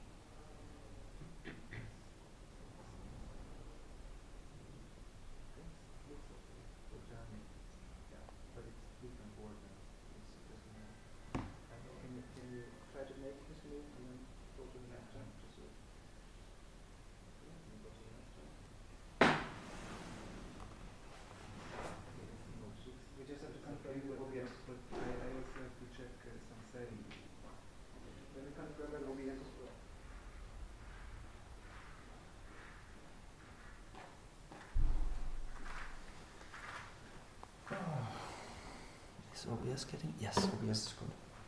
You're getting this live feed, right? Hmm? You're getting the live feed on OBS? I think so. Can you just check that this swaps to analysis mode here, okay? Just to check that it's not frozen. Okay.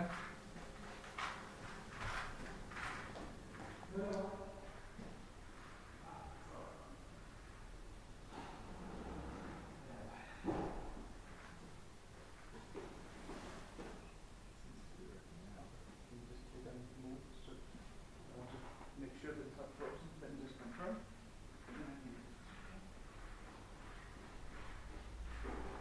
Is it changing? Yeah. Okay, good, Martin.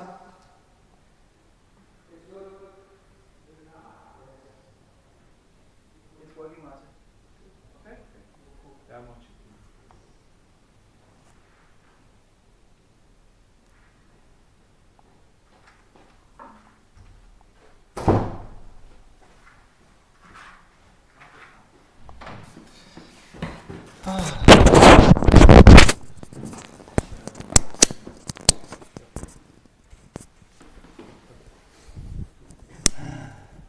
Yes, okay, we are back.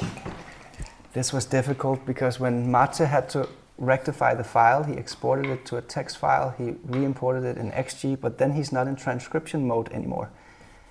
The setting in XG, so it was giving him some problems here, but I think we solved it. So let's hope we don't have any more technical issues here. An honest mistake by our transcriber here. Slot? Definitely slot. Duplicating 4s here. Mochy's up 4-0. Yeah, I like that play. Nice move by Mochy. Really, really nice move. 6-2 makes all the points. That's nice. And as long as Mochy can cover, he has a chance of equalizing. 6-5 does cover the 5, and the 5 plays down. The perfect number for ZZ would be like a 3-1 to just fill in the gap on the 5 and just lock this up. Oh, he's looking at the cube here because of the match score. Wow. Because it's our special score, 3 away, 7 away, right? Yeah, it's a borderline cube. It's not bad to not double because you get an extra decision next time. Okay, 4-1. But he did look at it, and it was a completely borderline decision. So fair enough. So the 4 comes down, and yeah, I don't mind this 8-7. I kind of like it, actually. Give yourself a lot of spares to try to fill that in. Yeah, that was a nice play. You do risk getting hit, though. Nice roll by Mochy. He needs it. But to be honest, what he really needs is Zizka to make some blunders. You got to give the guy some decisions, and does he have the... He could just come out. Oh, that was a mistake. That was almost a blunder. Yeah, it would have been better to come out, just play for the... 4-6 fans, okay. Now he feels good about his mistake there, but it was a mistake. Now Zizi's playing a 2.1. Yeah, he's still far ahead, but that was close to a blunder. Once again, we have a borderline decision for Zizka. Well, the guy's on the roof now, right? The guy's on the roof. It should make it much easier. That's part of our parameters. But he has 3 men back now. In the previous position, he only had 2 men back. Ah, fair. And the 4s are duplicated because you want to hit and you want to cover with a 4. But before, the guy wasn't on the roof. But it doesn't take much at this score. Gammon go light. It's not exactly as aggressive as 4 away, 2 away, but you have to be really aggressive at this score.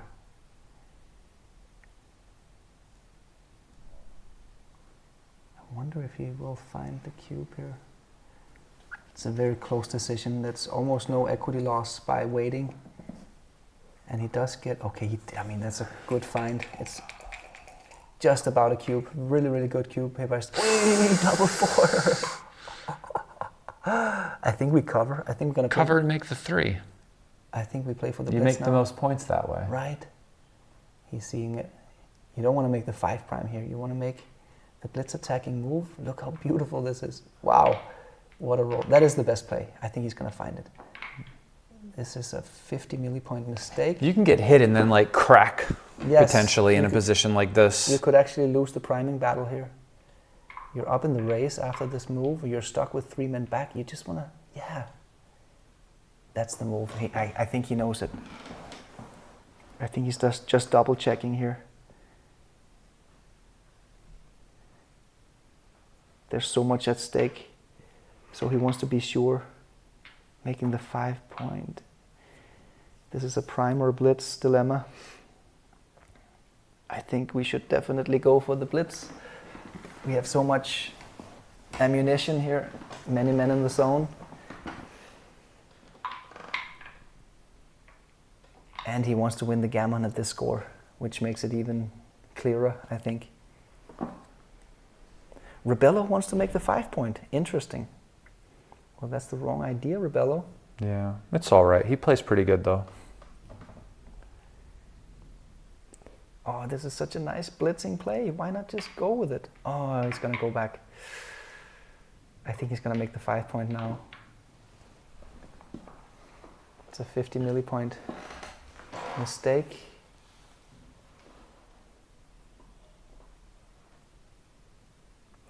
It's not an easy decision because this 5 prime does look beautiful. Yeah, but you don't really want to get into a priming battle. You have worse timing. Okay, he's gonna go with it. Okay, fair point. I mean, of course it's difficult over the board, but there was a better play there, the blitzing play. 1-3. Yeah, now Mochy comes in easily. 5-2, how is he gonna play the 5-2? You come out with a 5 and then split with the back checkers, or do you go for the blitz attack? Look at that, the double hit. ZZ is looking at this, and I mean, that is incredible. It's the match score. You want to be aggressive at this match score. Yeah, of course, of course. Oh, he's gonna. Because this is like a normal looking play, just to hold on to the 5 prime and lean into it. But the double hit just wins so many gammons and equalizes the match immediately. Sometimes. There's blunder potential. Okay, good find, Zizka. Wow, what a savage. Really, really good find. But if he makes the blitz move now, why didn't you just make it last time? That would have made things a lot easier. Now he gets hit. 4-5. Covers. Yeah, he's still going for the blitz. I think this is the right idea, just to cover. Continue to play for the blitz. 1-3. You don't want to come in with a 3. No, we want to keep the anchor. Yes, and all of a sudden Mochy is looking good here. Much better timing. He'd love an ace. Oh, just to lock him in there. Lock him in. 1, 2, 3, and then what about the last ace? Which one is better?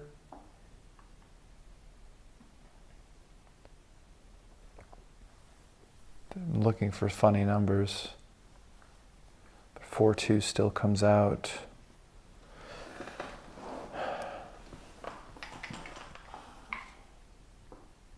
Is that double fours? Double 4. That's what I was worried about blue rolling, actually. It's a little bit too fast. Well, we make the 9 for sure, just to block them, right? And then I guess we make the 2 to try to block his 1-5, I guess. Oh, there's also this play, but Mochy wants to play the priming game plan with all these men back. I think we do this and hope he rolls 1-5. Right, exactly. That's a great point. There are tactics here. He can get Zizka to crunch. What's the number? 4-2. Oh, that's a great shot. That is a great number to try to get. I mean, it's not. I mean, there's better numbers, but at least it doesn't break. Yes. What's that other one? For what? We can't see it. We can't see the glare in the die. That's the 4. Double 4. Double 4 again. That's not exactly great. No. He would have preferred to hit there. ZZ's doing great here. All of a sudden, Zizka is winning the priming battle. Mochy's going to need double 2s. The problem with Mochy's position is he's up in the race, but he's behind a prime.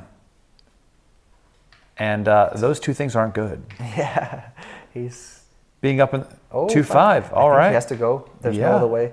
It was a weird deuce from Zizka playing 6-4, front-loading the spare checker. I don't really see why. Yeah, so the 2 splits, and I guess the 5 just can come out.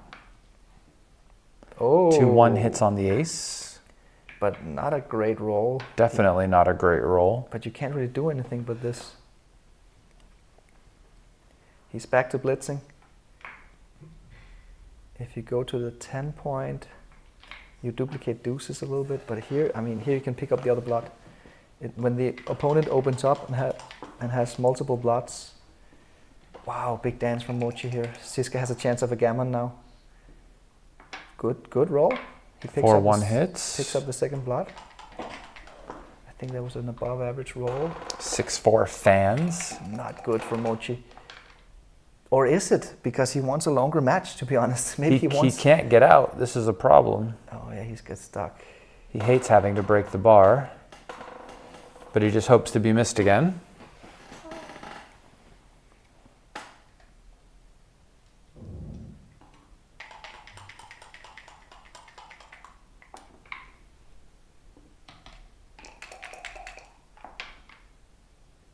4-5 fans. No, it's for the other guy. Yeah. But he can't get out. He can't get out. He's forced to leave a shot. That's here. brutal. A 3 here would swing a lot. Oh, Double Mochy sixes fancy. swings nothing. Can Zizka? He needs a 6 or a 3 to get out. A That's 6. A 6. Okay. It's a good start. Mochy still needs a 3. He's desperate for a 3 here, Mochy. Or again, or is he? Because maybe he Double threes? Double 3. How often does he But do this? Frequently. If he knew the PRs, maybe he's not that happy because he wants the game to continue or the match to I continue. hear you.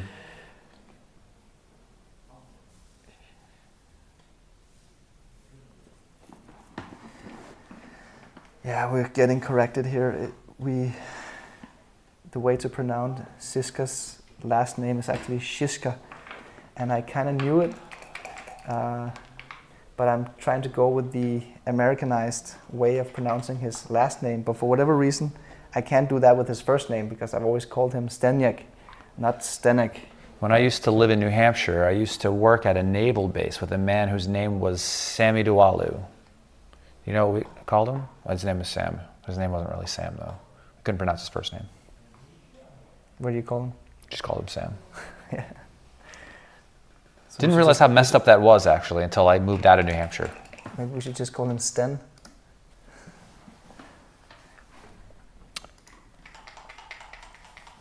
Shishka. Zizi's a very strong name, though. Very strong name. Okay, Mochy found his way back here. I'm not leaving this shot, by the way. I mean, the best thing that can happen for Shishka here is to just lose a gammon. It sounds weirder when you try to pronounce it correctly, Mark. Right. I'm gonna go back to the Americanized way. Yeah. Zizka. Yeah, he doesn't really know that, but All of a sudden, we're just going to go, okay, Masayuki rolls a...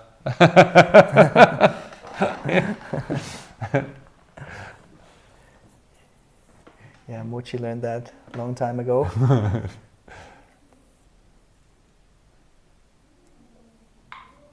That looks right. I don't think he should stay there for contact here. He doesn't want to get hit.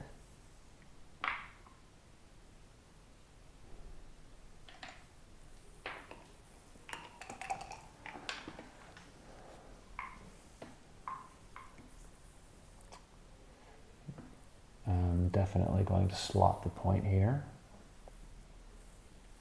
I know you might get an indirect shot and you might hit it, but still. Yeah, it's just a single slot, and otherwise you have to play it with underutilization. So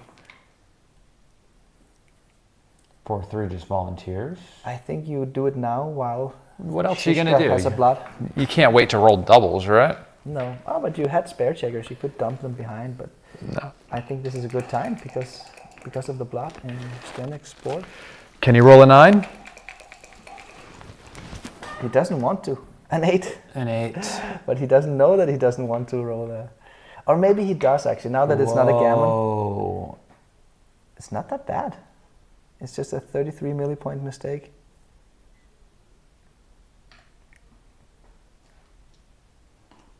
Wow. 6-3.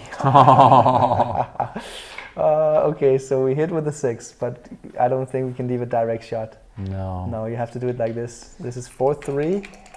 4-3's duped. And double 3. So it's just 3 numbers.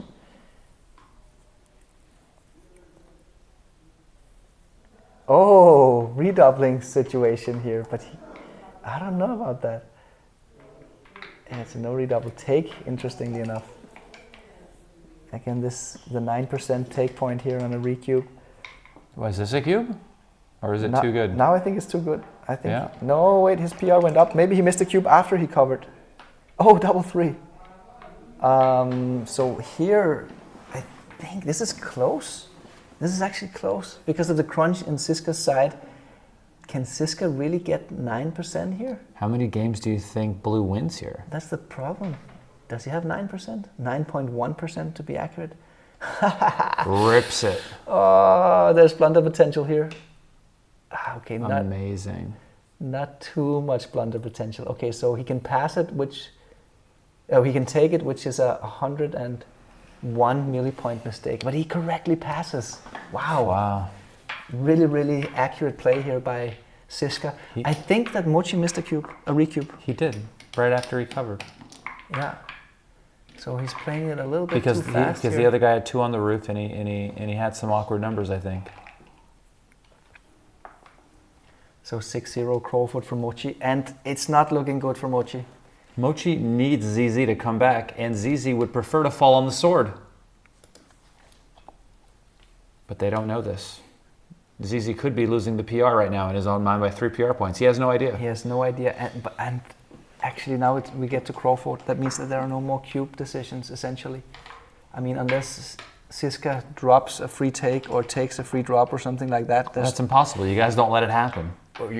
He could make a wrong mistake when oh yeah, that's right. No, you can't let it happen. He can't let it happen. He's on the doubling side. You're right. Yeah. He can't even drop. So there are no more cube actions for Zizka in this game. Everybody has been tricked by that rule at some point in their life, I think, Mark. You know? Yeah. It's happened at least once.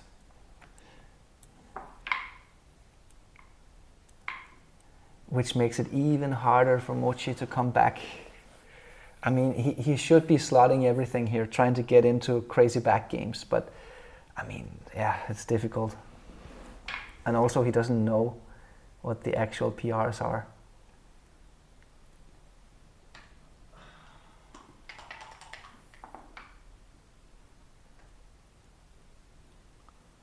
Two down? Yeah, you don't want to move your goalkeeper, right? So I guess you just play 2 down.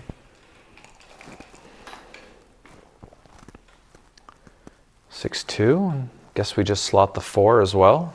Do we? What about the 11? Which is better? I don't know. I've got 5 checkers on the 6 point. I would just slot the 4. That's a good point. You get to unstack, but I would prefer to put the blot in front of the anchor rather than the blot. But it was probably the right play by Zizka.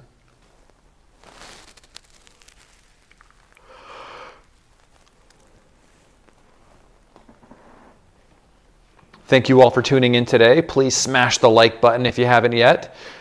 This has been a crazy series, and we thank you all for being here. Yeah. We're at 1,300 concurrent viewers right now. That's really good. Smash the like button if you haven't already done so. If you want to donate for a beer for me and Justin and Martin. Martin needs a beer, actually. Yes, we went to a really nice craft beer place yesterday, actually. They had, I don't know, maybe like 15 different things on tap. Delicious. Much appreciated. You can donate for a beer for the production team at PayPal, Mark Backgammon, M-A-R-C Backgammon. And we actually got quite a few yesterday. We owe some shout outs to some of the gracious donators. Very nice. Okay, 4-1 here by Mochy. Nice play.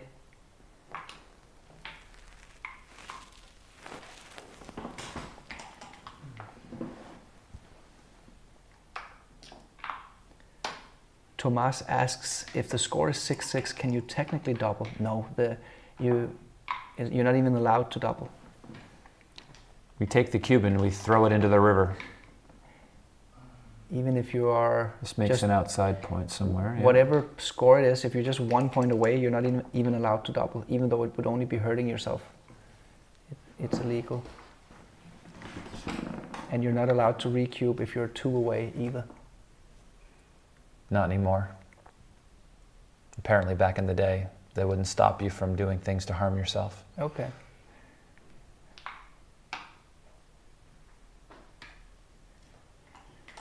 Yeah, good play by Zizka here. Zizka 1-2. 2 minutes and 45 seconds left on the clock. He doesn't want to get low on time, Zizka. 3-1 makes the point on his head. That's a pretty nice roll.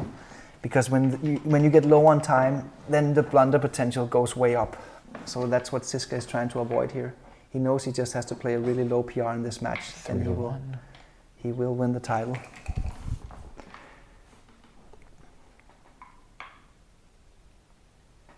Slightly inflexible position here Can we look at coming out? Are we up in the race? Oh, wow, look at that play coming out and slotting the 5 point. Yeah. That's the best play coming out. The 2 blots in the home board, right? Oh, that's a difficult move to find. I get him here, but you could kind of see in his body language that he was feeling something awkward here. Yeah, he Didn't could feel sense good. the tension in the back checkers kind of being pulled a bit too far forward. Yes, and combine that with the inflexibility of his front position. Mochy has a lecture on the topic. He called it gravity. John Mayer took that title first, though. But we can apply it to backgammon.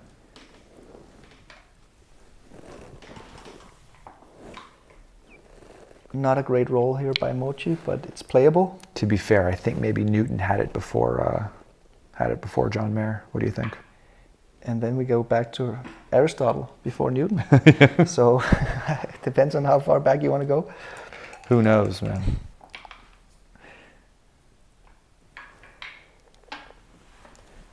Four one, yeah. So notice that Zizka just reactivated that daily builder on his 2-point. A dance by Mochy, okay.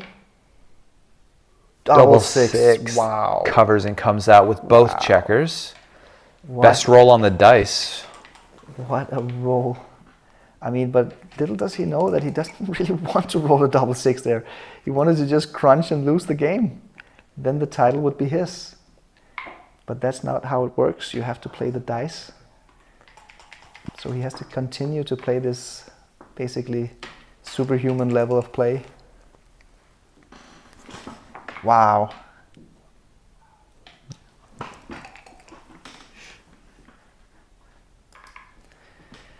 Yeah, Zdenek is going to win at least 1 point here. At least. Probably a gammon, but as we know, it doesn't really matter much to win a gammon here, since we're heading into the post-Crawford games.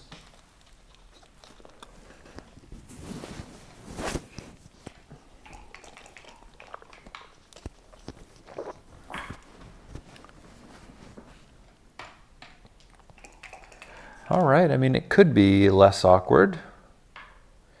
He just want to go for the win here. He doesn't. Well, then he should clear the 6-point. If the gammon means nothing, because if he enters, he's not going to Exactly. lose. So clearing the 6 is better long term for the win. I think that's the right idea here. Good play. Michael Message asks if Wilson gets a pizza delivery from the tips too. He will. We will also be sharing the tips with Wilson. The problem with the pizza delivery is that the pizza is in Portugal and not in New York City or Chicago. We've got a couple of good places in Portugal. It's all relative. We can put in the word good. We can put in an Uber Eats delivery for from Wilson. New York. We could. It's on the app. Helicopter That's that it. pizza in from overseas.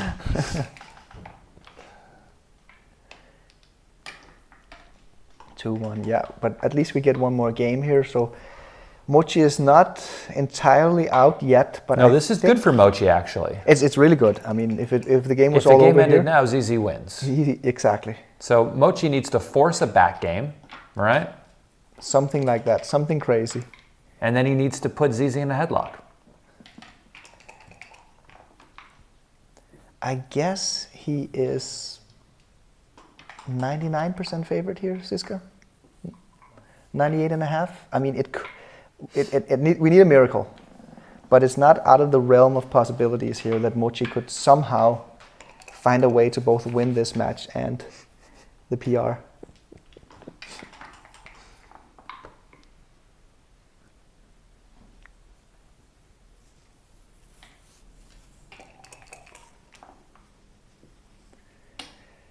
Okay, let's see if he saves the gammon here.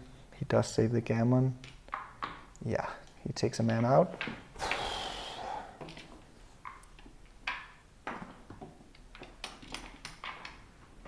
I've been to Naples. Naples has good pizza. They invented pizza, though, you know? Just a very different style than a U.S. pizza, you know? I remember getting a pizza in New York, right? Like, I can eat this pizza for 2 days. You know, you get a pizza in Europe, this is like a snack. I go, is this the entree or the hors d'oeuvres? Like a whole large pizza in the States can feed 2-3 people. 6-2 for Mochy. You come down and you hit. For sure. And now we already saw the automatic double last roll. So Zizka rolls. I mean, double four is typically the hardest roll to play correctly. So I think he did the right thing here, Zizka, with double fours. Nope, it was a small mistake. His PR went up a little bit. I didn't get to see any hint, so we don't know what exactly was the best play. Oh, maybe not. Let's see. Maybe Mate put in the wrong move here. Okay, good. Because I would also be a little bit surprised. I would have to recalibrate my own neural net here if that wasn't the best double four. He could also be making the 2 point with the double four here, but I like his play, making the 4 point. Hussein Paknahat will also get a pizza delivered remotely. He's also part of the tip jar. And so is our Turkish production team here. Emir and Ömer.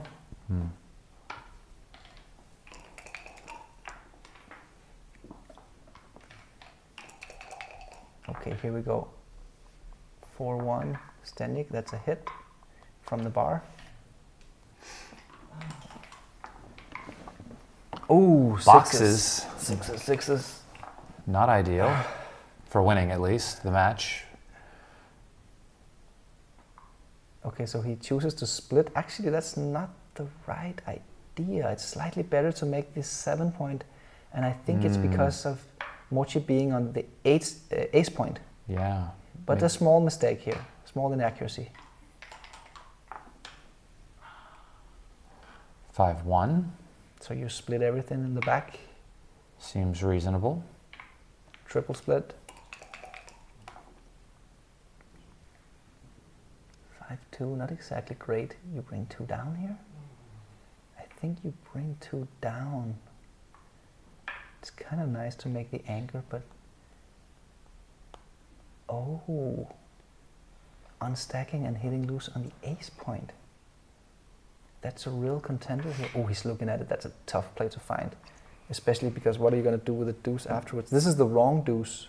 Making the 11 seems to be better, which is difficult. Oh, that's... that might be a big mistake. I didn't even get to see it. It wasn't on the... Okay, 35. 35. 35, not too bad. Not a big deal. And you had many variations with that move. Okay, 3-1 seems like a clear play to make the double anchor. Okay, we got ourselves a bit of a game going on here that could involve some complications. This just comes all the way around. And Mochy is down to 1 minute and 34 seconds. But you know what? The best plan for Mochy is to get this back game going, leave a shot, get hit, and have ZZ play containment. What is he doing here, ZZ? Is that the right idea? Isn't it just 2 down? 21 to 14, not even playing this back game. You want to come off the back game. He's heading into a back game voluntarily, and that's the last game plan you want to play here if you're a Zizka. What was that hit? Was that a hit? You don't want to play... Oh, wow, double 5. And then you can come off it as well. Yeah. Oh, wow, that's a beautiful roll. Because he doesn't want to play a back game here. That would have been fun if he did, though. Yeah. For me. For us, it would have been pretty good. But it seems like he's getting a chance to get off of the back game here. Somehow, how can he anchor up? The 3 doesn't anchor. It's still an open game. Yeah, that's how he should play it. Wow. Double 5s again. Wow. This points on him, and he has to come out with the last one. Yeah, Mochy is grinding down his PR. Of course. Not making any mistakes. Okay. He just needs more decisions. I like that play. I like that play a lot. We could come in with the 3 and hit with the 1 as well, but I like this better. An extra... you can't enter on the 20. There's no way. It's impossible.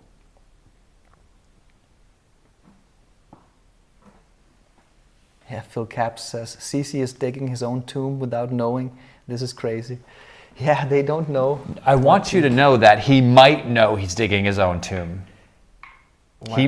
Because he might know that he just needs to have the match over with fewer decisions. Yeah, but that doesn't... The longer the match goes, it increases the likelihood he loses the whole thing because of the number of decisions, yes, right? 6-2. That's a great joker, but actually not really great for Mochy because Mochy is trying to play a longer game here. So Mochy doesn't want to just win quickly. The more decisions that go by, exactly. I think the better it is for Mochy. For Mochy. That's the only way. So I don't think he, I mean, of course he doesn't know, but I don't think it was bad for Mochy to get hit there. We need to extend this match. 3-1.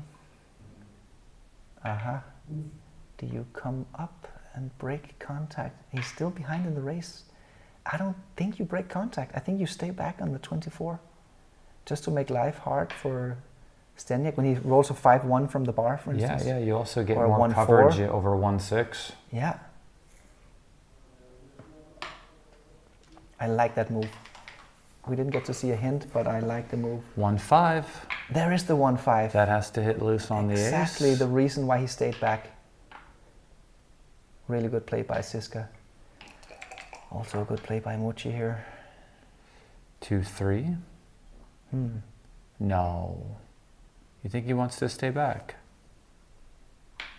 This is and then tough. the 2 comes down, I would. This is tough. Yeah, wow, that's the and second then 8 to best. 5. He really does want to stay back. I would play the second best play, bar 22, 13, 11.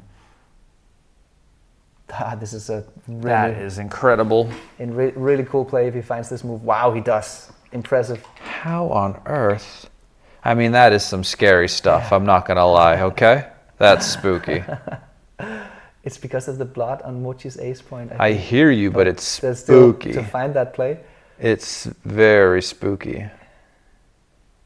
Maybe he just needed to get down on the clock and he started playing intuitively again.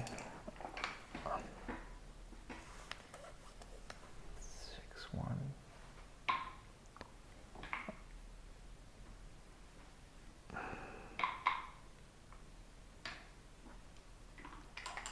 Okay, again a difficult decision with 6-1, and we don't really get to see the hints. It might be because Mate has issues. No, here we go. Here we get to see the hint.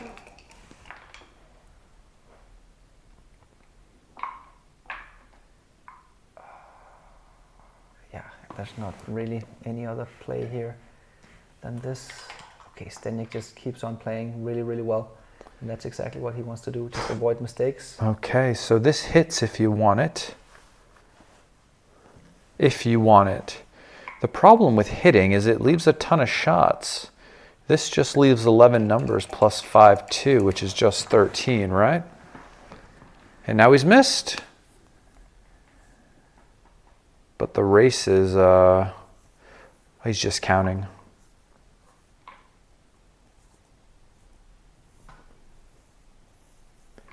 Is it better to just come all the way around to the 3-point? I mean... It might be slightly better, but it looked very close. Yeah, 1 millipoint on XG plus. Okay. Not a big deal. Yeah, and now we're back in a simple position here that can't really be misplayed. Which is too bad for Mochy. Right. It's exactly what Zizka wants.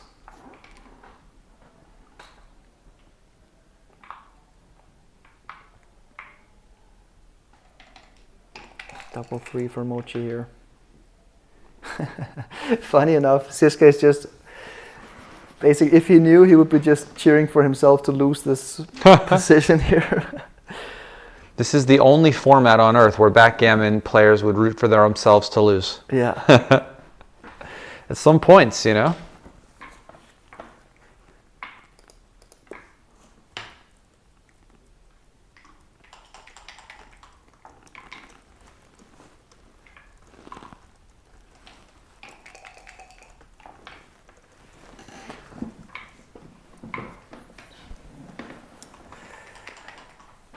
Okay, this could be it, Justin.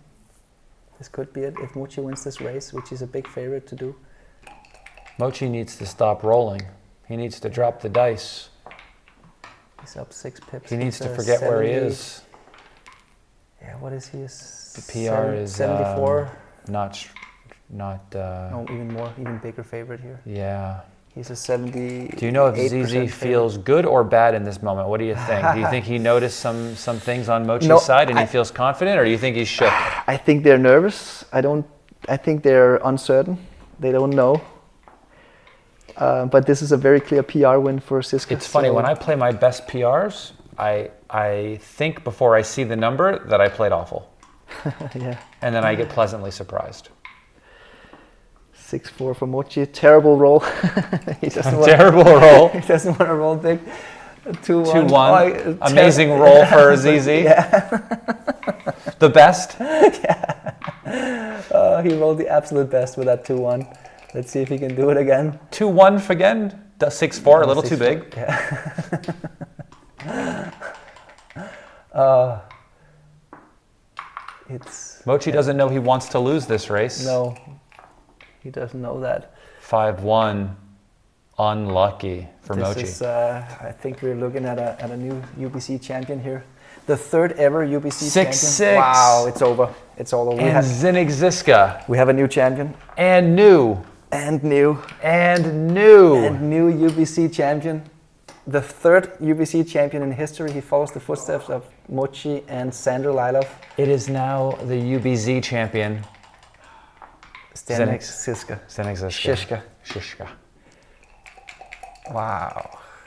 Can we get some ZZs in the chat, please? ZZs in the chat. Not that we're falling asleep or anything. We're going to do some player interviews with you, Justin. We're trying to get the players in here. I won't be interviewing anybody, Mark. Sorry, buddy.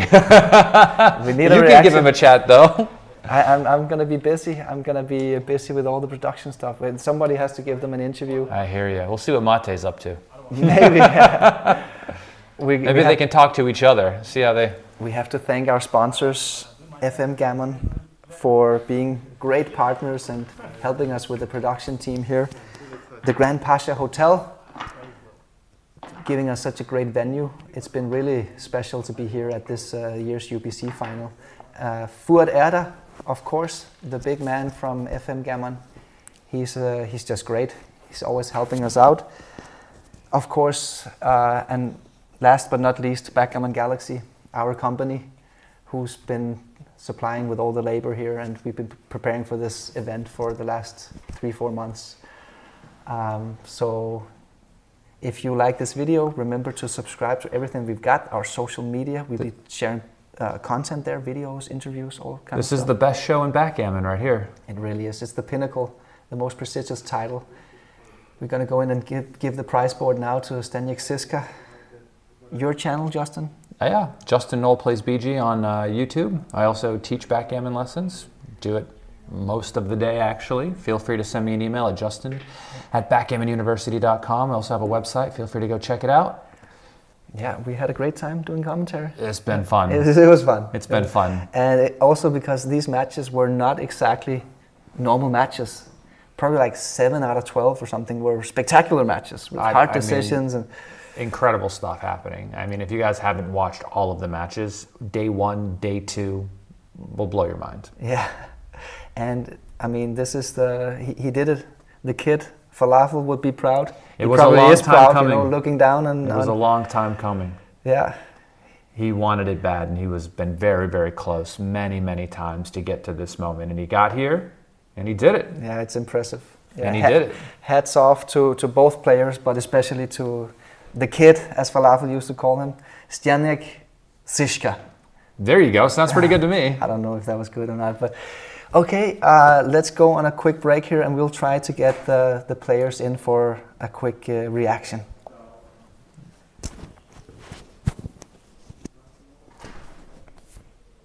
Download the Backgammon Galaxy app for iOS or Android and see how you rank among the stars. Backgammon Galaxy is the main sponsor of the UBC. It's Black Month over at shop.backgammongalaxy.com.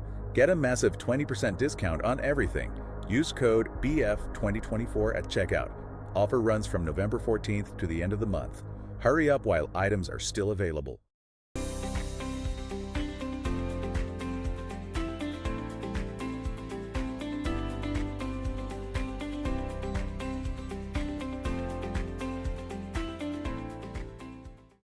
Join the UBC 2025 Contender Tournament on April 15th and 16th at the Hotel Scandic Sluseholmen in Copenhagen, Denmark, the same venue as Nordic Open 2025, which kicks off on April 17th. What's up, backgammon fans? Join us at the Nordic Open, one of the oldest and most prestigious backgammon tournaments in the world. It's back in Copenhagen. We negotiated a great deal with the Hotel Scandic Sluseholmen, breakfast and dinner included with your room booking. Compete against one of the strongest fields in the world. Go for glory, win the big prize money. Go to the website for any information, nordicopenbg.com, and see you all at the Nordic Open. Become a Backgammon Galaxy Star member. Deeper analysis, my blunders, higher coin bonus, download matches, monthly free rolls. Only $7.99 a month. Sign up via web on backgammongalaxy.com. Introducing the new Adventure Plus compact luxury boards from Backgammon Galaxy.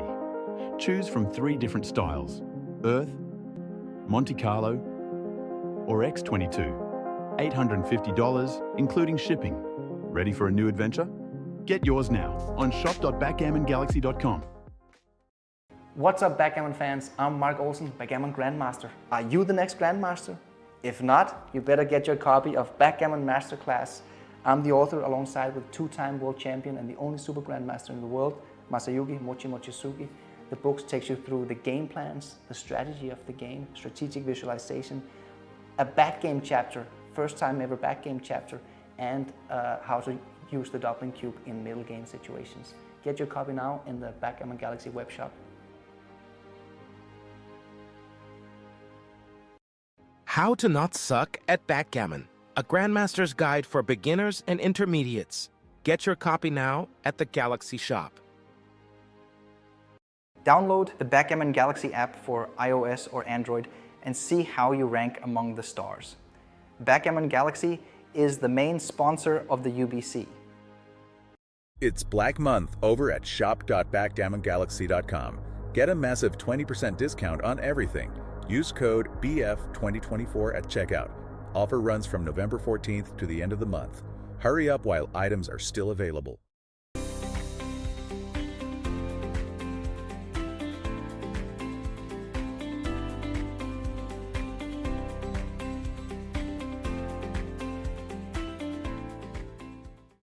Join the UBC 2025 Contender Tournament on April 15th and 16th at the Hotel Scandic Sluseholmen in Copenhagen, Denmark, the same venue as Nordic Open 2025, which kicks off on April 17th. What's up, backgammon fans? Join us at the Nordic Open, one of the oldest and most prestigious backgammon tournaments in the world. It's back in Copenhagen. We negotiated a great deal with the Hotel Scandic Sluseholmen, breakfast and dinner included with your room booking. Compete against one of the strongest fields in the world. Go for glory, win the big prize money. Go to the website for any information, nordicopenbg.com, and see you all at the Nordic Open. Become a Backgammon Galaxy Star member. Deeper analysis, my blunders, higher coin bonus, download matches, monthly free rolls.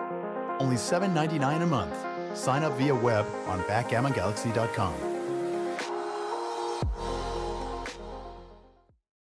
Introducing the new Adventure Plus compact luxury boards from Backgammon Galaxy. Choose from 3 different styles: Earth, Monte Carlo, or X22. $850, including shipping. Ready for a new adventure? Get yours now on shop.backgammongalaxy.com. What's up, backgammon fans? I'm Mark Olsen, Backgammon Grandmaster. Are you the next Grandmaster? If not, you better get your copy of Backgammon Masterclass. I'm the author alongside with 2-time world champion and the only Super-Grandmaster in the world, Masayuki Mochizuki. The book takes you through the game plans, the strategy of the game, strategic visualization, a backgame chapter, first time ever backgame chapter, and how to use the doubling cube in middle game situations. Get your copy now in the Backgammon Galaxy web shop. How to Not Suck at Backgammon, a Grandmaster's Guide for Beginners and Intermediates. Get your copy now at the Galaxy shop. Download the Backgammon Galaxy app for iOS or Android and see how you rank among the stars. Backgammon Galaxy is the main sponsor of the UBC. It's Black Month over at shop.backgammongalaxy.com. Get a massive 20% discount on everything. Use code BF2024 at checkout. Offer runs from November 14th to the end of the month. Hurry up while items are still available.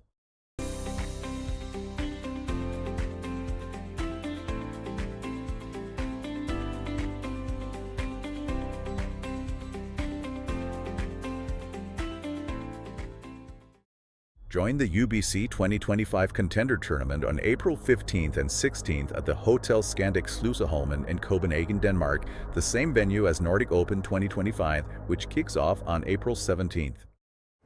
What's up, backgammon fans? Join us at the Nordic Open, one of the oldest and most prestigious backgammon tournaments in the world. It's back in Copenhagen. We negotiated a great deal with the Hotel Scandic Sluseholmen, breakfast and dinner included with your room booking. Compete against one of the strongest fields in the world. Go for glory, win the big prize money. Go to the website for any information, nordicopenbg.com, and see you all at the Nordic Open.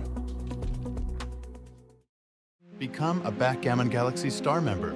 Deeper analysis, my blunders, higher coin bonus, download matches, monthly free rolls. Only $7.99 a month. Sign up via web on backgammongalaxy.com. Introducing the new Adventure Plus compact luxury boards from Backgammon Galaxy. Choose from 3 different styles: Earth, Monte Carlo, or X22. $850, including shipping. Ready for a new adventure? Get yours now on shop.backgammongalaxy.com. What's up, backgammon fans? I'm Mark Olsen, Backgammon Grandmaster. Are you the next Grandmaster? If not, you better get your copy of Backgammon Masterclass. I'm the author alongside with 2-time world champion and the only Super-Grandmaster in the world, Masayuki Mochizuki. The book takes you through the game plans, the strategy of the game, strategic visualization, a backgame chapter, first time ever backgame chapter, and how to use the doubling cube in middle game situations. Get your copy now in the back. Okay, good, he's here. Where's Ömer? Ömer?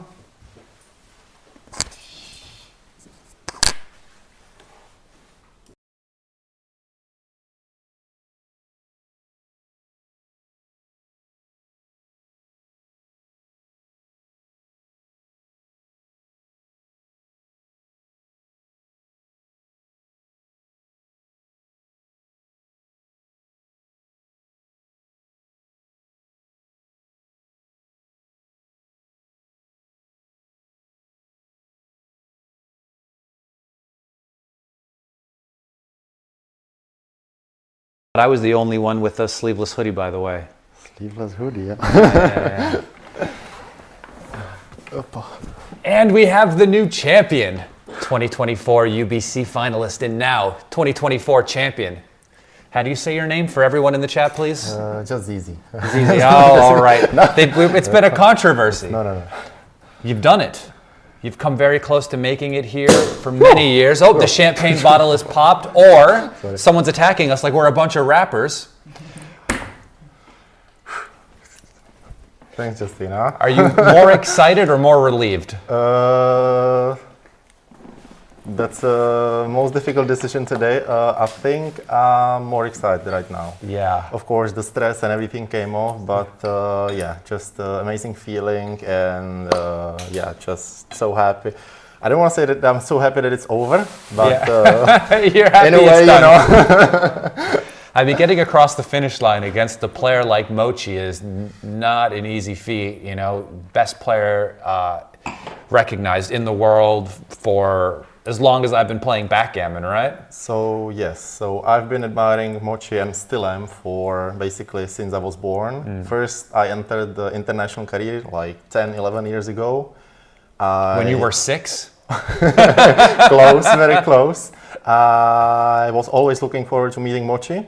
Yeah. And when I was 16, I was at the first tournament international, and I wanted to take a picture with Mochy. Yeah. And it was such a big thing to even see him in person. And I've been watching his matches, just admiring how he plays, how he studies, how he combines his family life and backgammon life. Just for me, And he's an it's really amazing ambassador to the game as well. Ambassador person. Been growing the game day by day. Everything about him is enjoy a lot. top class. And yeah, so to beat Mochy in the final after, especially after so many years, so many attempts of me trying to get into the UBC final, it's now I can say also a relief indeed. Yeah, it's really nice. It's really nice. I'm excited for you. Everyone watching is excited for you. Everyone is happy for you. Everyone's been rooting for you along the way. Everyone has been correcting us on how we say your name, but that's fine. How do you say my name? I say Zdenek Zizka, but you say it very well. But I say it much better than Mark apparently. You do, yeah. Mark is not in the room, so oh yeah. Cheers. Cheers. Oh, cheers. Thank you. All right. Do you have anything to say to anybody watching? Well, any thank yous to anybody? Anyone that's helped you along the way? Well, any shout outs? Yeah, first of all, so I wasn't able to win this yesterday because my mom has birthday today, so I wanted to wish her happy birthday. Happy birthday. With this like this. And yeah, I mean, it's been an amazing support from basically all of you. I've been getting tons of messages. I know so many friends even came to Cyprus to support me, which I really, really appreciate. And I will definitely thank them, of course, in person. Yeah. Today, this morning, I also got a huge help, huge support. How I should prepare basically, because yesterday, last 2 matches were pretty tough for me. But luckily, I changed everything. I got positive, so I got a big emotional help, and that helped me. And despite not really playing so well the first match, the relief. You did enough, off, and you did what you needed to do, and you came through. Clutch, clutch, very strong. Well, you know, just want to sign off. If there's anything else you have to say it now. We're just very, very, very happy to have you as the champion. So thank you very much. I hope many people will come to Copenhagen next year to win the challenger, and then hopefully I'll see somebody hopefully in Prague. Maybe Mark can do something about it. And yeah, I mean, that was a part of the conversation to even play it there this year. Right. But yeah, no, I mean, listen, you're the champion. You can pick what side of the board you want. Yeah. Finally. And you can pick where you want to play. Huh? And having it in Prague would be great. To be fair, I've never been there. How can it so be if I any could better? come for commentary or maybe even to challenge you, we never know. Couldn't get We'll see better. how it goes, huh? We'll see how it goes. All right. We'll see how it goes. Excellent. We'll sign off. We have our new champion, 2024 UBC finalist, and now champion. Champion, excellent. Zdenek Zizka. Thank you. Later, everybody. Thanks. All right. I don't know how to turn this thing off. Okay, so I just But disappeared. That's I'm my going to easiest. disappear as well. We'll take the microphones off, yeah? That was never my strong suit, but There's got to I be have no buttons idea. here for Sorry. this. I'm terrible with this. Thank you. Oh yeah, thanks. All right. Thanks.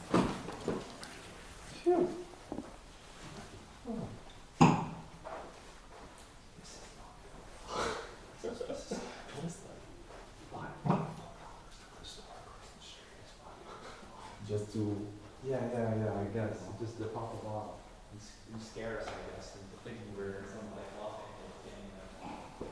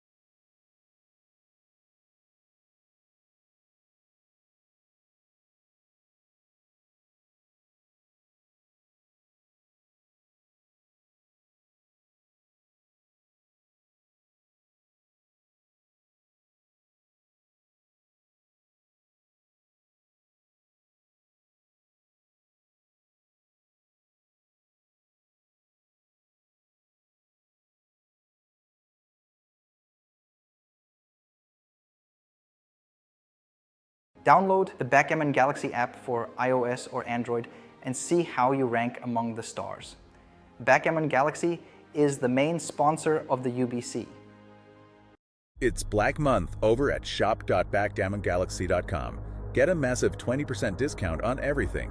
Use code BF2024 at checkout.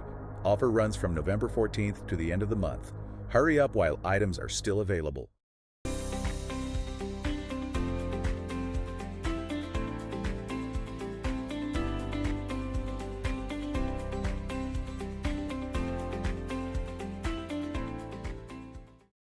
Join the UBC 2025 Contender Tournament on April 15th and 16th at the Hotel Scandic Sluseholmen in Copenhagen, Denmark, the same venue as Nordic Open 2025, which kicks off on April 17th.